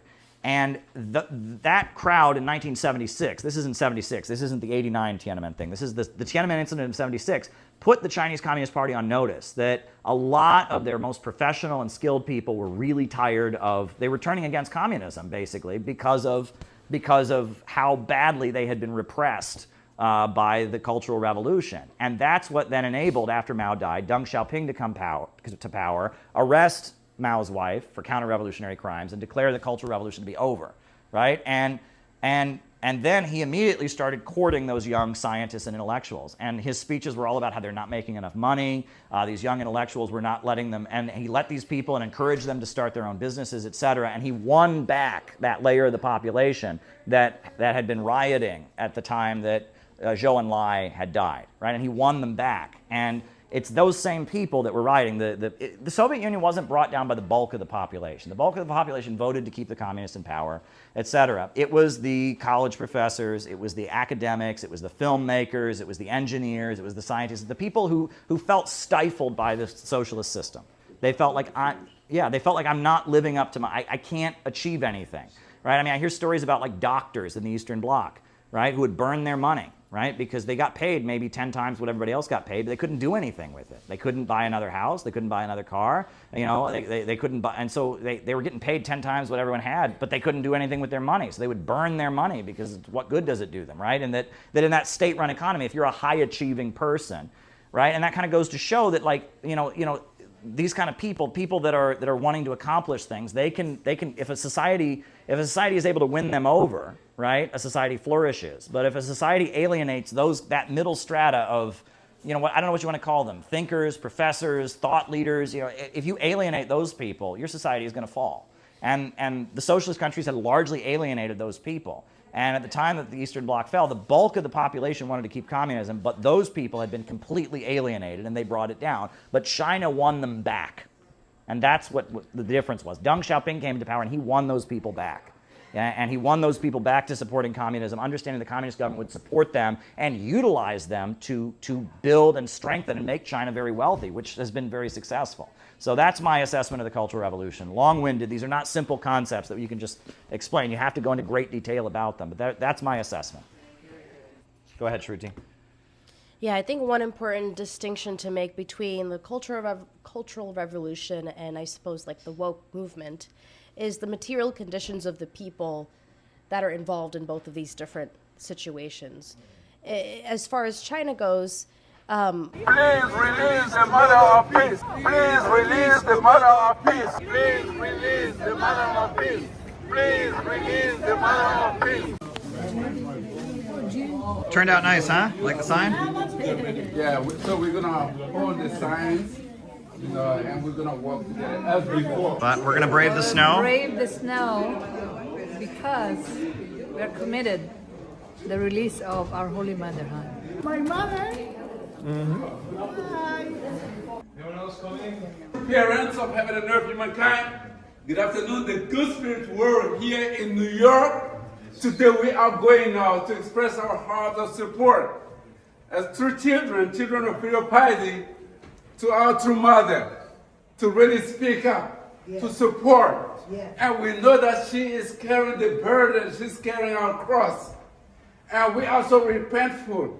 We repent for that.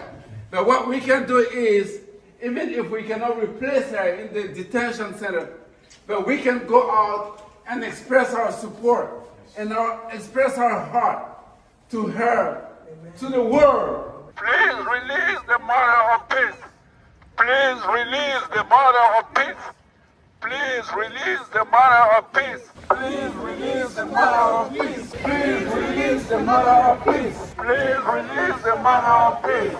Please release the mother of peace.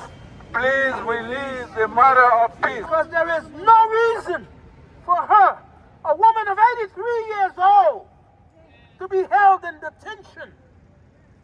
Release her. That will be your liberation.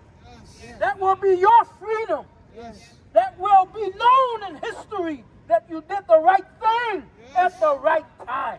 Religion is being attacked. Christianity is being attacked. You say, where? How? In America? No. In South Korea. Almighty God, our beloved Creator, the source of light, mercy, and justice, we come before you with humble hearts, praying for the release of Mother Moon. We come together to really unite in prayer and resonance, Heavenly Parents. We pray that we can really raise the spiritual atmosphere here in New York so that all your heavenly works can be done and completed, Heavenly Parents. I thank you. May our prayers be received. And may us really come together in unity as one family serving on you so that we can really resonate and mobilize heaven to really support us at this time so that your good and heavenly works can be done, Heavenly Parents. I thank you. Mother Hun, I pray for your good health and protection at this time. May you be released so that you can continue your work of peace, Heavenly Parents. Mother, I pray for your safety. I pray for those that attend you now at this time. What South Korea, the President Lee is doing is really outrageous, egregious, very terrible what he's doing. It's against the law what he's doing. And Mother Moon was never convicted of any crime. She traveled the world to the most abandoned places to give hope and joy where there was none. She worked to heal the wounds of slavery, one of the biggest human exploitation in history. And every project that Reverend Moon and Mrs. Moon undertook in the world was for the sake of the world, to think that true mother, Dr. Hagjahan Moon, will seek some favor in one way or another is a mistaken understanding of the role the Moon family have played in the world in serving the world. She is concerned with the future of humanity. That is why she created the Shanghai Peace Prize. The hardworking people who are silently working to secure the future of humanity in terms of developing new techniques in different fields such as agriculture for food security. The voice of conscience on behalf of our true mother, Hak Jahan, who at present is under detention for no fault of her own. We repent that we ourselves are insufficient in doing what is necessary. That's right. So that these kinds of activities do not occur. That's right. We know from the very beginning that we lost our original parent. That's right. In the struggle between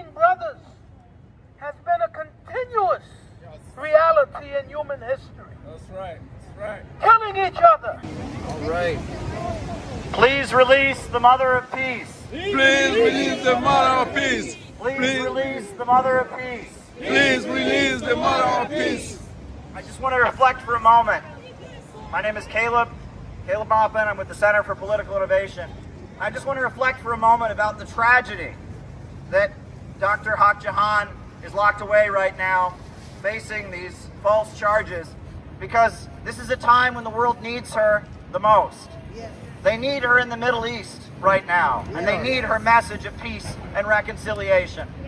They need her in Eastern Europe right now, and they need her message of peace and reconciliation. They need her in Asia right now and in the Pacific, and they need her message of peace and reconciliation. The world is crying out for the work that she has done to bring people together, to bring nations together, to bring forgiveness and reconciliation. And I think about what she was able to help happen on the Korean Peninsula when President Donald Trump in his first term was able to meet with North Korean leader Kim Jong-un. Yes. And I think about if she was not in a prison cell right now facing these charges, how she could be helping us to work towards peaceful reunification of the Korean Peninsula. That's right. And because North Korea and Russia are very close, that process is deeply tied in with peace in Ukraine, getting a resolution of the conflict that can end the killing there. All over the world, people are crying out for her message, and that is why she must be released. She is 83 years of age in a detention center, and these are the words of a psalm, and our heavenly parent is taking care of his daughter. Where there is confinement, bring freedom for her. Where there is fear, bring peace. Where there is uncertainty, bring assurance from Mother Moon. Where there is heaviness in her heart, make it light. This is an atrocity, injustice, and we have to somehow do everything we can. She's persevering. She is bearing her indemnity, and she's persevering for the sake of mankind, for the sake of you and me. And I think it's a mistake that the South Korean government have placed Mrs. Moon, Dr. Haq Jahan Moon, in prison. It have to reconsider her case, especially considering her age. A public work is far surpasses any other accusation that can go against her. Amen.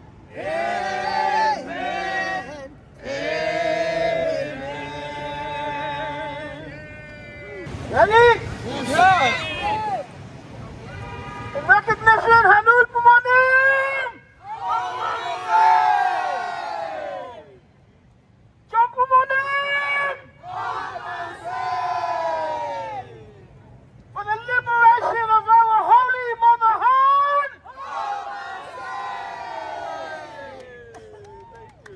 Land that I love, stand beside her and guide her through the light with the night from above, from the mountain, through the prairie, through the ocean, while we fall. God bless America, my home, sweet home. God bless America, my home, sweet home. And pessimism is being pumped out constantly. Pessimism is everywhere in the times that we are living in.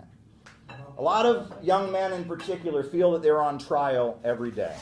The problem with the so-called socialists and communists out there is that largely their political movement is at this point just an expression of that pessimism. When Stalin took power in the Soviet Union, they went out and they built the world's largest power plants. When Lenin said that communism is Soviet power plus electrification, I decided that I should become an electrical engineer, that was my holy duty. And I didn't want to just draw up plans, I wanted to build an electric power station. That was my mission, and I achieved it. Stalin set a task. Build this or build that. And thanks to the fact that people trusted him and this enthusiasm of young people, it was possible. Remember, this was a country where people were illiterate, lived in virtual darkness, wore birch bark shoes. Even now, I think it's like something out of a fairy tale. How was it possible at one of the most difficult times to raise these great construction sites? It was only possible through the unity of the people and the love of the people for their idol. Because for us, Stalin was an idol. But yet, the Party for Socialism and Liberation, their platform called for taking apart America's power grid and getting rid of all of the coal power, all the oil power, immediately converting to wind and solar panels and basically de-electrifying America. So much of what the so-called left does is they push this resentment and rage and tearing people down. This actually serves that Malthusian pessimism that the ruling elite are promoting. They're not building a movement to rescue the country and break it out of imperialism. They're building a movement to stoke resentment and pessimism. They're drawing, honestly, in some ways, from the dialectical materialist philosophy. Karl Marx believed that there was no God, and that all that existed was material reality, and that conflict defined reality. And with that worldview, it leads one to a very, very dark place, a hopeless place, right? If you believe that there is nothing spiritual, there's nothing higher, and on top of that, you believe that conflict is the only thing that can bring fulfillment, you're going to see something like what the so-called left is in America. You're going to see something that is just as hopeless and pessimistic and bitter and resentful, and it's going to be very, very hard for them to organize. However, I saw something different. I told you I've been to Iran. I've also been to Venezuela. And when I went to Venezuela in 2015, I visited a place called Comuna Pinal, or the Beehive Commune. It was a collective in central Caracas. And I went there and I saw how this kind of socialist mini-city within a city had been built by the Venezuelan government. And the woman who was in charge of security was a 19-year-old girl. And she was the head of security of this armed militia that protected the place. And she talked about how she had been a homeless child. She didn't even speak Spanish. She was an indigenous, peasant from an indigenous area, and basically she had been homeless living there, and she'd been adopted by a priest who was a socialist. And she grew up in this orphanage run by this socialist priest. And she said, Hugo Chavez was our father. And we watched Hugo Chavez, and we watched his messages every day, and we read and we studied the books that he told us to read, like Les Miserables by Victor Hugo, and the political books. And she says, Chavez raised me. And she told me and the group of Americans that were meeting with her, she said, I'm a religious person. I believe Jesus Christ put me on this earth to die for Hugo Chavez and Bolivarianism and fight against imperialism, and I hope someday I can die for the revolution. That's what she told us. And I was like, wow. And that was her life story. And actually, the Bolivarian communes in Venezuela are modeled on Hezbollah. They actually study the territories controlled by Hezbollah. When Khamenei was killed, right, and the supreme leader of Iran, they said when he was killed, they said that, what a fool he was. He was not hiding, right? He was not hiding, right? Well, he was 86 years old, and that struck home with me because I've been around some Shia Muslims in my time. I went to a workshop of Shia Muslims at Columbia. I spent a long time in Iran. And one Shia Muslim that I heard speak, he said, I am so happy. I am so happy because my grandfather was just murdered, is how he began his speech. And I thought, how was you happy that your grandfather was murdered? He says, because my grandfather was a loyal Shia Muslim. Was a loyal Shia Muslim, was a dedicated Shia Muslim. And every day he would pray, dear God, make me a martyr.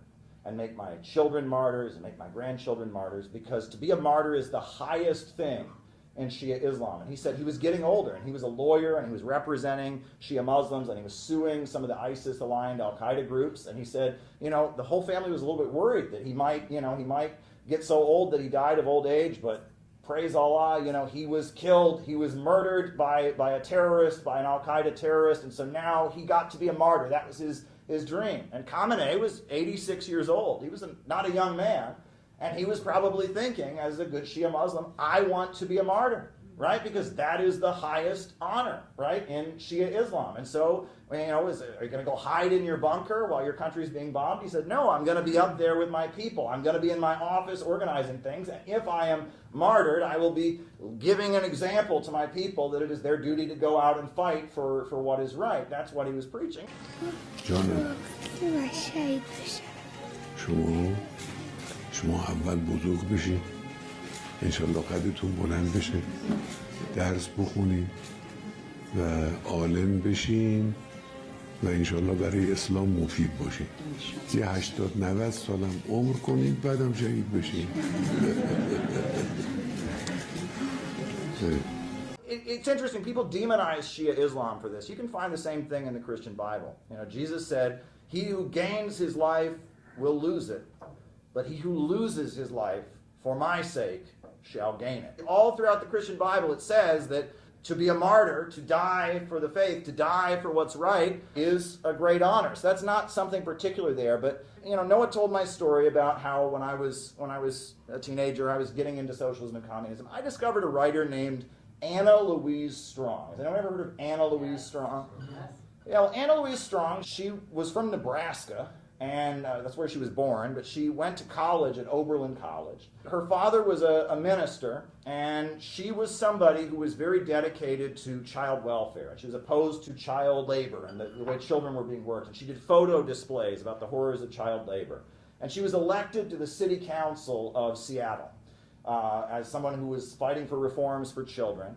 She got involved with the labor movement and the struggle to advance the rights of workers. And then when the Soviet Union, when the Russian Revolution happened, she was sponsored by the American Friends Service Committee and the Quakers to go over there and do an investigative report. And she wrote a book called The First Time in History, and she wrote a lot of journalistic accounts of what life was like in the Soviet Union.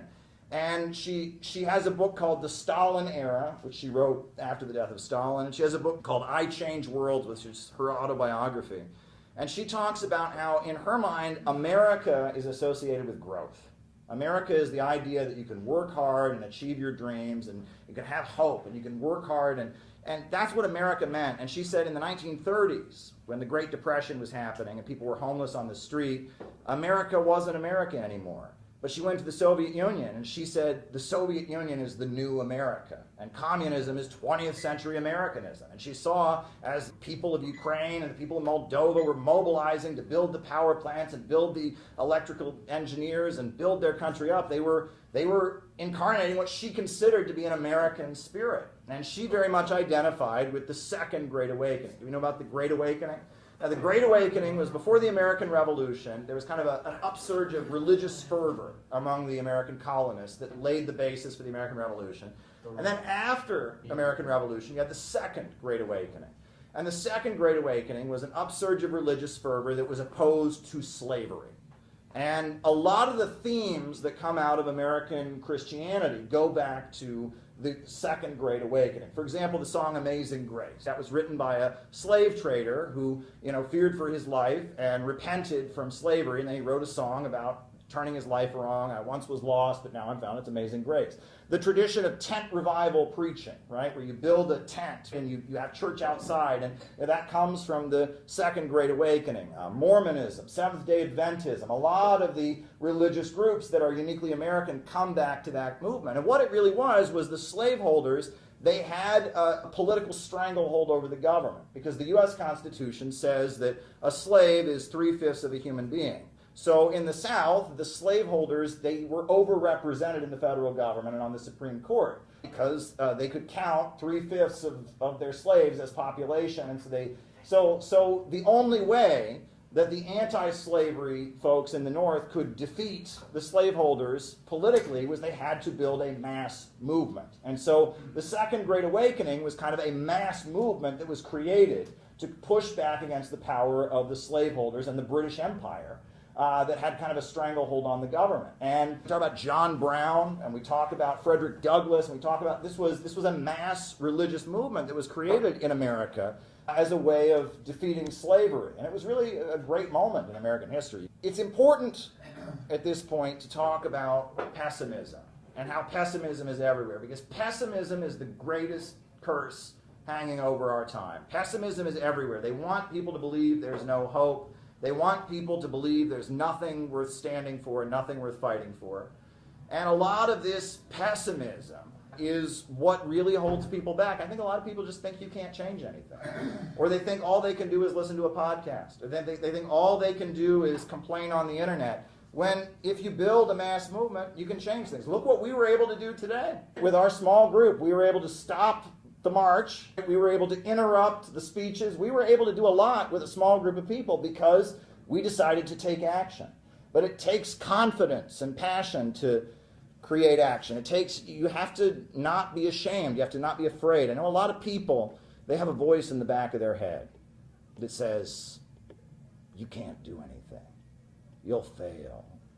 There's no point in trying. And that's what the pandemic was all about. We were all isolated. We were all alone in our homes, all by ourselves, with nothing but the pessimistic, awful internet to look at, all by ourselves. But the best way to fight against that voice that says there is no hope, you're going to fail, the best way to fight against that is with other people.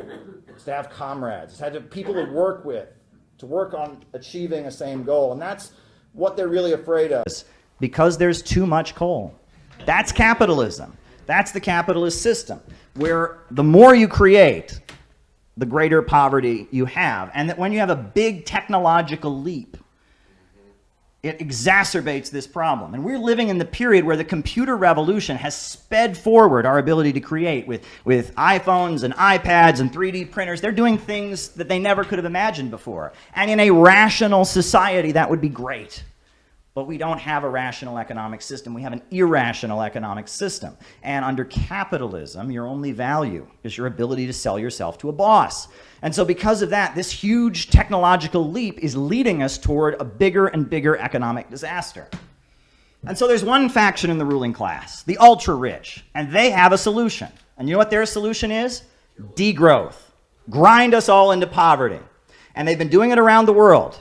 Iraq used to be a prosperous, independent country selling oil in the international markets. And what did they do? They ground Iraq into poverty. They bombed it and destroyed it. Libya used to be the most prosperous country on the African continent. And now it is in ruin and destruction, and they export about 10% of the oil that they used to export. Afghanistan was kept in chaos for 20 years. The USA didn't stabilize Afghanistan. The USA kept Afghanistan unstable. They kept the drug lords operating. They helped the terrorist groups continue to do what they're doing. They were not trying to stabilize the country. And this degrowth, which is really what imperialism is. Imperialism is about holding back economic development. It's about keeping the world poor. They have decided that to save their system, it's not enough just to do it to Africa now. It's not enough just to do it to Asia and Latin America now. Now they're going to do it to Ohio and Pennsylvania and Texas and every corner of this country. And this middle class that they propped up to stabilize their society, they've decided they can't afford it anymore. That's what they've decided. They've decided they're going to terminate the middle class. And they're doing it to save their system. But not all the capitalists agree about this. There's many capitalists who say, no, I don't want my profits to go down. No, I don't want people to be too poor to buy my products. It's the ultra-rich, the bankers, the oil monopolists. They're the ones that have this degrowth agenda. They're the ones at the World Economic Forum. But there's a lot of lower-level capitalists who don't want to go along with it. They just want to make money. It's not that they're good. It's not that they're moral. It's just that they just want to make money. And that gives us a great opportunity. At the beginning of the Cold War, the Communist Party of the United States, William Z. Foster, they all came out with a statement about what they were for. And if you asked them what they were for, yeah, they were for socialism down the road. But they understood that the road to socialism in America was the construction of an anti-monopoly government. A government combining the forces that were against the big monopolies. A government that represented the working class and the labor unions, a government that represented the small farmers, a government that represented the small business owners, a government that even represented members of the capitalist class that were anti-war and against the big monopolies in their drive. And the Communist Party, they said, we want to build an anti-monopoly government and an anti-war government, a government that does not want to engage in war. And if you're a serious serious Marxist, you understand that that is your responsibility. Your responsibility isn't to just scream into the void and be angry. Your responsibility is to try and build an anti-monopoly government, an anti-monopoly coalition. And if you take your job seriously, that is what you should be doing. Now, I want a couple volunteers to come up and unfold something I've got here. Yeah, unfold that, yeah. All right, so now we know what this is. This is the Chinese flag. But it has a particular meaning, and this is what we need to remember. These 4 stars, they represent what was called the block of 4 great classes, the block of 4 classes. And it was the peasants, it was the workers, it was the middle peasants, those are like small farmers, people who owned their own land, and it was the national capitalists. And the Communist Party unified all of them. And that's what this big star here, that stands for the Communist Party. And the Trotskyites and the ultra-left elements, they looked at the Chinese Revolution when they were victorious in 1949, and they said, well, that's not real communism. That's not real Marxism. Marxism is a dictatorship of the proletariat, and you're talking about a block of 4 classes. That's not real. That doesn't count. But the Chinese communists, they had a response. And what was their response? And they said, well, China, the majority of our population are peasants, and the main contradiction is imperialism. So we have created a block of 4 classes, but it is real socialism because it is led by the Communist Party. And they said the Communist Party has a proletarian ideology. Proletarian ideology. You guys can sit down now.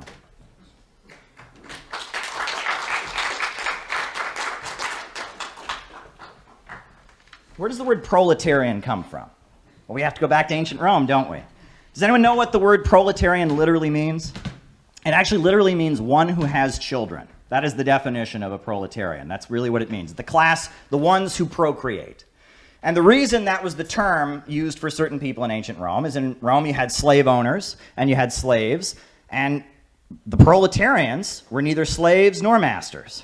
And all they had were their children. They didn't own any land, they didn't own any property, but no one else owned them. They were the class that had nothing but their children. The only way they could have property is if they had children. Your children were considered to be part of your property.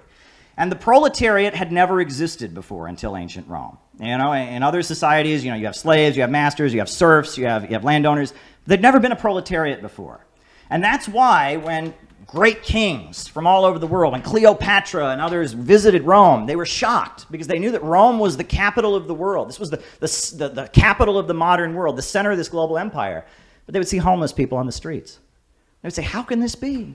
How can this be? Well, that's because when you have proletarians, you have homeless people. Because if the proletarian can't sell their labor, they can't survive. And so this great city had a big problem of all these crowds of desperately poor and homeless people. And Julius Caesar, part of the way he built up his power is he became a champion of the proletariat. And he started passing laws to help the proletariat and things like that. And that's part of why he was killed. This is what you have to remember about Rome. See, back in Rome, you know, we understand, you know, they had the polytheism, where they believed in different gods. And the way Rome was set up was that every section of society, they had their own rites and religious practices. You know, the navy of Rome, they worshiped the god Neptune, and they had a special temple for the god of the ocean, Neptune, and they had special rituals that only sailors would engage in because they were worshiping the god Neptune.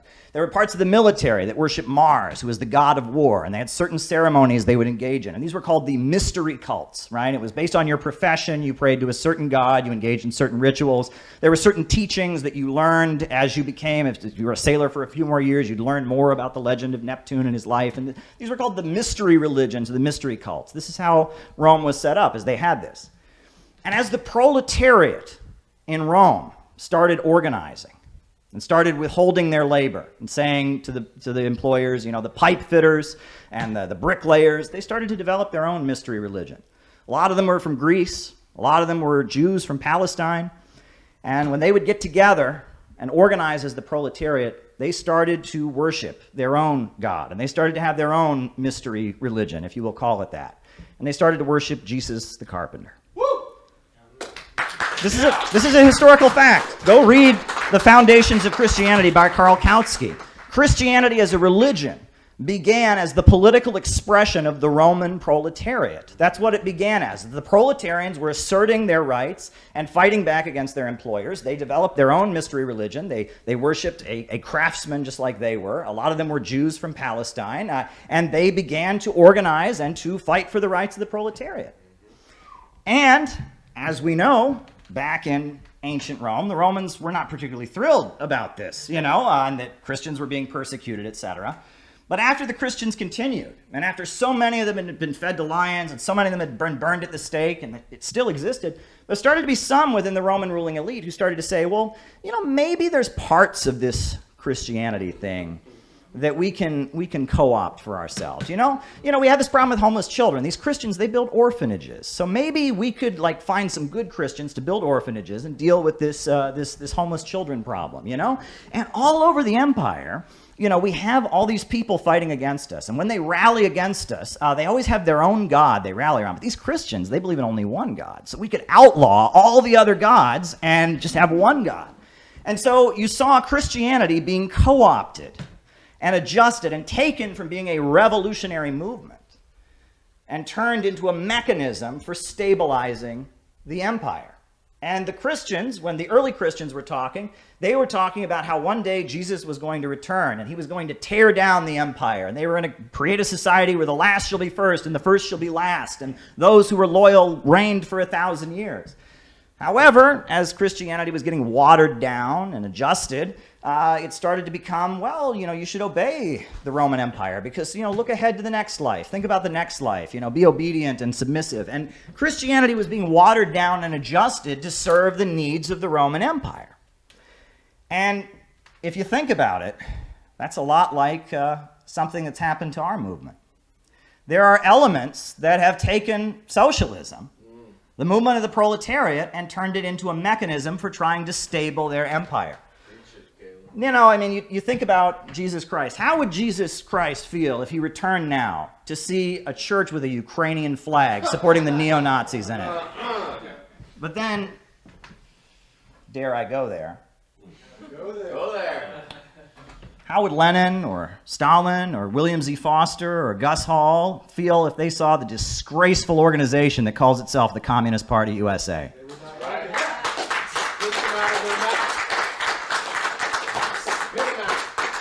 So much evil is being done in the name of our movement right now.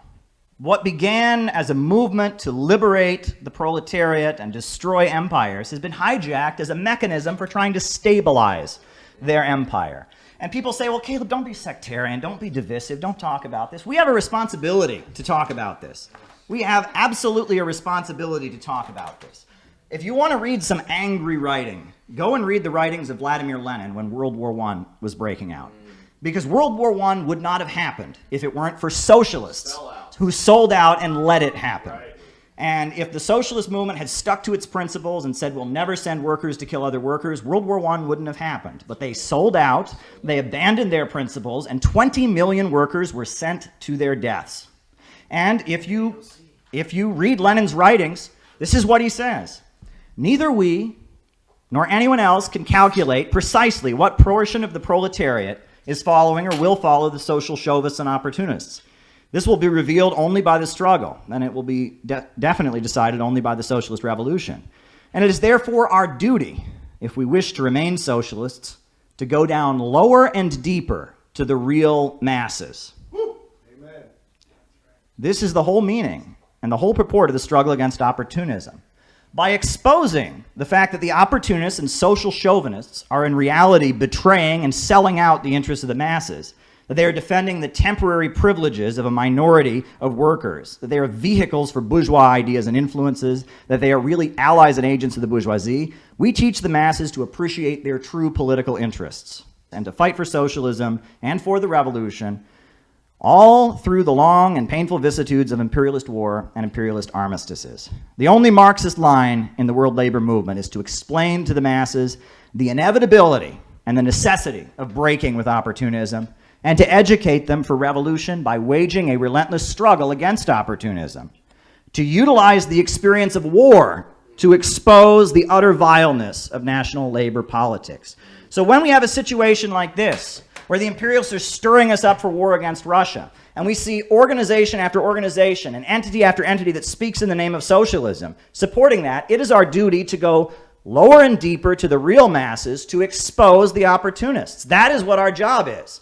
And it's not our job to try and please them. And it's not our job to try and go to them and accommodate them and be part of them. It is our job to go lower and deeper to the real masses to expose the opportunists. That is our job. We should be knocking on doors in Pennsylvania and Ohio and Kentucky and Minneapolis and wherever to tell people about why to oppose the synthetic left. That's what our job should be. Out of the movement! Out of the movement! Out of the movement! Out of the movement! Out of the movement!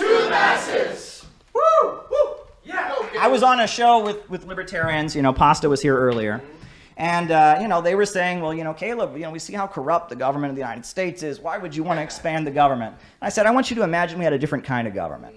Instead of having a government that's weak and pathetic and rolled over and does whatever Jeff Bezos and Wall Street said, let's imagine for a moment that we had a government that kicked Jeff Bezos' ass.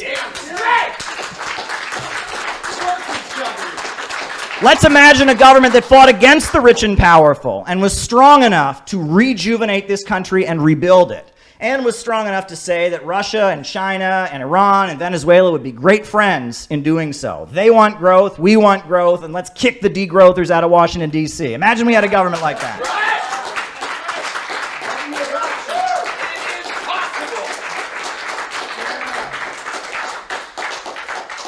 And let me also add that Che Guevara, he very famously said that true revolutionaries are motivated by great feelings of love. And that's a cliche, it gets thrown out by socialists a lot, but it's really important for us to understand it now, because you can't organize people if you hate them. You can't organize people if you look down on them. You can't organize people if you think you're better than them. And that a lot of what passes for socialism these days is academic elitism, and it's contempt for the masses of people. They don't love the masses of people. So of course they can't organize them. We have to learn to love people, and it's hard. And there's a lot of backward ideas out there. But an old communist once said to me, it's the only working class we got, Caleb, and this is our responsibility.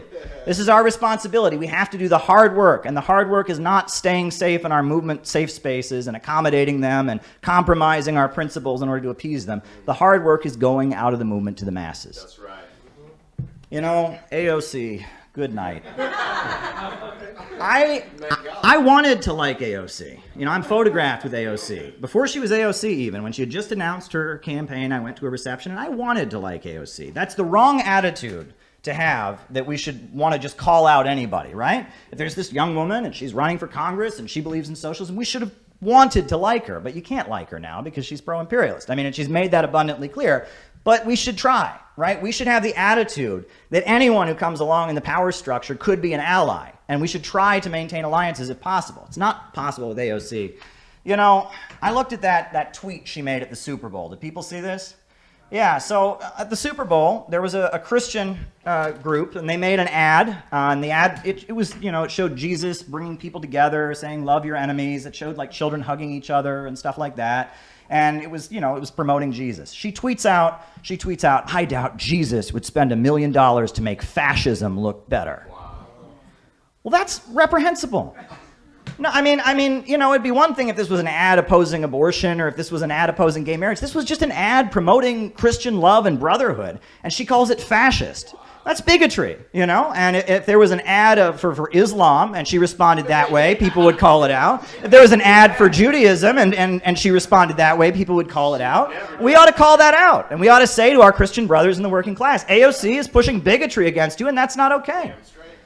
And Ilhan Omar, another member of our great squad, she posted, it was something about January 6th. And she said, well, people aren't rallying behind Trump because of their economic suffering, she said. She said, it's not because of economic hardships or injustice. She said, they're just losing their privilege. And I look at that ad and I think, I'm a socialist because I believe everyone has the right to a job, has the right to housing, has the right to education. And when people are losing their jobs and homes, and when communities are falling apart, it's not someone losing their privilege. It's a violation of their rights. And this is an opportunity for solidarity.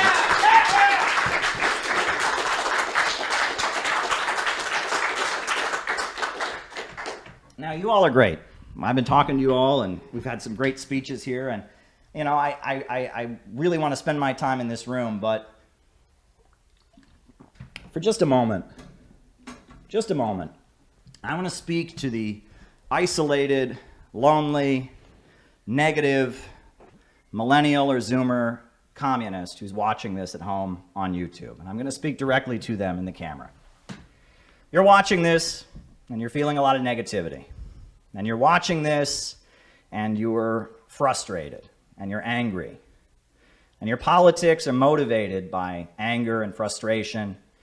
They're frustrated by isolation.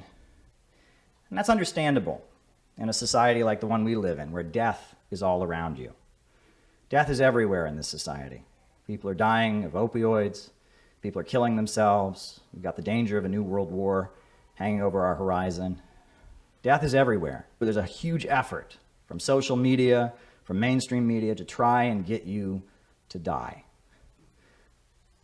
For just a moment, I want you to look inside of yourself and listen to the part of yourself that wants to live. That's right!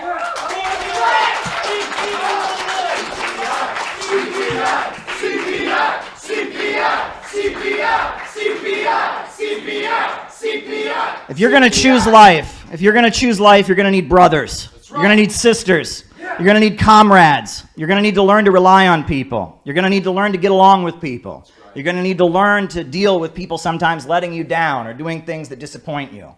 But if you're going to live, you can't do it alone. You need a community. You need people to struggle with.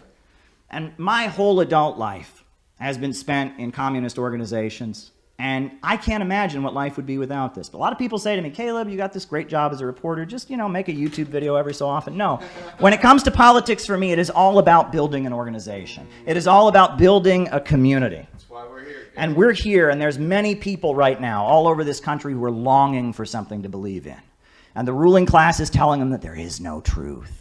There is no God, there is no truth, there's nothing worth fighting for, there's nothing worth dying for. Just roll over and be degrown so we can save our system. And we are here to say we will resist. And we are going to build a solid block, and we are going to come together, and it's going to be difficult, and we're going to get on each other's nerves, and we're going to make mistakes, but it must be done. There is no alternative. We must build our organization.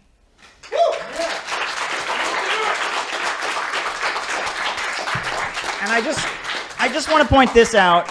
It's almost like they've given us a gift. Because for years, the reason that Americans wouldn't become communists was they were told, well, communism is against the American dream. It's against the American way of life. Well, now the ruling class is saying the American dream is over. There is no American way of life. Just whip yourself and be full of shame about the evils of this country.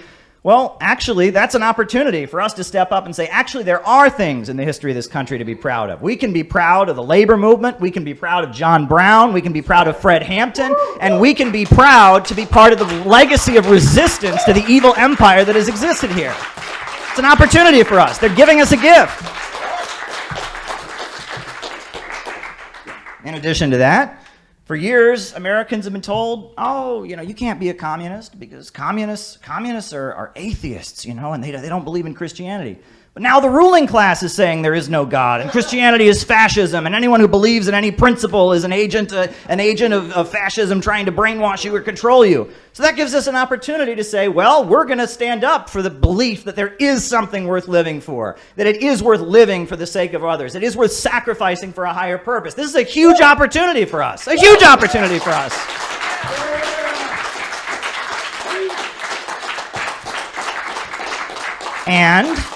And for a long time, they've told us, oh, you can't be a communist. You can't be a communist because in America, anyone can work hard. Anyone can go out and achieve their dreams and be rich. And communism is against that.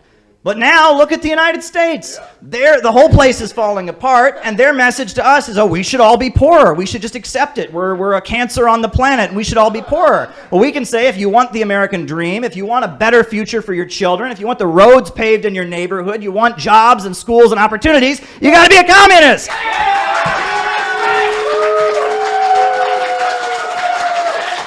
They're giving us a huge gift. Everything Americans believe in, they are handing to us on a silver platter. We just have to take it. And they are really scared of anybody taking it. They're terrified of this. Since 2008, they've been warning about the dangers of populism. Populism is the most dangerous thing ever because they know it's only a matter of time before we band together and start fighting to defend our schools and jobs and communities and coming together and realizing we have a common interest, rejecting their low-wage police state and building a new America, and doing so in solidarity with Russia and China and Venezuela and all the countries they've told us to hate. They hate us and they hate those countries, so I think we can bond together against our common enemy, don't you?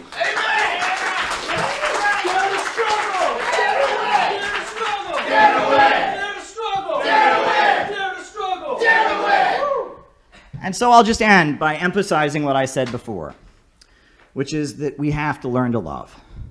And if we can't learn to love, we can't learn to love our community, love the people in our country, love the people in our communities, if we can't learn to be patient with them, we have no hope. The time for being bitter and isolated and pessimistic is over. We have a very serious task ahead of us. The stakes are getting higher. It's time to get out of the movement and get to the masses. It's time to build the Center for Political Innovation. It's time to take our job seriously. Dare to struggle, dare to win. Thank you.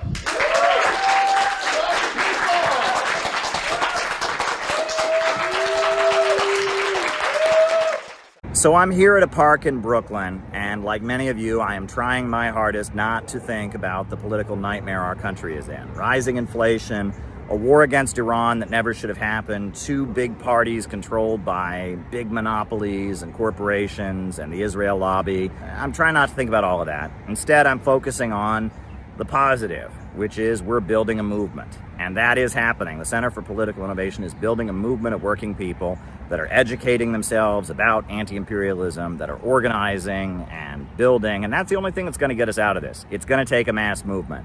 Not podcasts, but community. And that's what the Center for Political Innovation has been telling people from the beginning. We've got to build a movement where working people come together and teach anti-imperialism and assert their interests against the big monopolies. Now, we're headed toward our convention in August 15th in Chicago, and we need your help. If we're going to pull it off, we need your support. Everything costs way more at this point. Flights are way more, gas is way more, everything costs more. Our members are working people. You can shoot us $5, $20, $10, $100, whatever you can do. It'll make things go a lot easier. Our August convention is happening, August 15th in Chicago. We need you to support us to make sure it goes as smoothly as possible. I think that as hard as it may be, we have really taken some big steps forward in solidifying our organization. We now know much better how to work with people, how to maintain relationships, how to align with different organizations that have similar goals. We're moving ahead as an organization. We have been in a process of growing and developing, and we are getting better and better and better at what we do. So please take this time to go to cpiusa.org/donate and send us a contribution so that we can do what we're getting better and better at doing every day as we prepare to move forward in the coming months. We're heading into the fall as the midterm election happens to spread an anti-imperialist message everywhere we can. Send us a contribution at cpiusa.org/donate today. We are prepared to hit the ground running this fall. We've got to solidify our ranks, so please send us a contribution so that we can make August successful. The people of China have a far better quality of life than the people of the U.S., those who are involved in the woke movement. The failure of the Cultural Revolution was really a deviation from Marxism-Leninism, a deviation from the ideology. That's what led to those disastrous policies. Whereas in terms of the woke movement, you know, there are legitimate grievances that these people are bringing up, but their analyses, their tactics are removed from class-based analysis, and so they're incorrect in that sort of sense. And they come from two completely different material,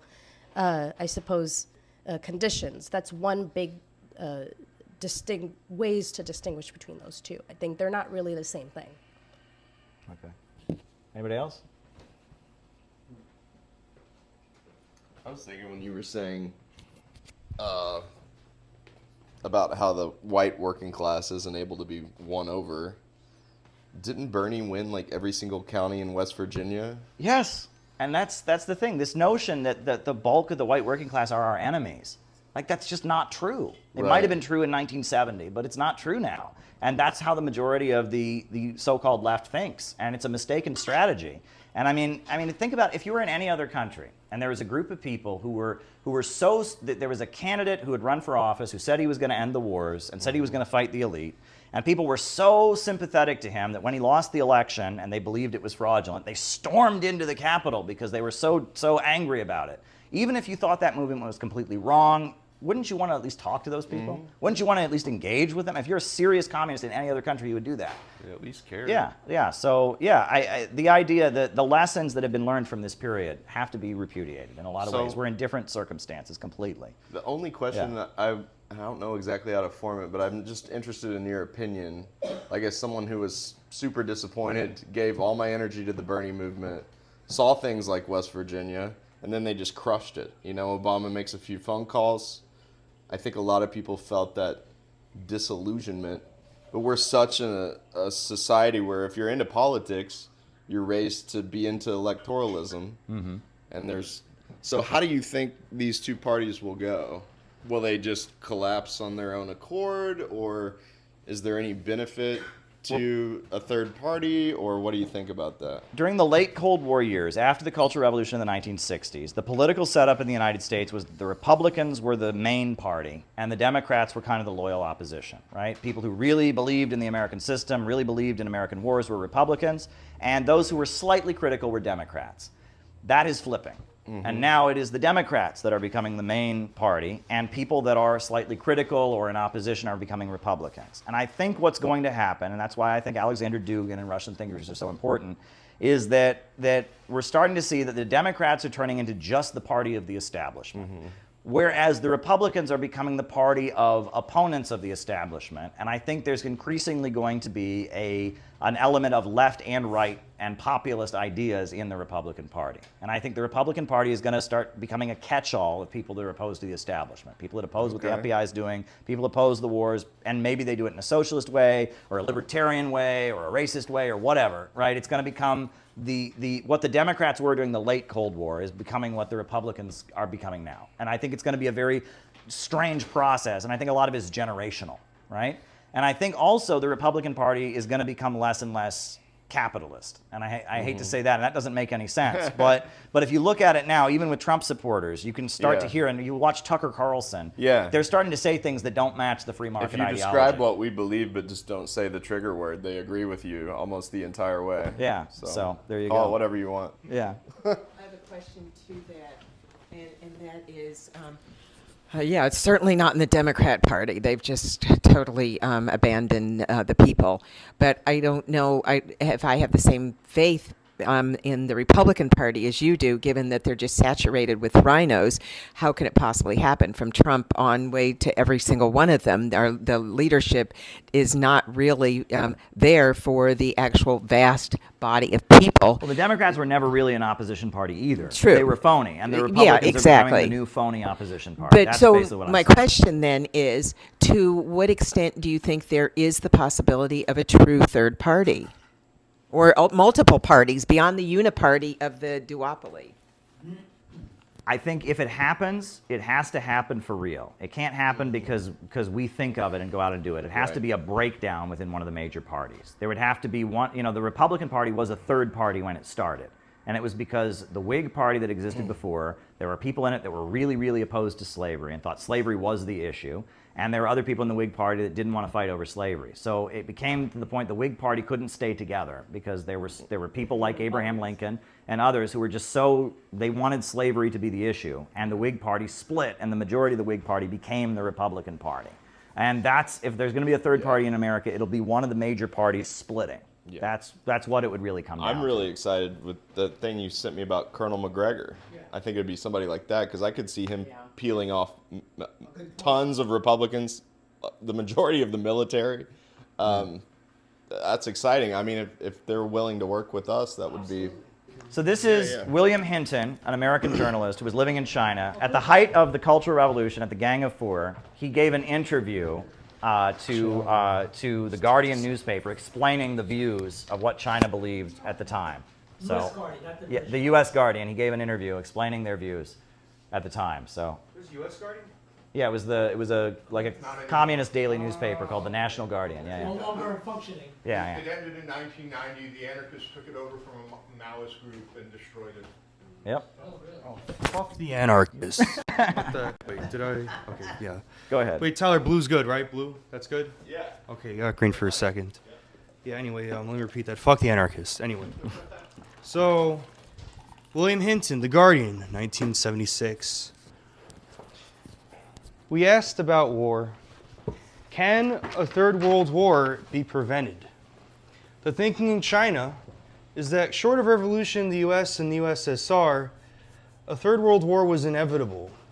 The people of the world can take measures that may delay war, but as long as these two great powers, the American and the Russian, exist in their present form and contend for dominance, war is bound to come. Detente is an illusion, a smokescreen that covers up underlying stark reality, and arms buildup leading to war. The thinking in Peking seems to be, in 3 to 5 years, war is unlikely. In 10 years, it is a possibility. If one thinks in terms of a 30-year period, the time that has elapsed since World War II, it is likely to be sooner rather than later. Another 30 years without a world war? Impossible. Does world war mean nuclear war? Not necessarily. The feeling is that a major world war might well be fought with conventional arms. Even nuclear war will not destroy mankind. Mankind will destroy the bomb. The bomb will not destroy mankind. At least half the human race will survive. War will hasten revolution, and revolution will solve problems that have long been unresolved or unsolved. Today, there is still a major contradiction between the peoples of the world and the two superpowers, but as between the two superpowers, one, the Soviet Union, is more dangerous than the other. Sound familiar? China judges world leaders by how well they understand this new relationship of forces. Thus, they prefer Heath to Wilson, Strauss to Brandt, Schlesinger to Kissinger. And that's it. Yeah. The reason I picked that passage is that's apocalyptic thinking. She says half the human race, may have to die, But we'll right? still be okay. But yeah. I mean, it's like, Look on the bright side. yeah, basically, yeah. Humanity's half full. Yeah. I mean, she's saying half of humanity may have to die, right? There's going to be a world war. It's inevitable. And I mean, that kind of apocalyptic thinking, you see that in a lot of, especially 1960s circles, right? When we talked about the Weathermen earlier and they're talking about race war, right? And it's like this thinking that, like, it's not about actually trying to make people's lives better. It's about getting ready for this big apocalypse that's going to destroy everything. And that kind of thinking is everywhere nowadays. And we have to push against that kind of thinking, right? If we're not offering people something that will improve their lives now, if we're just telling people, oh, get ready for the big collapse, we're not doing anything good. And the media pushes this, movies push this, everywhere people have this apocalyptic view. And the orientation that a lot of political forces have is, let's wait for this giant apocalypse that's coming because it's inevitable. I don't think it's inevitable. I don't think it's inevitable. I think there's a very possibility that we could organize something good and do something good. And I see a big section of the planet where people are growing and building and constructing. And that apocalyptic approach that China had embraced during the Cultural Revolution, that half of humanity is going to die and we just have to pick up the pieces afterwards, that approach needs to be pushed back against. So. Well, that's the whole promise of the multipolar world, or the global majority, as they're being called, versus the unipolar world that thinks in those terms, that scarcity. But I'm wondering where you think then the eschatology that we're being confronted with as well, does that dovetail with this, the economies are all going to fall apart, that apocalyptic thing? What is eschatology? End times, spiritual end times, the Messiah comes. Well, there's a lot of that going on. Well, but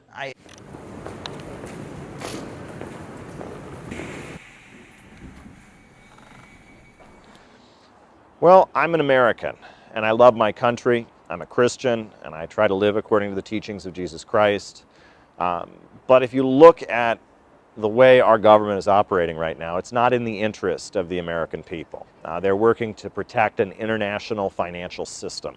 They're looking to dominate the global economy and hold back development around the world. Meanwhile, the United States is crumbling. Our bridges, our highways, our roads are falling apart. Our education system is a joke internationally. We don't have the engineers and the scientists we need. We don't educate our people properly. And our leaders are more concerned with protecting an international financial system based on speculation and banking than they are with actually making sure that the United States develops, making sure that people in the United States have the resources and the services that they need. And that is certainly disturbing to me. And if you look at Russia, Russia's a country that broke out of the Western financial system. I think Lenin called it imperialism, the highest stage of capitalism. Some people talk about Atlanticism and thalassocracy, the empires of the sea that are about dominating global trade. That international system is a threat to the entire world. And the countries that are targeted, whether it's Russia, Iran, Venezuela, Cuba, these are countries that have broken out of that system. And because they have broken out and tried to build up their own economy and develop and industrialize, they become targeted. Everyone knows the future of the world economy is in the BRICS countries. These are countries where economic growth is being carried out. It's not speculation, it's not some financial rip-off scheme of derivatives. It's based on real solid economic growth. Oil and gas, steel, and manufacturing. And the BRICS countries are growing and they're expanding, and the Western financial system is dying. And it is a big mistake on the part of our leaders to just continue to attack the BRICS countries and separate the United States from them, because as they expand, we're not going to gain from that expansion. And our country is going to deteriorate along with this dying Western financial system. I tell people that America began with a revolution against the British Empire and free trade, and it was a revolution demanding our right to develop and have our own economy. The British wanted the United States to just be a trading hub in their global empire, but we wanted development. And Alexander Hamilton built a national bank and constructed, and the idea of America was that we could have independent economic development and build up our own economy, and that's what Russia wants. Russia wants independent economic development. It wants to build up its own industries, and that's what many countries around the world are striving for. So I think the future of the United States is breaking with this international financial system that comes out of the British Empire, that comes out of the World Bank, the IMF, the SWIFT system. We need to join the new emerging economy around the world so that we don't get left behind. One thing I was curious about is the use of icons in religion by the Russian Orthodox Church and by Russian spirituality, because I see that icons are very important, and I know this goes back thousands of years. They have icons of the saints, and then after the Russian Revolution, you saw icons of leaders. You saw the face of Lenin, the face of Stalin, and this is repeated in many communist countries. You see the pictures of the leaders of the revolution, etc. And I'm curious about the roots of this tradition. I don't know much about it, but I do know it is something that our Western leaders really don't like. We are taught that, cult of personality, this is a dangerous thing. In the United States, we're always warned against anything like this. They want us to be very, very afraid of it. We're almost indoctrinated to be very, very afraid of anyone who holds up a picture of a leader, a picture of someone they admire. And it seems like this is a very big part of the Eastern culture, in particular in Russia. And so I'm curious to learn more about the history of icons. I know that the Lenin Mausoleum is just over there, but also, we have the church, the Russian Orthodox Church, with many icons of many saints and exalted figures. So I'd like to learn more about this tradition. One thing that is very apparent to me is in the West, they very much want to inculcate people with the notion that there is no truth. There is nothing to believe in, there's nothing to sacrifice for, and that if you believe in some kind of truth, if you believe in God or you believe in a political movement or a political cause, you're being foolish, you're being a sucker, you're being taken advantage of. And that in reality, it's just a matter of individuals struggling against each other. It's just a battle of individuals and selfishness. This is very much the ideology coming out of the West. You can talk about philosophical irrationalism, Friedrich Nietzsche, Ayn Rand, Leo Strauss, the father of neoconservatism, this belief that there is no truth, there's nothing worth standing for. And here in the East, you see that the opposite is the case. People are very, very committed to their culture, to their nation, to their land, to the struggle to hold their society together. I saw that at the World Youth Festival, all these young people, thousands and thousands of them coming together and doing a lot of very, very hard work to put on events that help better and strengthen their country's international ties around the world. I see opposition to this philosophy of liberalism and atomization that is coming out of the West. And that's what attracts me to Russia and other countries that are struggling against the Western imperialist system. In theory, one of the great things about America is supposed to be freedom of religion, the right to practice your own religion and live according to your own conscience, follow your own beliefs and traditions. But we see increasingly a notion in the United States that if one is of a religious faith, Christian, Muslim, Jewish, Hindu or whatnot, that rejects certain lifestyles and practices, that's not permitted. In the past, the argument for LGBT rights was centered around the idea that people had the right to be who they are. And that's different. But when you're saying that certain things have to be imposed on people, especially vulnerable people, children, and that parents don't have the right to raise their children as they choose, that's very different than saying that people have the right to live as they wish and practice their sexual behavior in their own private manner with other adults. So that's what's very disturbing, is that people feel like certain lifestyles, certain ideas are being imposed on children at a young age, and that parents don't have the right to separate their children from that. So I can understand why many people are coming to Russia, because they see that Russia is pushing back on that kind of thing, and that parents have the right to protect their children in Russia, that the school system, the media in Russia doesn't promote these things, doesn't publish them and promote them to children. Hey folks, so I'm here in the Moscow subway system, and I wanted to just show you this beautiful mural, this painting that they've got behind me here in the subway system. This is just the normal subway system that people take on their way to work, on their way home from school, to get through the city. This is just the normal subway system. You can hear trains going by. They have this beautiful banner, but there's actually some very important significance to this banner. I want to point this out. This is a banner commemorating the victory over fascism, and it actually includes traditional Ukrainian dancers celebrating the victory over fascism, right? You see the banners with Lenin, you see the soldiers, and this is the victory in the Second World War, what they call the Great Patriotic War. And it has traditional Ukrainian dancers because Ukrainians are considered to be part of Russia. And they have no opposition to Ukrainian culture. They have no opposition to the Ukrainian language or Ukrainian traditions. And here in Moscow, you see traditional Ukrainian dancers celebrating and this mural celebrating the victory, the defeat of the Nazis during the Second World War with banners of Lenin and the Red Army. But this is a monument in Kiev, in the Ukrainian capital, and traditional Ukrainian dancers participating in the mural. So this is something I wish more Americans were aware of. Tucker Carlson and others have reflected on just how beautiful the subways really are here. And compared to our New York City subways, I mean, this is like a palace. This is like a palace. It's so clean, so beautiful architecture, etc. But it's also important to understand the political significance of these banners.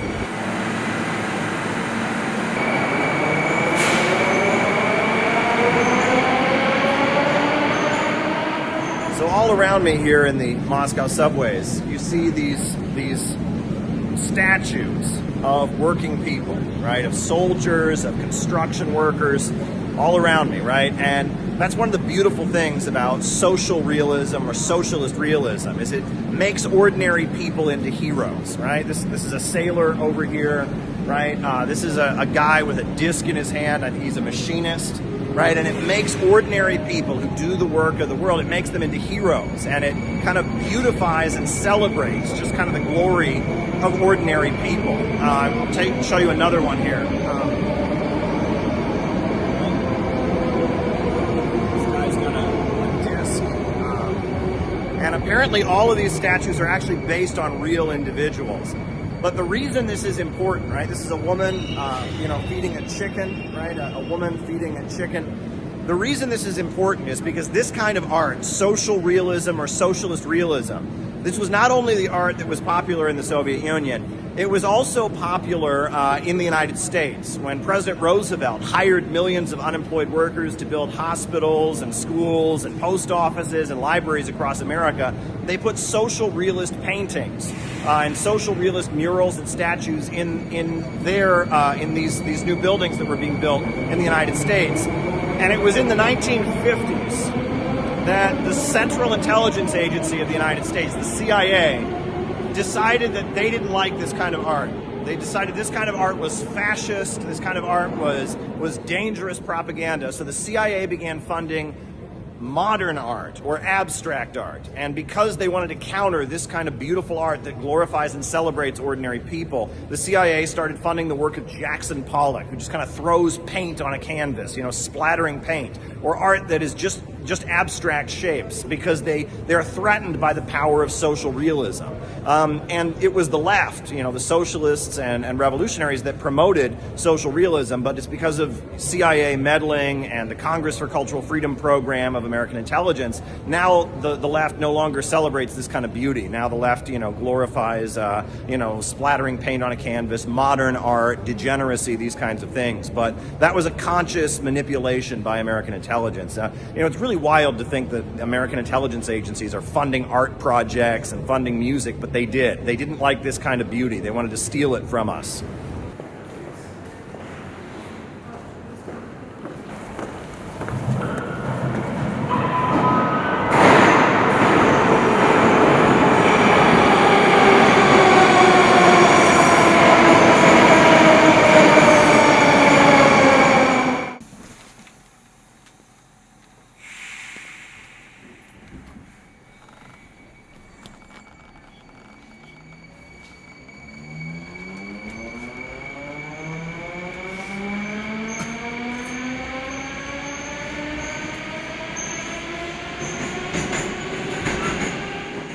An Ouroboros, right? Yes. Yeah, I mean, it's just, you can't really have liberalism at the end of the day, because human beings are collective creatures in nature. Everything human beings have ever achieved, they've done in a group, from the time of hunter-gatherer civilization right up to today. If you look at the New York City skyline, every single building there is the collective result of thousands and thousands of people's collective labor. I mean, no one can point to anything in our modern world and say, well, I made that. I made that all by myself. Now some people might say, what about like a wood carver, like a craftsman? Well, he's using tools. Yeah, and those exactly. tools were made in a factory and shipped by, everything human beings do is collective. Well, you could make the case that, I make documentaries, and you could say, well, I make them all by myself. I film stuff, I research them, but I film stuff, I'm using a camera, I edit it, I'm using software that a bunch of people made. I research things, which means I'm reading tons and tons of books, tons of academic studies, news articles. All that stuff is made by other people. It's not me. So there is truly, like to your point, really nothing that is fully made by one person. And unfortunately, they want us to think like you can, like they don't want you to think that there's some, that brings us back to alienation. Like ultimately the alienation from the process of producing. You don't understand, you have the specialization of labor. You don't understand where people are in the process. You don't understand that there's somebody other than you in the process. And ultimately that's how they're justifying this market liberalism, which is, of course, it's all fake. It's again, to use the word again, it's an Ouroboros. It's eating its own tail. Yeah, and this is why, ultimately, I do think that the fact that there is an anti-imperialist bloc, and the fact that there are a number of countries now that are tied in with the Belt and Road Initiative, with the Eurasian Economic Union, and with economies that are not run by profits and command, the anarchy of production, the chaos of the market, that lays the basis for there to be divisions within our ruling class. The fact that Jim Rogers was such a big, outspoken supporter of peace with North Korea. And now we also see sections of the military, Tulsi Gabbard is active duty military. Michael Flynn comes out of the military. And these are individuals that don't want to have war with Russia. And they want to get along with Russia. And they seem even also more interested in getting along with China, some of them. And that there are sections of the U.S. financial power structure that realize that their hope is finding an alliance and kind of attaching themselves to this new emerging alternative economy. Guys, this is a pretty big waste. What are all these kids doing? You know, they were all sitting there ready to kill the guys, the kids on the other side. It was austere, there wasn't much there. Then I went to the DMZ on the South Korean side, and my main impression was, what a waste. You know, why don't they just tear this down and let's have a K-pop concert? The bulk of the capitalist class in the United States just wants to make money. And if they just want to make money, why not do business with Russia and China? Why not be part of the explosive, anti-imperialist socialist bloc? But among the ultra monopolies that want to stay in power, they realize the only way they can maintain their monopoly is beating down and grinding the world into poverty. And Russia and China and Cuba and Venezuela and Iran are the biggest threat to that. So there is a division in the ruling class around this issue. And at the end of the day, that division kind of lays the basis for an opening for those of us who do want a better life for working families to enter a strategic alliance and really build up an anti-monopoly coalition. I point out the 4 stars on the Chinese flag represent the block of 4 great classes. Mao understood the proletariat, the working class, was not the majority in China, it was the peasantry, but even the middle class and the national capitalists, those 4 stars on the Chinese flag represent this anti-imperialist or anti-monopoly coalition that Mao built in order to rescue China from imperialism and lead it to socialism. And that's what we should be doing in the United States. That's what William Z. Foster and the Communist Party understood their job was back in the day, to build an anti-monopoly coalition. And that's what we ought to be doing. We ought to be polarizing U.S. society, not around social and cultural issues, but around the issue of the imperialists and building a block of forces that will resist the imperialists. Obviously, we know that that's what you want to do.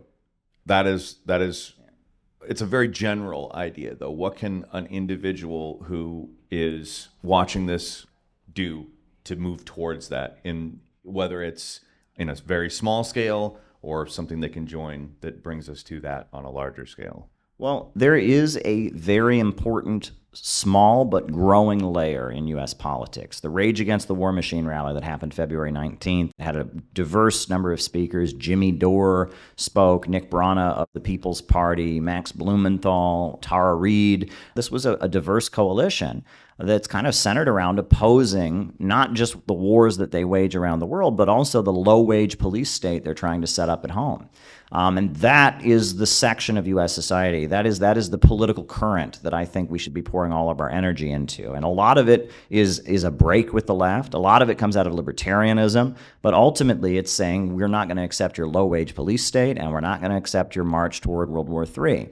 And the woke left hates it, and the traditional neoconservative right wing hates it. And some even in the Trump camp are not completely comfortable with it, but it's a layer that's growing, and they question the vaccine mandates, and they question the lockdowns, and they also question the war drive, and they are opposed to the tech censorship. And now we see with the Twitter files, all the censorship that was going on, and that this is starting to be the basis of some kind of anti-monopoly coalition. So if someone's watching this, that's where you should be putting your energy. That's where you can go and talk to people. And I've also noticed, and this is one thing that's worth pointing out, is that every political current in the United States is being divided right now. The left, obviously there's big divisions, but, among the libertarians, you have the Mises Caucus, they're, taking positions supporting Julian Assange, opposing the tech censorship, but then you have a lot of libertarians who are supporting it, right? And then among conservatives, there's a similar divide. And so we're starting to see a polarization in U.S. society. It's not about what ideology you believe in,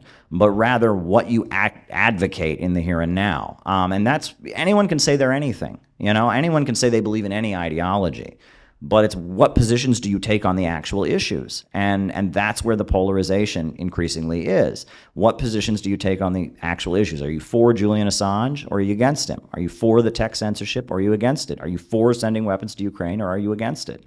And that's very interesting. And it shows that the kind of coalitions that will emerge to challenge the low-wage police state and the wars are probably going to be very unique and interesting. However, I do believe that Marxism, because it's the ideology that raised millions and hundreds of millions of people out of poverty around the world, and the Chinese Revolution, the Russian Revolution, Bolivarian socialism in Latin America, I think Marxism is going to be an essential part of the anti-monopoly coalition that ultimately breaks the United States out of imperialism and moves the United States toward a healthy, progressive illiberalism where the country comes together and we build ourselves up. So, in short, if there's something you want to do, I would encourage you to join the Center for Political Innovation. That would be a first step. That would be ideal, yes. Yeah, but I would also just encourage you to get involved with the Rage Against the War Machine efforts, with other efforts to promote these ideas, because we are entering a period where most people realize something is deeply wrong with their country. Something's deeply wrong, and they want to do something about it. And they're being told by the elite they should just go along with it. Not only are they being told to go along with it, they're imposed upon to build it. I mean, it's like you're practically required to have a Ukrainian flag. If you have a business or a social institution, I mean, you're practically required to have a Ukrainian flag. They're trying to impose their politics on us, make us carry these things out. And there's a lot of people that just say, I don't want to go along with this. I don't trust you. And we need to speak to those people more than anybody. Well, that's Caleb Maupin. The book, Where is America Going?, is available now. It's great. I would definitely say pick it up, join CPI, and have a very lovely day. Thank you. GoFundMe just asked us to dox all our members. The Center for Political Innovation is having our national convention this year on August 15th in Chicago, Illinois. Unfortunately, having events like this costs money. They're not free, and they tend to be quite expensive, with the need to rent out a venue, to fly in speakers like Scott Ritter and like Garland Nixon, who have spoken at our events in the past. That's his question. Will you condemn Hamas? Hey, Pierce, invite me. I'll give you the answer. Hell no! There's also the need to provide travel and housing accommodations for volunteers who come into town to facilitate the event. All in all, an event of this scale and of this nature costs tens of thousands of dollars, and we were planning on relying, at least partially, on grassroots donations supported through platforms like GoFundMe. Unfortunately, GoFundMe has decided that they don't want to platform people like us at the Center for Political Innovation who do the important work that we do. They pulled the fundraiser, citing concerns about our legitimacy as an NGO, and when provided with legal documentation supporting the fact that we are a business legally registered in the United States, they asked us to provide full names, legal names, dates of births, and addresses for every person who might attend such a conference. Now, what an objectively ridiculous request. And I think no other organization in this country would be subjected to this level of scrutiny and this invasion of privacy. And we at the Center for Political Innovation, of course, respect the privacy of our members and of our supporters and would never yield to such requests. And it makes you wonder why it is that we are being targeted in this way. And I think it's pretty clear when you take a look at the important work that we've done all around the world to support peace. Our members have attended World Youth Festivals and the Intervision Songwriting Contests to support peace with Russia. Two of our members even speaking with Russian President Vladimir Putin. Our members have appeared on huge platforms like the Jimmy Dore Show to support an anti-imperialist message. Our members have intervened against politicians and at the No Kings rally. Members in LA have also appeared on huge social media platforms like the Really American podcast to support peace initiatives. In times like these, it is so desperately important that such a conference continue to happen. And we at the Center for Political Innovation are dedicated to making it happen in spite of the censorship from platforms like GoFundMe, although they don't want to facilitate it. We ask that if you could follow the link in the description, cpiusa.org/donate, to donate whatever you can to make sure that this event still happens. Because right now it is more important than ever that the work that we do at the Center for Political Innovation continue to have a platform and that it continue to happen and that this conference happens to make clear that the enemies of the American people are not in Tehran, they're not in Beijing, and they're not in Moscow. The enemies of the American people are on Wall Street and they're in the city of London. The American people don't want war, they want development. What we need is a government of action that fights for working families, and we are committed to making that happen. And we hope that you can help us to do that and help us to make sure that this conference can still happen. Thanks for watching.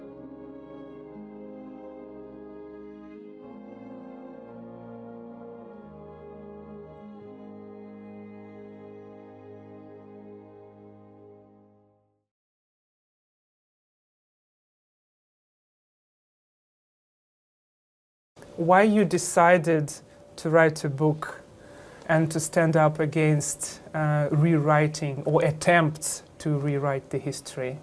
Lies about the Soviet Union and Soviet history, in particular regarding the Second World War, are essential to, what's going on now around the world. The neocons, they have this whole narrative about the Second World War where they equate the Soviet Union with Nazi Germany. They say that America is the antithesis of both systems and that Nazi Germany and the Soviet Union were the same.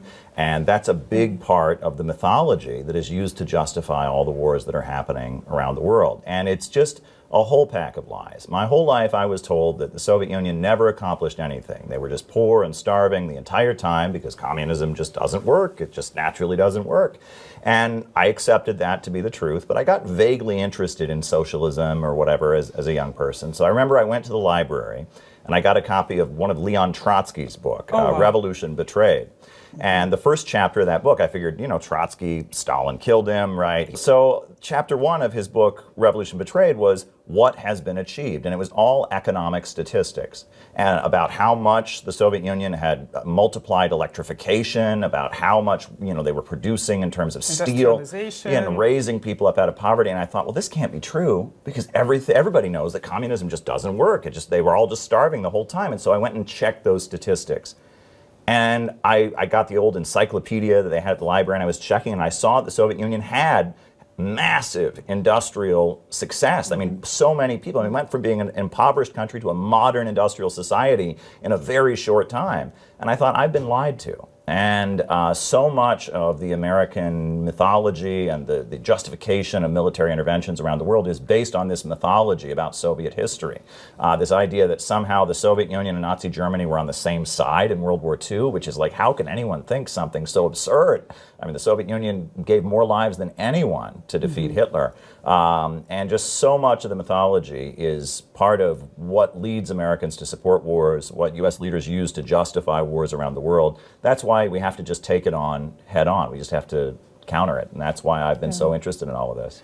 Yeah, it seems that without normalization, so to say, of fascism, without legalization of fascism, so without rewriting it in this way, they cannot support the right sector in Ukraine, for example, because they are openly glorifying, not just supporting, they're glorifying Bandera, who aligned with the Nazis. Right. Yeah, we see the same thing in other countries, but what's going on in the Middle East right now, because the Zionists, I wouldn't call the Jews, because the Zionists, they're using the same methods, and you cannot justify them if you don't normalize what the Nazis did, right? Well, sure.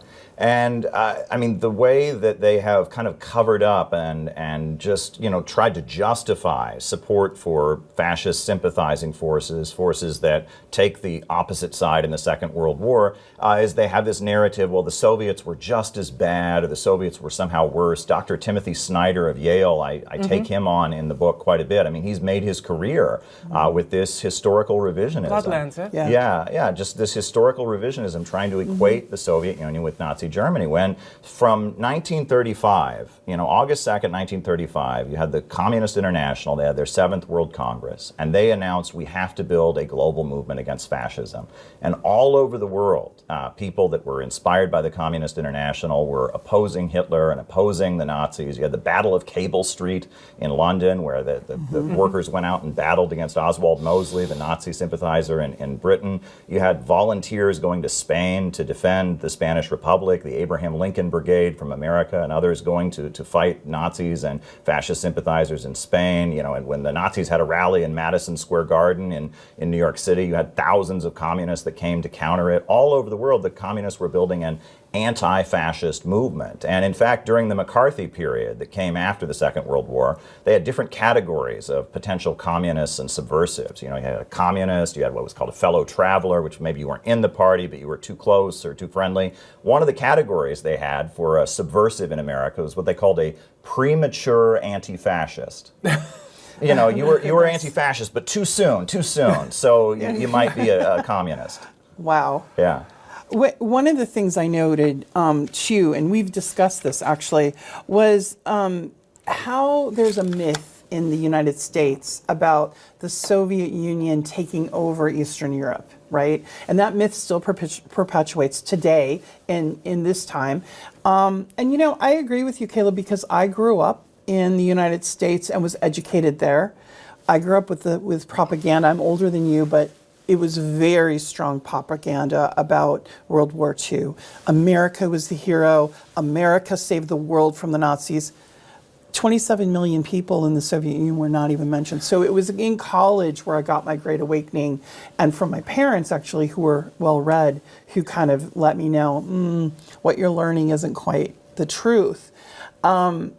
So you have this strong propaganda, but one of those pieces I wanted you to talk about was this myth about the Soviet Union. You mean the Molotov-Ribbentrop Pact, Yeah. right? They use, that's their strongest argument, and they say, I mean, they use it as an argument to prove that the USSR even wanted to invade Europe first, so they appeased Hitler. That's how they used this argument, which was definitely not the case. From the moment Hitler took power, the Soviet Union was saying to all the Western countries, we need to form an alliance against him.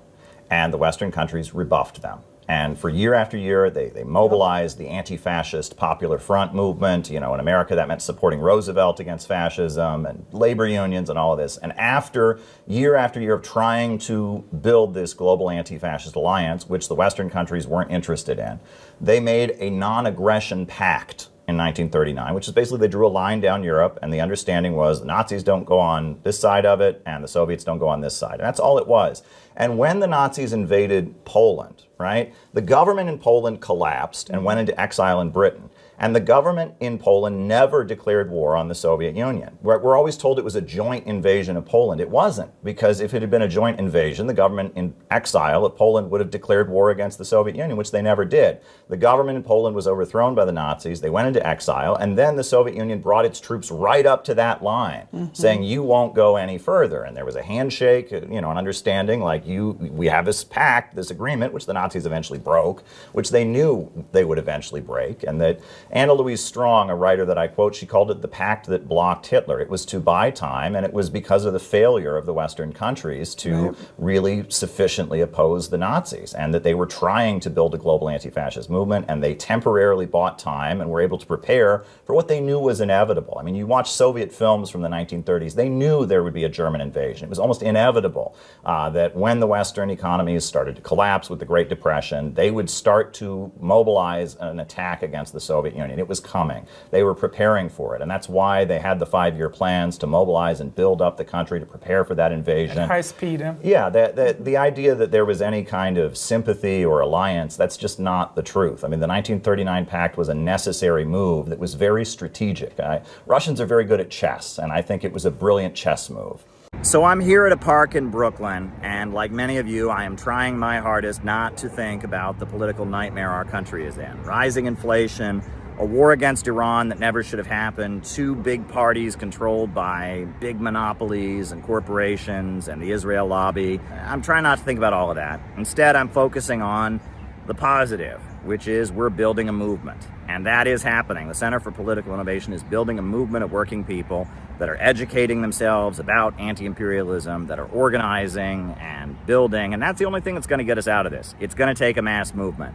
Not podcasts, but community. And that's what the Center for Political Innovation has been telling people from the beginning. We've got to build a movement where working people come together and teach anti-imperialism and assert their interests against the big monopolies. Now, we're headed toward our convention in August 15th in Chicago, and we need your help. If we're going to pull it off, we need your support. Everything costs way more at this point. Flights are way more, gas is way more, everything costs more. Our members are working people. You can shoot us $5, $20, $10, $100. whatever you can do, it'll make things go a lot easier. Our August convention is happening, August 15th in Chicago. We need you to support us to make sure it goes as smoothly as possible. I think that as hard as it may be, we have really taken some big steps forward in solidifying our organization. We now know much better how to work with people, how to maintain relationships, how to align with different organizations that have similar goals. We're moving ahead as an organization. We have been in a process of growing and developing, and we are getting better and better and better at what we do. So please take this time to go to cpiusa.org/donate and send us a contribution so that we can do what we're getting better and better at doing every day as we prepare to move forward in the coming months. We're heading into the fall as the midterm election happens to spread an anti-imperialist message everywhere we can. Send us a contribution at cpiusa.org/donate today. We are prepared to hit the ground running this fall. We've got to solidify our ranks, so please send us a contribution so that we can make August successful. I think I don't know. Well, what do you think, Milhan? Yeah. Milhan wants to say something. He hasn't spoken yet. Go ahead, Milhan. Tell us about the end. Well, the end of what is the question. Okay. You know, it's the end of chaos is what it should be, not the end of the world. The world is beautiful. There's no reason for the world to pay for our stupidity. No, it's the end of the things that some things need to decay. And then certain things need to rise up. And so I love this pro-humanity, pro-growth. I mean, and that's at the bottom of communism. That's really what it's about. It's how do we advocate for every single person? Don't leave a single person behind.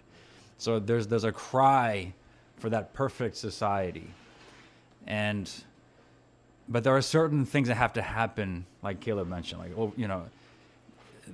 communism is an answer to the greed, to the overproduction, to the corporatism, and so America's kind of at this point where we have to adapt, we have to change, and we have to innovate politically. We have to revisit, do this post-mortem analysis of, while something's not working, and there's too many people who won't humble themselves and say, okay, well, maybe this 400-year experiment in America maybe needs to be examined. And this man is the only one doing it. That's right. And he is the professor of our time. I mean, and those of us with kids, right? I mean, enough with the World War III shit. Like, please, stop it. Stop it. I have a 9-year-old daughter, I have a 7-year-old son, and I have a 1-year-old baby. And I don't want to hear that nonsense. We have to have a future. We have to have a world without war. And this man is willing to go to Russia, go to China, and figure this out. Amen. And anyone trying to stop him is on the wrong side. He's not perfect, but he's the best we got. Thank you. I'm doing my best, and I think we all are. We all are. Yeah, and I'm doing my best too. And I'll be honest, all this stuff is like filling up a part of my brain that didn't exist before, okay? But I like to consider myself a wise person. I can see how the dots are connecting. I can see this cry for a better society, and we have to understand our history first, so we don't make the same mistakes. Because we will make mistakes, but we should learn from them. And I feel for this generation that you're talking about, they're having what was the word, the syndrome, the derangement syndrome. Yeah. All these different derangement syndromes that they've been. I see this like those could be my kids, and I don't want, and we really need to. Oh, all right. Pizza. I have a BS, in university, so I'm a science guy, but I'm also a pastor because I see there's a spiritual dimension that's being ignored. Yeah. And I think we have to understand there's a religious fervor going on, and we have to call it out and say, okay, this is a religious belief. It's not political anymore. And that's where it needs to be addressed with love and compassion and having patience with people, because that's what they really need. They're just grabbing attention. Look at me, look at me, look at me is really what's going on. They're acting like children.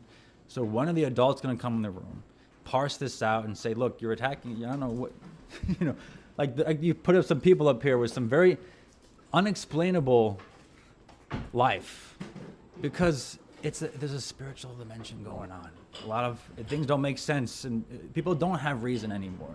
It's not, you know, and I also wonder this too, and I know it's good to study history, but maybe if I want to, I'd love to see policy come out of CPI that can, rather than just advocate for flags and labels, you know, and movements, really create policy that shows the power of communism, the power of socialism, can help America.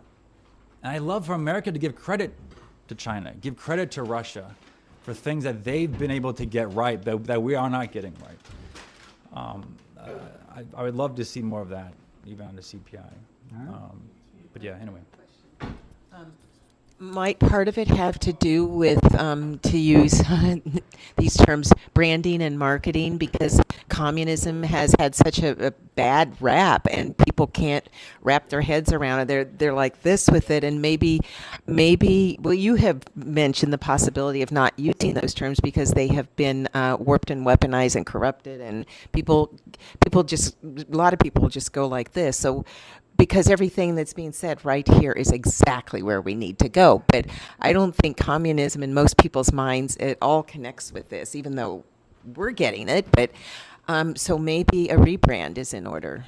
Well, I want to respond to what Milhan said, and I want to respond to what you said. As far as what you said, I have seen so many young people because I'm known in communist circles, and I put on events like this, and we do CPI, and I engage with a lot of younger people who get interested in communism. And I have noticed that I argue with them, and sometimes when I'm trying to get them involved and all of that, and I realize that as I argue with them, a lot of times I'm not arguing against rational arguments, I'm arguing against a spirit. There's something spiritual inside of them that says, no, we just can't have hope. No, the world has to be coming to an end. Right. No, people have to be bad. No, there has to be no hope. And I'm not arguing with them about facts or history. I'm arguing with that part of them that says there is no hope and everything's pessimistic, and that is what we have to fight against, right? And anything we can do to fight against that is important, and the main way to fight against that is with other people.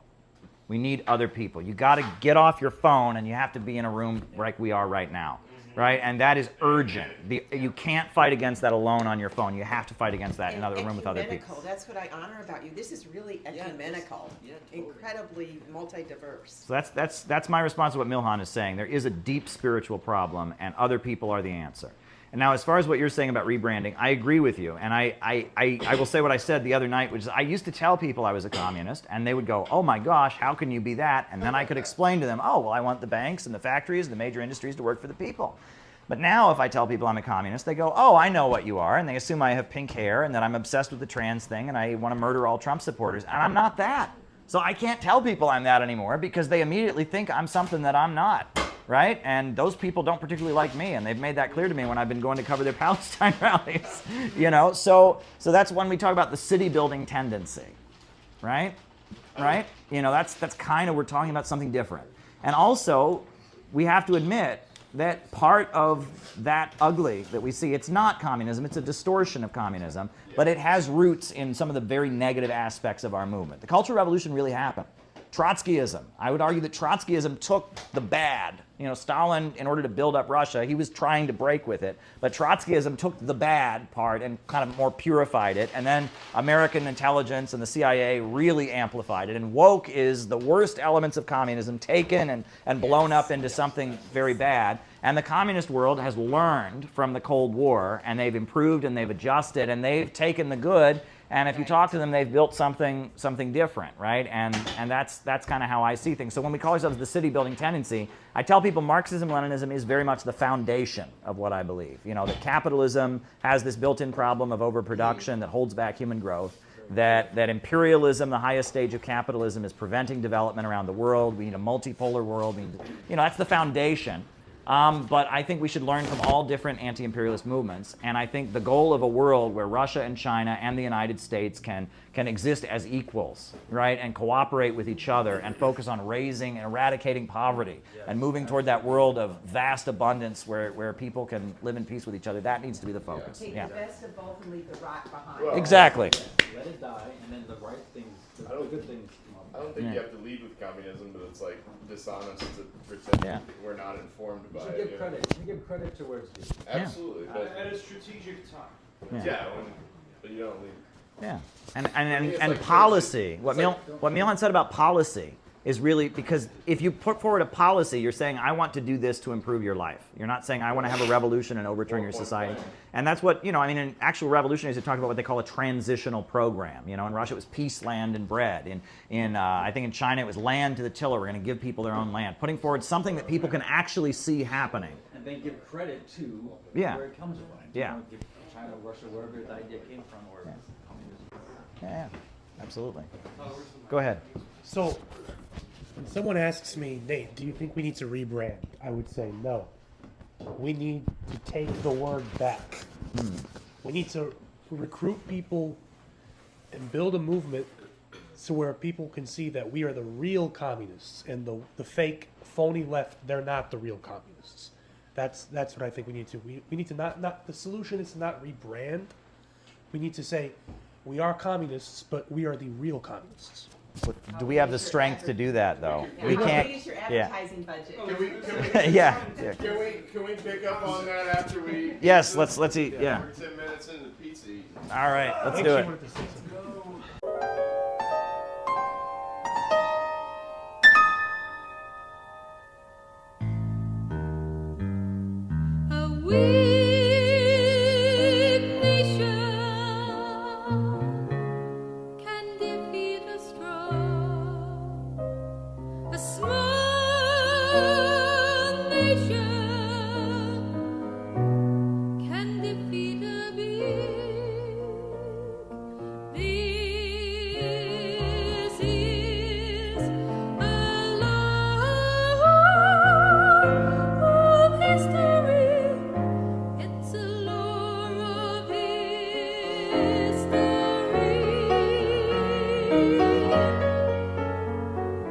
Globalism, imperialism, as I understand it from CPI, is a financial system that is run by Wall Street and London, where giant international corporations spread their tentacles around the world, holding back development. You look around this country, they are literally unpaving the roads in 27 different states. Municipalities cannot maintain paved roads. They don't have enough money.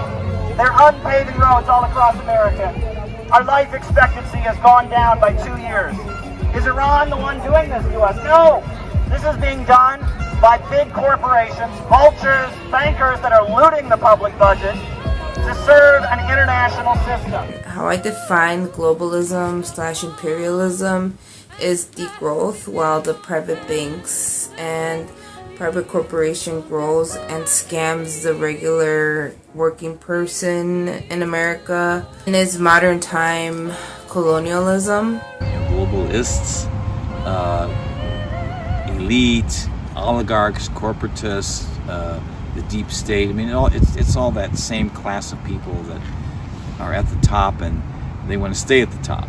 They sink their fangs into Africa, they sink their fangs into Latin America, they sink their fangs into Asia, and they have U.S. military bases to accompany the corporations to extract huge profits from across the planet, while we, the American people, the American working class, American working families are left behind. Not only are they doing something that's immoral by conquering other countries, but they're also doing it in a way that does not benefit the working people of the core empire. It only benefits this global ruling class that has hollowed out industries and has financialized everything. Nigeria is a country in Africa with so much oil, but the people of Nigeria are in deep and utter poverty because their oil is controlled by ExxonMobil, BP, Shell, and Chevron, and they are prevented from building up their own economy. And there are many examples of this, and that imperialism is going around the world in degrowing countries. Our servicemen do not want to fight.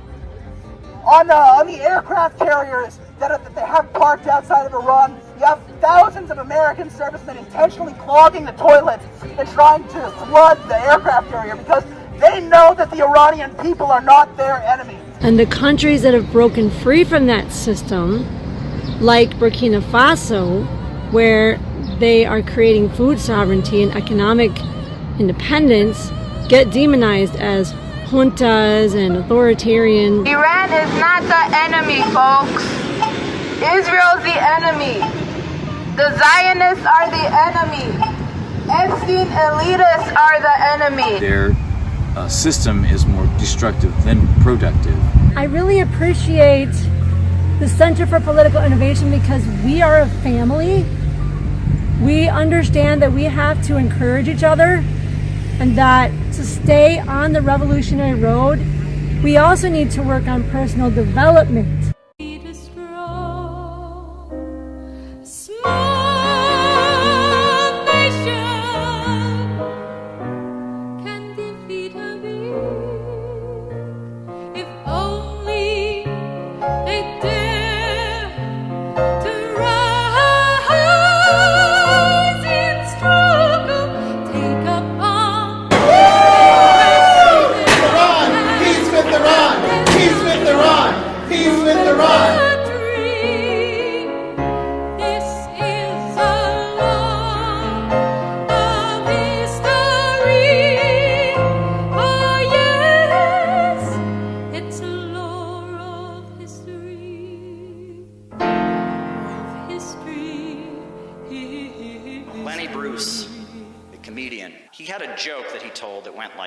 I don't know if you've ever heard it. He used to talk about the old 1950s television show.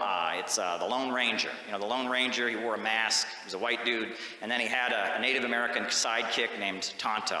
The story goes, the joke of Lenny Bruce is that the Lone Ranger and Tonto were surrounded by a group of Native Americans with their spears ready, pointed out at them, and they were facing the edge of a cliff. There was no escape.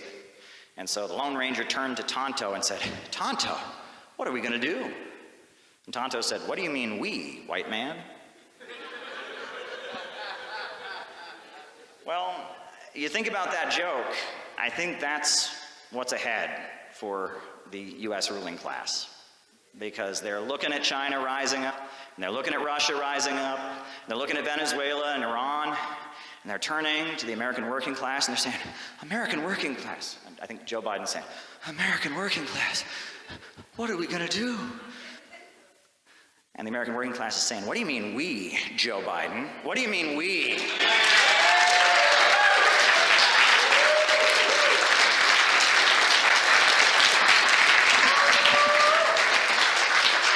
An author of a brand new book called Imperialism and Anti-Imperialism.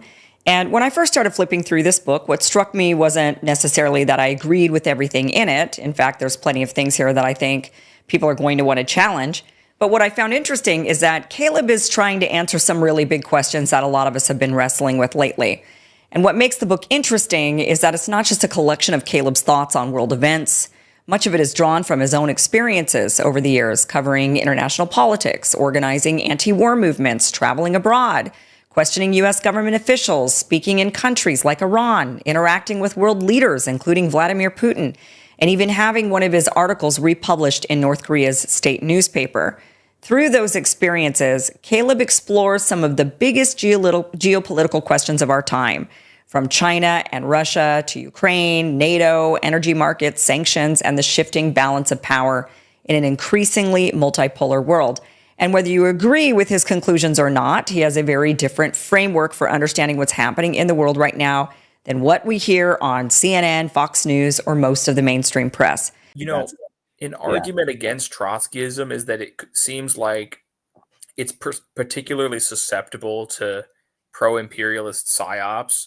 Yes. But now I kind of have to walk that back because I've always been very anti-Trotskyist, but I can't always exactly say that now because lots of groups calling themselves communists and Marxist-Leninists and all these things are just as useful to the imperialists as anybody else. So it's kind of like people have said on the stream before about the left-right thing. It's definitely a confusing time to be alive because I think you and I, Caleb, both can remember a time in our lives when we kind of thought that Stalin style ML communism was the way, the truth, and the life. And now it's just not. It's not that simple. And we also see the problems. And Yeah, no, you're absolutely right. I mean, at this point, we're moving away from using the communist label because it doesn't, at this point, to people that become communists, it means something that we're not. And to people that oppose communism, who are very good and anti-imperialist, it means something that it's not. And it's like we're innovationists now because, it's just such a mess, right? And that, I mean, it's like, it's like you almost can view the world as like, if you want to frame it in theological terms, it's like God and Satan are battling for control of this world.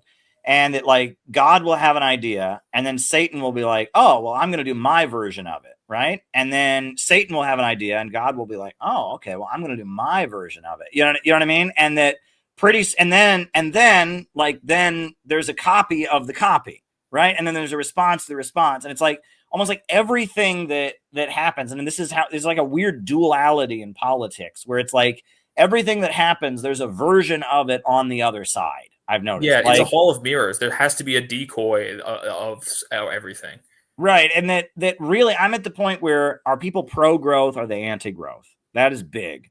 Are they critical of the censorship? And do they want the human race to expand? They want the life expectancy to go up. They want the population to expand, or do they want the population to go down? Are they just demonizing the countries that are under attack by imperialism, or are they pushing back against the war rhetoric? Like those are certain things to look for, and that how people explain it ideologically almost doesn't, I mean, it matters. It's like something I'll talk to them over coffee with, but it's not going to help me get anything done. If someone says, oh, Caleb, I agree with you about Trotsky, or I agree with you about Stalin, it's like, okay, well, when Donald Trump gets elected and he's under attack by the bulk of his own class, and he appoints Tulsi Gabbard, who is more friendly to Russia and has met with Bashar Assad to be the director of intelligence to like try to stick it to the CIA.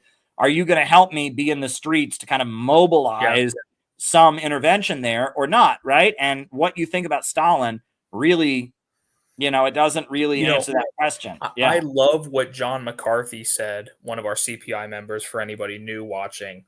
That, I mean, I don't know if I should pull it up because I don't want to misquote it, but I think he said, saying that both wings in this division in the ruling class are equally bad is just as foolish as saying trust the plan, And it's like I think that we need to try to influence Trump's cabinet and not just give up on.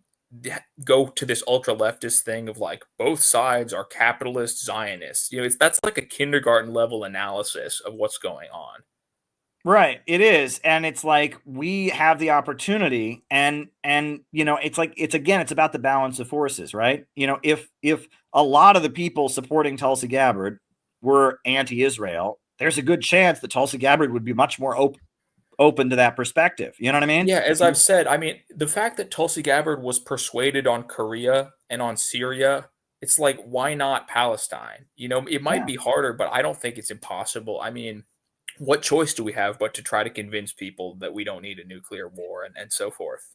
Right. I mean, and the point is, we're struggling. We see divisions in the ruling class. We see divisions. How can we make ourselves relevant and push our agenda of anti-imperialism and ultimately put forward what we view as the solution? And that's the question, right? And if the question is just to kind of like feel right on the internet, which is so much of what the culture is, right? It's just how can I prove that I am right on the internet? It's just like what do you get from that? It's like, I mean, it's like I've never been to a funeral where they're like, Bob died. But folks, there was that time that Bob was right on the internet, and we'll never forget that. Everyone remembers that day. Bob was right on the internet, and that's what he'll always go down in history for, right? You know what I'm saying? Like it's just like and that's another reason of moving away from the communist label is because for so many people, being a communist is about having the moral high ground in internet debates. That's not an exaggeration. That's what being a communist is in America. I think it was Xi Jinping, the president of China, or maybe it was a different Chinese diplomat, said that the world is big enough for everyone to do well. Said something like that. I'm paraphrasing it. Listening to a song the other day, and by a guy called K. Reno, and one of the lines he said, Lord, save us from excuse making and false blaming, and restrain the anger-filled thoughts that we're entertaining. Block all the dangerous engagements that render us brainless. Refrain us from selling our souls just to be famous. And I think that we have to cultivate the positivity because, you know, as the cliche goes, another world is possible, and that's pretty much all I wanted to say on that. Well, great. Thank you so much, Gavin. And your talk that you gave yesterday was amazing. It was beautiful and very deeply meaningful. And the fact that we as a group workshopped, you know, both you and Noah's talk, that had a huge impact on the success of the event. You know, both your talks were phenomenal because we workshopped them. And I think in the future, we need to do that for all the talks. We need to workshop and learn to workshop and teach each other. And it was also really great how David Fox, who's a Toastmaster extraordinaire, was able to step in, and he knew how to do a public speaking workshop. So that was really awesome as well. And as far as what you said about positivity, look, there is no limit to growth. There is no limit to human creativity and growth. You know, there's a limit to how many trees there are, that's true. And if we were all still heating our homes with firewood, we would have deforested the planet many times over. But we reinvented our relationship with nature. We started burning coal and fossil fuels and having electrical heat. And because of that, we have grown and we've continued to grow. There is no limit to growth. And the scarcity mindset, this idea that there's only so much, and so if somebody else has, I better take, it's what I could have. We should have the attitude that there's an unlimited supply in the universe. If we can be creative, if we can reinvent, if we can innovate, there's an unlimited supply, there's enough for everybody.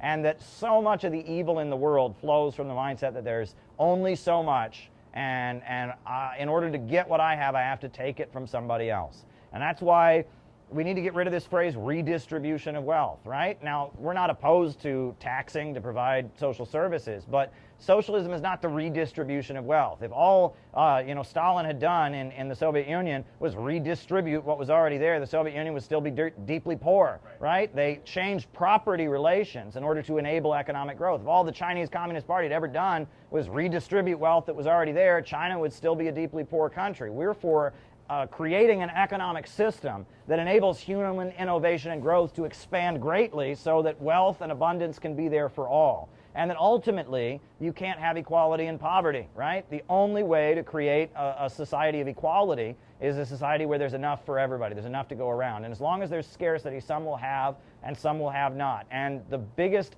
ugly things and failures in the history of communism flowed from the mistake of trying to create equality and poverty. Pol Pot, what he did in democratic Kampuchea was a nightmare because he was trying to make everybody equal in poverty. And the Chinese Cultural Revolution was a nightmare because they were trying to make people equal in poverty. These countries were surrounded, they were attacked, and in that isolation, they fell into the trap of, okay, well, we're gonna stay poor, but we're gonna make everybody equal. And that does not work. You can't have equality and poverty. You can't. And that you can't create an egalitarian society with willpower, by just wishing it hard enough, by just punishing people enough to make it come into existence. You can't do that. The only way forward is growth, but we understand the market has inherent flaws that prevent that. And that is an understanding that used to be universal. You read any old communist pamphlet from the Great Depression, it's just 101, right? This is the only system in history where abundance makes people poorer, which shouldn't make sense. Why should self-driving cars be a bad thing? Self-driving cars could lead to a world with so much wealth and abundance because the human chore called driving is no longer necessary. But on our deeply irrational system, it would lead to riots in the streets and etc. So that's our message. Wallace D. Wattles. We are probably going to republish some of Wallace D. Wattles, the great Christian socialist who was a friend of Eugene Debs. He mastered this concept, and he was a good friend of Eugene Debs. And his books, The Science of Being Great, The Science of Getting Rich, Jesus, the Man and His Works, they were socialist books, but they have kind of a self-help spiritual message that's all about growth and abundance. So, and that's what makes CPI unique, and that's what makes innovationism unique. We hold on to certain aspects of Marxism-Leninism, but we also, have gone into dipping from other wells. We are eclectic, we are syncretic, and that's the way you got to be. Anything that works, we'll use. Deng Xiaoping said that if a cat is black or white, it doesn't matter as long as it catches mice, and that's our attitude. If we can create the more peaceful world we need, if we can create more abundance, if we can lead to a society that's not marching toward World War III and a low-wage police state, we'll do it, and we don't care what ideas it is. It's not a matter of being right and not changing the world. It's about being right so we can change the world. That's my attitude. Yeah. Was we have to really salute Caleb Maupin and the Center for Political Innovation. I mean, you've seen him all around the world, all around the world, saying so, right? So you see him in Russia, standing up, bringing us to the world stage. So we talking about them elephant stomping. Right? And the people coming in support, that's Caleb Maupin and the Center for Political Innovation. It's humbling to be in this room with so many lifelong fighters against imperialism. It's really an honor to be here. And I'll be brief, but I just want to say this. You know, I'm an Irish American, I'm a Protestant Christian, but on my finger you will find an Islamic Akek ring. The reason that I wear that is because when I visited the Islamic Republic of Iran in 2015, I learned the origin of this, and that apparently the temple at Mecca, before it was conquered by Islam, was full of idols. And so the Prophet Muhammad, his followers smashed the idols, and he wore a piece of one of the idols on his finger to commemorate the victory of the one true God over falsity and idolatry. And when I heard that story, I was forced to think of what I read in the work of Thomas Carlyle, the Scottish philosopher. Yeah. About why it was that so many of the great prophets, Jeremiah, Moses, and so many of them smashed idols. And he said, we don't really believe that ancient people were stupid and they thought they could just carve a piece of wood in their backyard and it would be God. No, originally these idols stood for real truths. But generations went by, generation after generation, and those real truths were forgotten. So the prophets returned to earth to smash those idols, to connect people with the truths that those idols once stood for, with the truths and the principles that they once stood for. And so I've always worn this ring since I visited Iran, and I've always looked up to people who I see as idol smashers, as returners to truth, and that's Chairman O'Malley. Chairman O'Malley,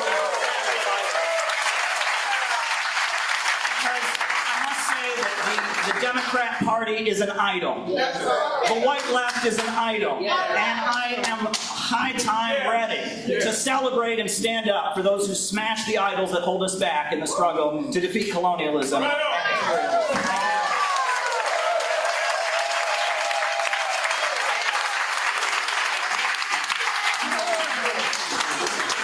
it is an honor now to be joined by our comrade Belinda Parker Brown.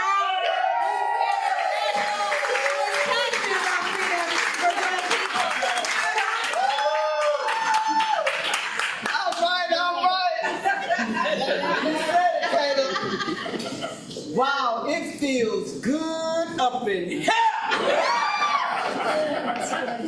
Proud of his heritage. And also he reconnected with his abolitionist heritage. He's a descendant of the great Reverend Charles Finney, who was part of the Second Great Awakening in America, which is a mass movement of Christians against slavery. And that's what we are, a movement not just of Christians, but whatever faith you have. I'm still on my own faith journey. To break the system of imperialism, globalism, and to lift the world out of slavery of the anarchy of the market. So also he went to Venezuela and experienced Bolivarian socialism firsthand. And back home, when the Workers' World Party could not comprehend the success of Venezuela, Caleb said that's enough. And he launched his own study group called Students and Youth for a New America. In 2018, he attended the Alternatives to Globalism conference, and he discussed 21st century anti-imperialism. And the Russiagate was at its height. The internet was Alex Reed Ross, who was part of the Democratic Socialists of America, supposed to be a good guy, right? Socialism, a CIA asset, decided to publish a hit piece on Caleb in the Israeli newspaper Haaretz, just to prove that Caleb was fascist. So we're not just trying to look cool on the internet. We're teaching working families why our system is failing us and what we can do about it. How can we change it? We publish books, we do webinars, we do workshops, but some of the books that we've published, the first one was The Green Book, which is Gaddafi's economic plan for Libya. BreadTube. BreadTube serves imperialism. Caleb wrote this and exposed the British and CIA intelligence behind the quote-unquote socialist streamers on YouTube. That made a big impact. Where's America Going? Marxism, MAGA, and the Coming Revolution is published in Chinese, and it's available on the Chinese mainland. Trotsky and the neoconservatives, the whole story. It was #1 on Amazon in Radical Thought for 3 weeks. Get a copy of that. Yeah. The Houthis. Houthis are heroes. Yeah. Who are the Houthis? What are they fighting for? We've passed out over 1,000 of these at pro-Palestine events. And recently, Caleb and Noah went to a PSL event, and they got kicked out for passing these books out. You know. So yeah, they really support the Houthis, don't they? Khrushchevism, study in psychological warfare. We are having study groups across the country and even in Australia about the psychological warfare that began during the Cold War against mass movements. And we are bracing ourselves to strengthen ourselves and understand the tactics that the intelligence uses to break up mass movements. A lot of books. So then, ¿qué es el innovacionismo? What is innovationism? We got it translated into Spanish now, so if you have any Spanish friends, you can pick up a copy there. And, sorry, lots of books. Africa's Flame, The Rise of Ibrahim Traoré. This is my book. Yeah. This is my book. I have a display over here about the projects. It's all in the end of the book, 3 Years of Sovereignty, but you can see the pictures and read about the projects they've done with industrializing and agriculture. And it's called Faso Mebo, where they're paving the roads. They're building an expressway between Bobo Dioulasso and Ouagadougou, which is the capital and the second largest city. And the education, patriotism for the kids, and it's just amazing what they're doing. And it's endogenous development. They nationalize their gold mines, and they're focusing on endogenous development of agriculture and industry of all kinds to support economic sovereignty. Because if you can't depend on your own country to make food, then you're dependent on the imperialists who want to destroy you. So hands off to Ibrahim Traoré. So picture in your mind, what would America look like? What would the world look like if American leaders invested in building our country instead of bombing everyone else's country and installing puppet regimes all around the world? Just picture that. That's why we're here, because we have that vision. So what can we do? Who are we, right? We're just little people, right? No, we are building a mass movement. What can we do to move our country in that direction? So I'm going to give you a glimpse into what CPI has already been doing since 2021. Hold on, it's going to be a fire hose of information, but it's important to know what we've done, because we're not just messing around on the internet and rigging the algorithms. We are out here, a real life organization, making friends, and we really want to end the wars and rebuild America. So since 2021, we've been on the ground taking action with workshops and webinars and little conventions like this. We're trying to teach people to get past the red team, blue team agenda and to unite with working families around the world to end U.S. imperialist aggression. In 2022, opposition to the Ukraine proxy war was our main priority. When the African People's Socialist Party, Uhuru, thank you, Lisa. When the Uhuru offices and homes were raided by the FBI, they were threatened with 15 years in jail and hundreds of thousands of dollars of fines for being quote unquote Russian agents for a thought crime. And we were the first, CPI was the first one on the ground to invite them to a conference, honor them as heroes, because we understand if the FBI can go after them for thought, for thinking, for opposing U.S. imperialism that's trying to crush Russia, then they can come after us too. And so because of that, blackmailers threatened the volunteers and the attendees But the conference went ahead anyways. And it was featured in Newsweek. How about that? And important influential people like Tara Reid and Garland Nixon were able to attend. And yeah, and Tara Reid knows Tucker Carlson, and because of that, Chairman O'Malley was on Tucker Carlson's show. It snowballs. It just snowballs, and that's the importance of getting together like this, because we meet each other. So the smear campaign went ahead anyways, and we shut down CPI for a while, and careers dropped out, and we reemerged stronger than ever. And 2023 we're the main voice for peace. In February, we sponsored Rage Against the War Machine with the Libertarian chair, Angela McCurdle, and we had a reception to honor Scott Ritter. What this man has to say. Scott Ritter is here. Scott Ritter is here. We are proud that Scott Ritter is here. This is a hero. This is a hero right here.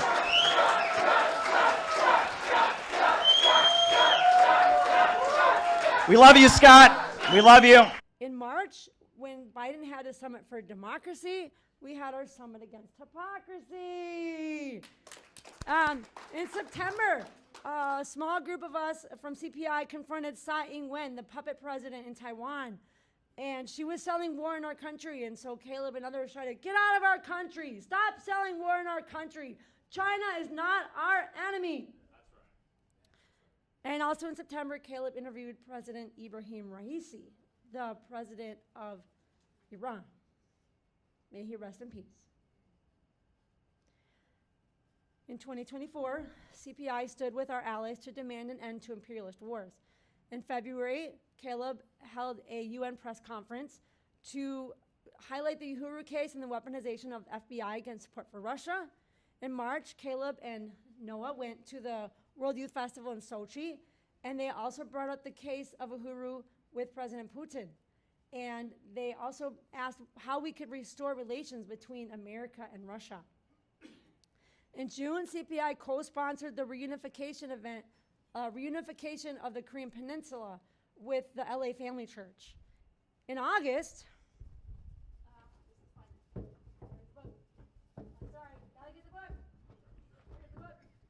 I think it's up here. Sorry. In August, this book had already been out since 2020. Kamala Harris and the Future of America. And the day that Kamala Harris was crowned the nominee, democracy. No kings, no queens. Forgot, she's not a king, she's a queen.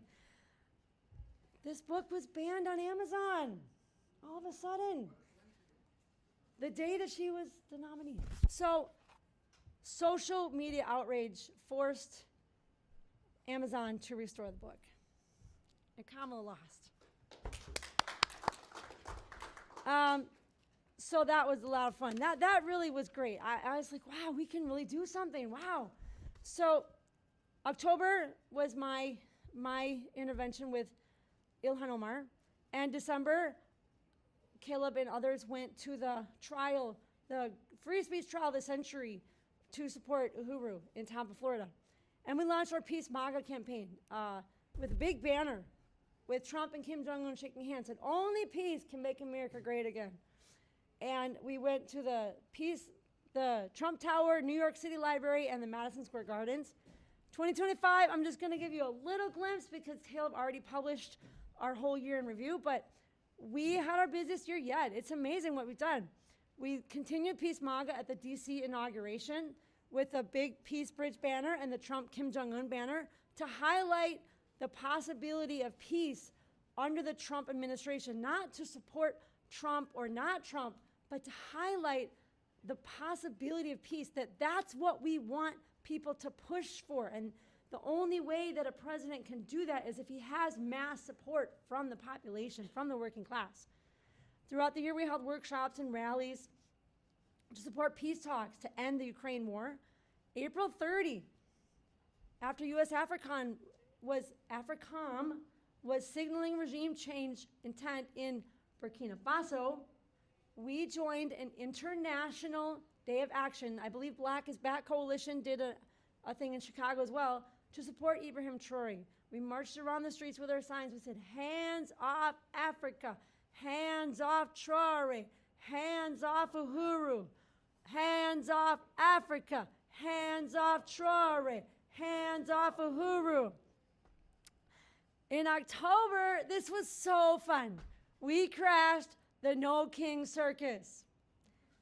And yes, it was great. And we marched around with our signs. In Minnesota, they were standing around, bouncing around with their Garfield costumes and hippopotamus and frogs and you name it. And I was out there with a big banner of Maduro. It said, hands off Venezuela.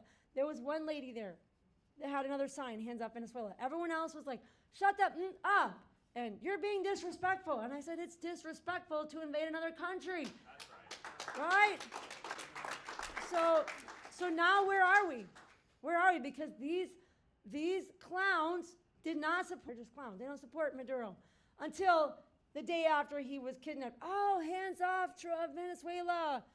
And now the Republicans say, hey, you said no kings, and now he's supposedly a dictator and a king. So we are consistent. We are against imperialism, globalism. We stand with anti-imperialist leaders around the world. We stand with Uhuru and Black is Back. They are our heroes. So now my family and I participate with members of our community in these peace rallies. And we write songs and we sing songs about building the peace bridge. My mom's legacy is the last song that she did is, we've been working on the peace bridge all the live long day. And we did that at her nursing home with her nursing home staff in front of the Christmas tree. And so that's her legacy.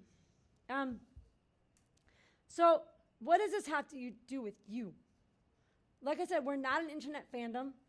We exist to carry out operations around the country and even in Australia. We have a member in Australia. The threat of a new world war is hanging over our heads like a Damocles sword. And we are going to resist the threat of a low-wage police state. We want to rebuild America and end the wars. So we're not trying to revive the Soviet Union. We don't identify with the quote-unquote communists, the ones dancing around in hippopotamus and Garfield costumes and burning American flags. We know our country has a dark history, and we admit that, but we also have heroes like John Brown and Caleb's ancestor, the Charles Finney, an anti-slavery movement. And so we, like I said, we admit that there is a dark history, but we want a brighter future for America and for the world. And so you have a choice. You can continue to live your life in your phone, marinating in the lassitude and anger and rage and hopelessness that they feed you every day on your scroll, on your feed, or you can join us. It's not for everybody. It takes work, it takes dedication, but you can make new friends, and you can step out of your comfort zone, and you can take steps to demand that we rebuild America. America is ready. America is ripe. The earth is awakening, and America must join.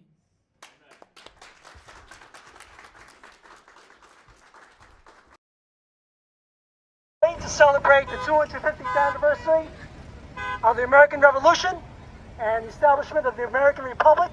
Came out here today to Times Square to talk about the American Revolution, to talk about the legacy of 1776. Iran is not our enemy. Iran is not our enemy. Iran is not our enemy. Iran is not our enemy. Our roads are falling apart, and despite this, we have a tremendous debt that we cannot pay back because of these wars. But 1776, what happened? Freedom from tyranny. What are these countries doing to us that you have to go kidnap leaders, murder leaders? For what? Because we love our country. Yes. And it wouldn't be necessary to be out here in Times Square right before July 4th if we had people in the White House and people in the Congress who loved our country. But we don't. We got people in the Congress and people in the White House and people on Wall Street who don't love America. They're loyal to an international financial system, and they're waging war after war after war around the world to keep Wall Street rich while America gets poorer. that as the Wall Street bankers fill their pockets with derivatives and ripoffs, we get poorer every day. They're unpaving the roads as billions and billions and billions of dollars go overseas. It's an absolute disgrace. 1 in 4 American children goes to bed hungry every night. 1 in 4 American children is chronically food insecure. Americans are sick and tired of war. The United States got their asses kicked out of the Middle East by Iran. They're out, okay? All the military bases are totally destroyed. Thanks a lot, Israel. Thanks a lot, Israel, for starting that war and getting Dumbo Trump into it. Now, we had a second American Revolution, and that revolution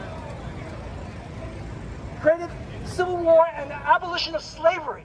This is critical for our economic development. We love our country, and that's why we're against these wars, and that's something a lot of people don't seem to really get. Genocide and murder, as in Gaza, where we have supported a mass murder for 3 years of tens of thousands of innocent people. And every day it gets worse and worse. They are now shooting children. They're burying them alive. And this is the group of war criminals that the U.S. Congress has decided to merge with. And they're driving a policy of war and controlling our presidency to push for more war and get the United States troops involved. Happy July 4th, everybody. I want to talk a little bit about the legacy of 1776, because there's a lot of liberal jibber-jabber out there. There's a lot of media out there, the 1619 Project and others, that would try and convince you that somehow the American Revolution was a reactionary thing, that it was a bad thing, that somehow the benevolent British Empire was some awful thing for us colonists to break love from. What was the reality of the British Empire system? What did the British Empire system mean to the people of China in the century of humiliation? What did it mean to the people of India who had their people starved and lost millions of people in intentional famine? American heroes said from July 4th, 1776 was resistance to tyranny is obedience to God. Well, we need to say that again. We just need to add that resistance to Zionism and the state of Israel, that is also obedience to God. U.S. can actually make peace with Iran, and it's for the interest of the American people. And it's in the interest of the American tradition in terms of, anti-interventionist, domestic focus. And have a new government for working families. That's right. One that will invest in education, housing, jobs, the economy, and not pillaging and again raping and murdering everybody here and across the world, literally. We spent billions and billions and billions of dollars on a stupid war with Iran that had no reason to happen. Iran didn't do anything to us. Iran wasn't trying to get a nuclear bomb. There was absolutely no reason to attack Iran in February except to enrich the pockets of Wall Street bankers and to make Israel feel more secure in their crimes against the Palestinian people. 40 years of triple rents, and nobody said a word about it, right? That means you are losing your property rights. They're taking away your right to land and liberty just by having triple rents.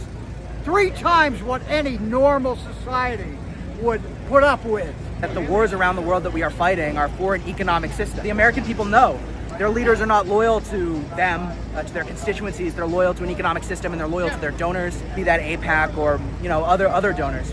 True patriots would never send Americans to die for Israel. True patriots would never send Americans to die for Wall Street and for London. And that we're the real American patriots. We need to declare independence from the British Empire system. Russia is not our enemy. China is not our enemy. Iran and the Palestinians are not our enemy. Our enemy is Wall Street. Our enemy is Jeffrey Epstein. Our enemy is the international bankers that are grinding our country into poverty while they enrich themselves. And we're here as the true American patriots standing against Wall Street, standing against their ugly wars, and fighting for working families. We're the Center for Political Innovation.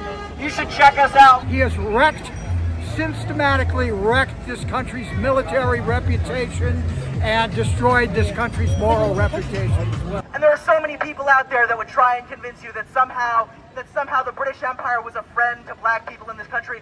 It is the further from the truth. Nothing could be further from the truth. It was the British Empire who threatened to park their navy and break break up the Union blockade of the South. It was the British Empire, it was the Wall Street bankers who were funding the slavocracy of the South.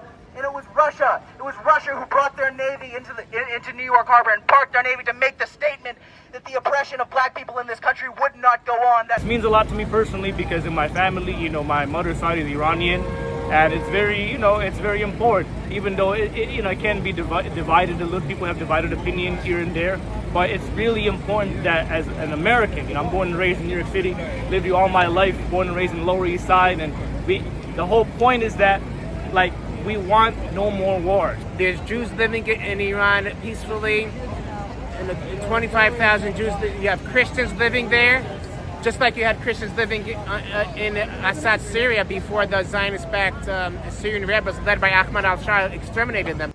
There's a lot out there saying, oh, America's an idea, America's an idea. Joe Biden gets it, he says, oh, America's an idea that we export onto other people through violence and death and destruction. Absolutely disgusting concept. The American people are a real people rooted in the foundations of the land of this country. And the American people do not want war. The American people don't want to export some abstract ideal of so-called freedom, the freedom to go without food, the freedom to go without healthcare, the freedom to go without infrastructure. No! The American people want housing. The American people want health care. The American people want education, and that is really the legacy of 1776. We should try for win-win cooperation instead of gunboat diplomacy. Reclaim the revolution! That's right! Reclaim the revolution! That's right! And the Democrats are no better than the Republicans! That's right! When are people going to get it through your head? You're being deceived! U.S. Navy people and U.S. Marines walking by, and I noticed that a lot of them would read our signs, and I saw a couple fist bumps. I saw a sailor take a picture with one of the Iranian flags. I mean, they seem supportive. I would say, the people who are most against the wars in this country are our veterans, because they are the people who have to fight them, and because they really love our country and they want it to be a better place. And that's, I think, why they enlisted in the first place, and they can see that that's not what they're really doing. To talk about the injustices of the wars that this regime has propagated, not just on Iran, Venezuela. People walking by were giving us thumbs up. Saw a lady give the devil horns, doing the rock on sort of thing. The Center for Political Innovation, I think, is it's really something special. I think it's really something special. I don't think any other organization could come out here and do what we're doing today, making the point that we're proud to be Americans. I mean, a lot of leftist groups, they would come out here and maybe they would make similar points, but they would make it in a way that would be as alienating as possible.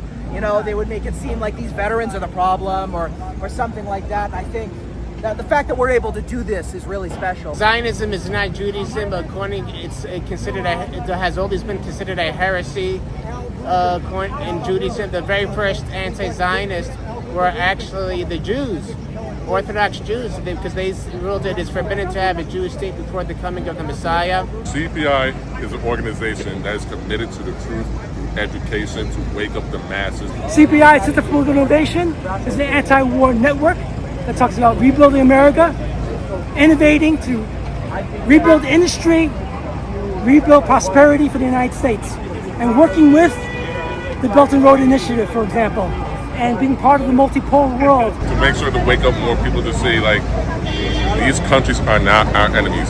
Our enemy is Wall Street, first and foremost. Impoverishing Africa, we should be doing what China is doing in Africa, and developing African countries and making sure that they can be viable trading partners. That would be fulfilling the legacy of 1776. That would be fulfilling the legacy of the American system and not the British Empire system that is about making sure that other people are poor so that you can stay rich. Mali is really doing okay. Burkina is doing okay. Niger is doing okay. And we are helping. Coming together. Russia's helping, yeah. Russia has really been a great help. Russia has been a very great help in terms of equipment, in terms of even international politics. Russia has really helped a lot. Russia and China, and Iran and Turkey. Van Damme, a socialist would want to roll back the rent to normal levels. Okay, not just freeze the rent, roll them back to what they were affordably 25% of your income. Not our enemy. Iran is not our enemy. Iran is not our enemy. Iran is not our enemy. Iran is not our enemy. Offering community to all these people who have come here today. I mean, This is something that has really been life-changing for me, to be able to come out here, make friends like Irving, make friends like Caleb and Mahir and Paul, and all these people. These people are my family, you know. I love them, and it's really awesome that we're able to come out here and do this and stand with the American people against the system. The military of the United States will now be merged with the genocidal state of Israel. Ooh. What a disgrace! Terrorists will That's now right. And I got the sense that people were really, really supportive of us. We are the true patriots of this country. We are against the imperialists. We're against the big international monopolies. And we want a government that invests in the American people. A government of action that fights for working families. Not a government that serves Wall Street and London and the profits of the super rich. We need a government of action that fights for working families. No more wars to enrich the 1%, the billionaire elite, the Jeffrey Epstein class. So I think this is really the new norm of the world. America needs to really wake up to know who to deal with. Because it's not about, I used to be partnered with this one. Where is your partner going? If they're going astray, you need to change, because everybody needs to defend their own interests first. So America really needs to defend their interests, becoming alliance, becoming partner with those alliance countries. You know, becoming friends, becoming partner with developing countries, with countries that really have a clear vision. Not with Europe, that is really falling. Now Europe is very kind of crazy right now. They are waging wars here and there with no reason. So I think America does not win in partnering with them. That's right. Instead of relying on brain drain and picking the pockets of the intellectuals of around the world so that they don't have professionals to develop their industries, we ought to have a government that empowers the American people and sees them as an investment. We do invest in our people, and that is what 1776 is about. We need a third American Revolution. Yeah. We need a third American Revolution. Dare to struggle, dare to win. Dare to struggle, dare to win. Dare to struggle, dare to win. Dare to struggle, dare to win. Dare to struggle, dare to win. Dare to struggle, dare to win. So I'm here at a park in Brooklyn, and like many of you, I am trying my hardest not to think about the political nightmare our country is in. Rising inflation, a war against Iran that never should have happened, two big parties controlled by big monopolies and corporations and the Israel lobby. I'm trying not to think about all of that. Instead, I'm focusing on the positive, which is we're building a movement. And that is happening. The Center for Political Innovation is building a movement of working people that are educating themselves about anti-imperialism, that are organizing and building. And that's the only thing that's going to get us out of this. It's going to take a mass movement. Not podcasts, but community. And that's what the Center for Political Innovation has been telling people from the beginning. We've got to build a movement where working people come together and teach anti-imperialism and assert their interests against the big monopolies. Now, we're headed toward our convention in August 15th in Chicago, and we need your help. If we're going to pull it off, we need your support. Everything costs way more at this point. Flights are way more, gas is way more, everything costs more. Our members are working people. You can shoot us $5, $20, $10, $100, whatever you can do. It'll make things go a lot easier. Our August convention is happening, August 15th in Chicago. We need you to support us to make sure it goes as smoothly as possible. I think that as hard as it may be, we have really taken some big steps forward in solidifying our organization. We now know much better how to work with people, how to maintain relationships, how to align with different organizations that have similar goals. We're moving ahead as an organization. We have been in a process of growing and developing, and we are getting better and better and better at what we do. So please take this time to go to cpiusa.org/donate and send us a contribution so that we can do what we're getting better and better at doing every day as we prepare to move forward in the coming months. We're heading into the fall as the midterm election happens to spread an anti-imperialist message everywhere we can. Send us a contribution at cpiusa.org/donate today. We are prepared to hit the ground running this fall. We've got to solidify our ranks, so please send us a contribution so that we can make August successful.